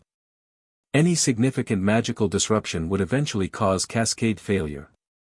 "Which is exactly what happened when the chamber was opened in my second year," Harry confirmed. The magical backlash from the basilisk's death further destabilized the already compromised system. Their work over the past 24 hours had focused on reconstructing the original 5-point framework, adapting it to accommodate current circumstances while maintaining its fundamental purpose, controlled distribution of ley line energy throughout Hogwarts and, by extension, the Parliament structure now connected to the castle's magical foundation. The integration approach requires 2 final components, Harry continued, gesturing to specialized containment vessels positioned at opposite sides of the central platform. These will house the processed magical essences of both Morrigan and Voldemort, channeling their energy through the filtering framework while preventing direct manipulation. McGonagall, who had contributed significantly to the reconstruction efforts, studied the arrangement with practical concern. "And we're certain these containment vessels will hold?" "Given the power of the entities involved. The vessels themselves aren't the primary containment," Harry explained. "The filtering framework is. It establishes parameters for how magical energy flows between the vessels and the ley line network, essentially defining what forms of manipulation are permitted and which are restricted." Hermione, who had joined the chamber team after coordinating the Parliament's response to the crisis, added her own assessment. "It's brilliant magical theory. Instead of creating a prison that inevitably fails when magical conditions change, we're establishing a permanent role within the system, but with clearly defined limitations. Like incorporating a waterfall into an irrigation system," Luna observed in her characteristic way. "The water flows where it naturally would, but the channels determine where it can and cannot go." Harry nodded, appreciating her intuitive grasp of the concept. "Exactly. And by positioning this framework within the chamber, a nexus point specifically designed for magical management, we anchor it in Hogwarts' original founding magic, the most stable magical construction in Britain." With theoretical explanations complete, they turned to final preparations for implementing the integration framework. Each team member took position around the chamber, their specific magical specialties contributing to different aspects of the complex system. At precisely midnight, when ley line energy naturally peaked during the waxing moon phase, Harry initiated the integration sequence. Drawing deeply on Mordred's knowledge of founder-level magic, he activated the central platform with a complex incantation that predated modern Latin-based spells. The chamber responded instantly, ancient magic awakening as the original system's recognized founder-level authority. The floor beneath them illuminated with glowing runic patterns, revealing the complete magical architecture that had remained dormant for centuries. Phase 1 stable, Bill confirmed, monitoring magical resonance patterns with specialized equipment. Ley line connection established at 15% capacity and holding. Dumbledore and McGonagall simultaneously activated secondary runic sequences, establishing the filtering parameters that would govern energy flow through the system. The glowing patterns intensified, shifting from simple illumination to active magical circuitry as the framework took form. Filtering parameters online, Hermione reported, consulting complex arithmetic calculations that tracked system stability. Magical resonance within expected range. With the framework established, they reached the most delicate phase, integrating the consciousnesses currently contained in the temporary fields. Harry approached the hovering containment spheres, maintaining focus despite the considerable magical drain of the ongoing ritual. Initiating consciousness integration, he announced, beginning the complex magical sequence that would transfer Morrigan and Voldemort's essences into the specialized vessels connected to the filtering framework. The silver mist of Morrigan's consciousness resisted initially, swirling violently within its containment field as it sensed the transfer beginning. Similarly, the green haze that contained Voldemort's fragmented consciousness attempted to disperse, seeking any weakness in the containment. "You cannot bind what is already part of this land." Morrigan's voice echoed through the chamber, her fury palpable as the transfer proceeded despite her resistance. "I am the rightful mistress of Britain's magical foundations." "Not binding," Harry corrected, maintaining steady focus on the transfer process. "Integrating. Your connection to Britain's ley lines remains, but within parameters that prevent domination." "Semantics," she hissed as her silvery essence began flowing into the specialized vessel. "Another prison by another name." "A role," Harry countered. "One that acknowledges your legitimate connection to Britain's magical foundation while preventing the destructive dominion you previously sought." As Morrigan's consciousness transferred to the integration vessel, Voldemort's essence followed a parallel path into its own container.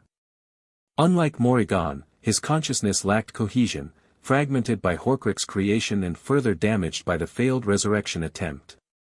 "Potter," his spectral voice managed despite this fragmentation. "This temporary setback changes nothing. Lord Voldemort cannot be contained." "Tom Riddle already contained himself," Harry replied evenly, continuing the transfer. "By fragmenting his soul beyond sustainable limits. This framework simply provides structure for what remains, preventing further dissolution while channeling your magical essence productively." "I reject your mercy," the fading voice snarled. "When I return, you won't," Harry stated with simple finality. "This isn't temporary imprisonment, Tom. It's permanent integration. Your magical essence becomes part of Britain's foundation, contributing to rather than dominating the whole." As both consciousnesses completed their transfer into the specialized vessels, the integration framework activated fully. The 5 connection points illuminated with brilliant magical light, establishing the balanced management system as originally designed by the founders. "Integration complete," Bill announced after confirming the magical signatures. "Framework operating at designed parameters." Harry stepped back from the central platform, observing as the system stabilized. Ley line energy now flowed through the chamber in visible currents, channeled through the filtering framework that incorporated both integrated consciousnesses while preventing either from exerting direct control. "The Parliament connection?" he asked Hermione, who monitored the broader magical network. "Stabilizing," she confirmed after consulting her calculations. "The ley line disruptions at all 7 ritual sites are normalizing as the central framework establishes dominance over the network." Dumbledore approached the central platform, studying the now functioning system with scholarly appreciation. "A remarkable achievement," he observed. Integration rather than opposition, acknowledging magical realities while establishing ethical parameters for their expression. The approach Mordred originally advocated before conflict with Merlin escalated to direct opposition, Harry noted, feeling a sense of completion that extended beyond his current lifetime to include the ancient mage's original vision. As they completed final calibrations to the integration framework, Harry felt the strain of the past several days catching up with him.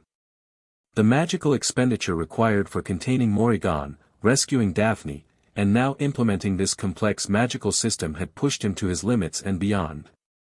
Yet alongside the exhaustion came satisfaction. What they had accomplished represented not merely crisis management but fundamental transformation, addressing the underlying instabilities in Britain's magical foundation rather than simply responding to their symptoms. The Parliament should be informed that the integration is complete, McGonagall suggested practically. They've been managing diplomatic explanations for the magical disturbances across Britain for days now. Harry nodded, sending a Patronus messenger to the central chamber with confirmation of their success.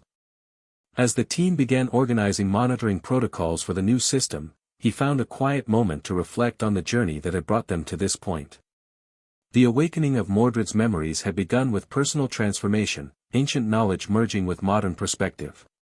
It had expanded to political reformation through the Parliament's founding. Now it had culminated in magical integration, establishing balanced management of Britain's foundational powers for generations to come. Not conquest, not revolution, but evolution, guided by wisdom drawn from both past and present. The Parliament's Great Hall, transformed from the Triwizard Maze into a permanent assembly space, buzzed with activity as delegations from across magical Britain gathered for the formal charter ratification. 3 weeks had passed since the integration framework's implementation, enough time to confirm its stability and communicate its significance to the various magical communities affected by recent events. Harry observed the proceedings from a side chamber, taking a rare moment of quiet before joining the formal ceremony. The Charter of Magical Cooperation that would be ratified today represented the culmination of months of effort, establishing legal and political frameworks to complement the magical integration they had achieved beneath Hogwarts. Having second thoughts about public appearances? Daphne asked, joining him in the quiet space. She had recovered fully from her captivity, resuming her role coordinating between delegations with characteristic efficiency. Just appreciating the moment, Harry replied with a slight smile. From the World Cup to this in less than a year, quite a journey. One with considerably more ancient sorceresses and disembodied Dark Lords than initially anticipated, she noted dryly. Harry laughed softly. The best plans always allow for unexpected developments. Their relationship had evolved alongside the Parliament itself, political partnership deepening into personal connection that remained largely unspoken yet undeniably present. The demands of crisis management had left little time for defining this evolution, but the moments of understanding between them had accumulated into something significant. The Centaur delegation is requesting your presence before the ceremony begins, Daphne informed him, returning to her coordinator role. Something about confirming astronomical alignments for the Charter's magical binding. Harry nodded, appreciating how seamlessly magical beings had integrated into the Parliament's functions. Centaurs managed astronomical timing for major magical implementations, Mere People provided expertise on underwater magical resources, House Elves coordinated internal communications with unprecedented efficiency. And Dumbledore? He asked. The headmaster had played a crucial role in recent events, his support for the integration framework proving decisive in its successful implementation. Arriving with the Hogwarts Board of Governors, as planned, Daphne confirmed. Though he's requested a private word with you before the ceremony as well. This wasn't unexpected. Though their cooperation during the crisis had been productive, fundamental questions remained about Harry's ongoing role and the relationship between Hogwarts' traditional authority and the Parliament's newer structures. I'll speak with the Centaurs first, then meet Dumbledore in the antechamber, Harry decided. As Daphne departed to continue her coordination duties, Harry took a final moment of reflection before rejoining the public activities.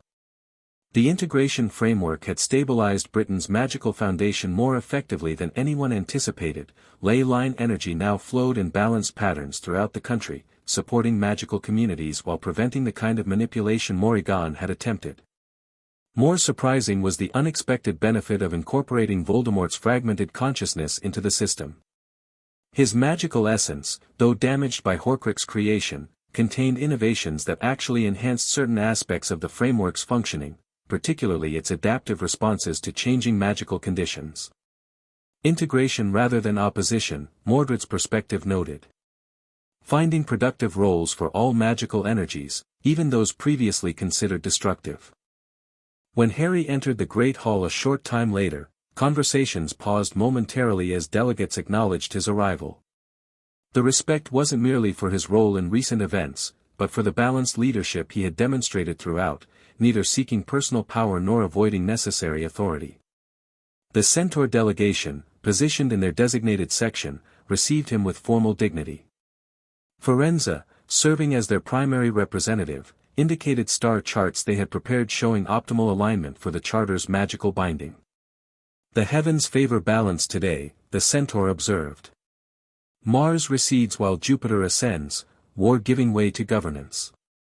A favorable omen, Harry acknowledged, respecting their astronomical expertise. We'll adjust the ceremony timing to align with the conjunction you've identified. After confirming these arrangements, Harry proceeded to the antechamber where Dumbledore awaited. The headmaster stood gazing out a window overlooking the transformed grounds, where Parliament structures had integrated seamlessly with Hogwarts' ancient architecture. A remarkable sight, Dumbledore observed as Harry joined him. The oldest magical institution in Britain alongside its newest, yet somehow they appear as though they've always coexisted. Magic recognizes harmonious intent, Harry replied. The Parliament wasn't designed to replace Hogwarts but to complement it, just as the integration framework complements rather than constrains the ley line's natural functions. Dumbledore nodded thoughtfully. A lesson I perhaps took too long to fully appreciate. Merlin's approach to magical governance emphasized control rather than cooperation, an approach I unconsciously perpetuated in many ways. The admission was significant coming from a wizard of Dumbledore's stature, acknowledgement that even his considerable wisdom had limitations. We all have our blind spots, Harry offered. Mordred's original vision failed because he couldn't bridge the gap between theoretical ideal and practical implementation. This time, having both perspectives available has made the difference. Indeed. Dumbledore turned from the window, his blue eyes studying Harry with genuine curiosity. Which brings me to the question I wish to discuss before the ceremony. After today's ratification, what role does Harry Potter envision for himself? The question went to the heart of something Harry had been considering privately for weeks. With the Parliament established, the integration framework functioning, and immediate threats contained, his own position remained somewhat undefined. Not the throne, if that's your concern, Harry replied with a slight smile, recognizing the implicit question about his ambitions. The Parliament functions through distributed authority rather than centralized power, by design. Yet its founding magic carries your signature, Dumbledore observed. Its primary structures respond to your magical authority in ways they don't for others. A temporary necessity during establishment, Harry explained. The Charter being ratified today transitions that authority to the collective body, removing any individual's disproportionate influence, including mine. Dumbledore's eyebrows rose slightly, genuine surprise crossing his features. You're deliberately relinquishing the magical authority you currently hold over the Parliament's foundation. I'm ensuring it functions as intended, Harry corrected gently. A true magical democracy requires balanced input from all traditions, not dominance by any single perspective, however well-intentioned. The headmaster studied him with new appreciation. Mordred's original conflict with Merlin centered on precisely this question, whether magical authority should remain concentrated in worthy individuals or be distributed more broadly among magical communities. And this time, we found a middle path, Harry confirmed. Structure without stagnation, distribution without chaos. What then will you do? Dumbledore asked with genuine curiosity, once this transition is complete? It was a question Harry had considered deeply, one that balanced Mordred's ancient perspective with his own youthful reality. At 17, with both a millennium of memories and a modern life ahead of him, the possibilities were uniquely complex. Continue my education, for one thing, he answered with a smile. Despite Mordred's memories, I still have much to learn about applying ancient knowledge in contemporary contexts. Hogwarts would welcome your continued presence, Dumbledore offered sincerely. Though I suspect your educational needs have evolved beyond standard curriculum. Perhaps a specialized research position, Harry suggested. Focusing on integrating ancient magical approaches with modern applications, particularly in areas where knowledge has been fragmented or lost. A worthy endeavor, Dumbledore agreed, clearly pleased by this direction. And one that allows you to contribute meaningfully without assuming the political authority many would naturally expect you to claim. The observation was perceptive, acknowledging the external pressure Harry faced to take a more dominant leadership role given his central involvement in recent transformations. Many expected him to become the Parliament's formal head or to claim some equivalent of ministerial authority. Leadership means ensuring systems function without becoming dependent on any individual, Harry replied.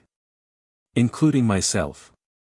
Before Dumbledore could respond, a soft knock at the door announced Daphne's arrival. Charter ceremony begins in 10 minutes, she informed them.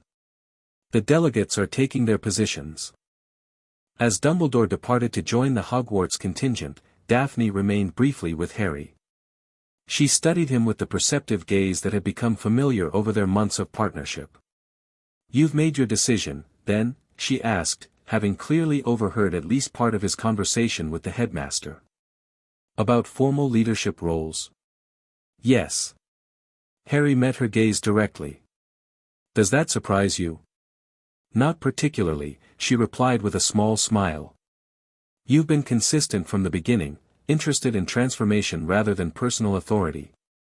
Though I suspect many will be disappointed you're not claiming a more prominent position. They'll adjust, Harry said simply. The Parliament was designed to function through collective wisdom rather than individual direction. My continued prominence would undermine that fundamental principle. Daphne nodded, then asked the question that clearly concerned her more personally, and what about your other associations? With the transition to collective governance, will those change as well?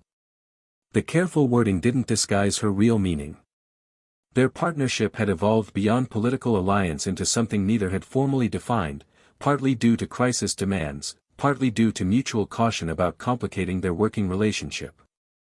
Harry stepped closer, taking her hand in a gesture more direct than their usually reserved interactions. Some connections transcend formal roles, he said quietly. And are all the more valuable for developing alongside them rather than because of them. Her composure softened into genuine smile. A diplomatic answer worthy of a Parliament founder. But an honest one, he assured her, returning the smile. Whatever paths we each take from here, I hope they continue to intersect. I believe that can be arranged, she replied with characteristic practicality, though her fingers tightened briefly around his before she released his hand. Now come, they're waiting for you to open the ratification ceremony. As they walked together toward the Great Hall, Harry reflected on the journey that had brought them to this point. What had begun with an awakening of ancient memories had evolved into comprehensive transformation, personal, political, and magical.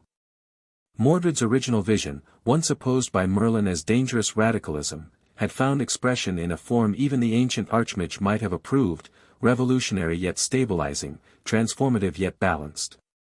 The Parliament chambers opened before them, hundreds of delegates from across magical traditions rising as they entered. Representatives from wizarding communities stood alongside those from centaur herds, mere-people colonies, goblin clans, house-elf collectives, and other magical traditions previously marginalized in governance discussions. Harry took his position at the ceremonial podium, preparing to open the ratification proceedings not as ruler but as facilitator, helping establish a system designed to function without any single person's dominance.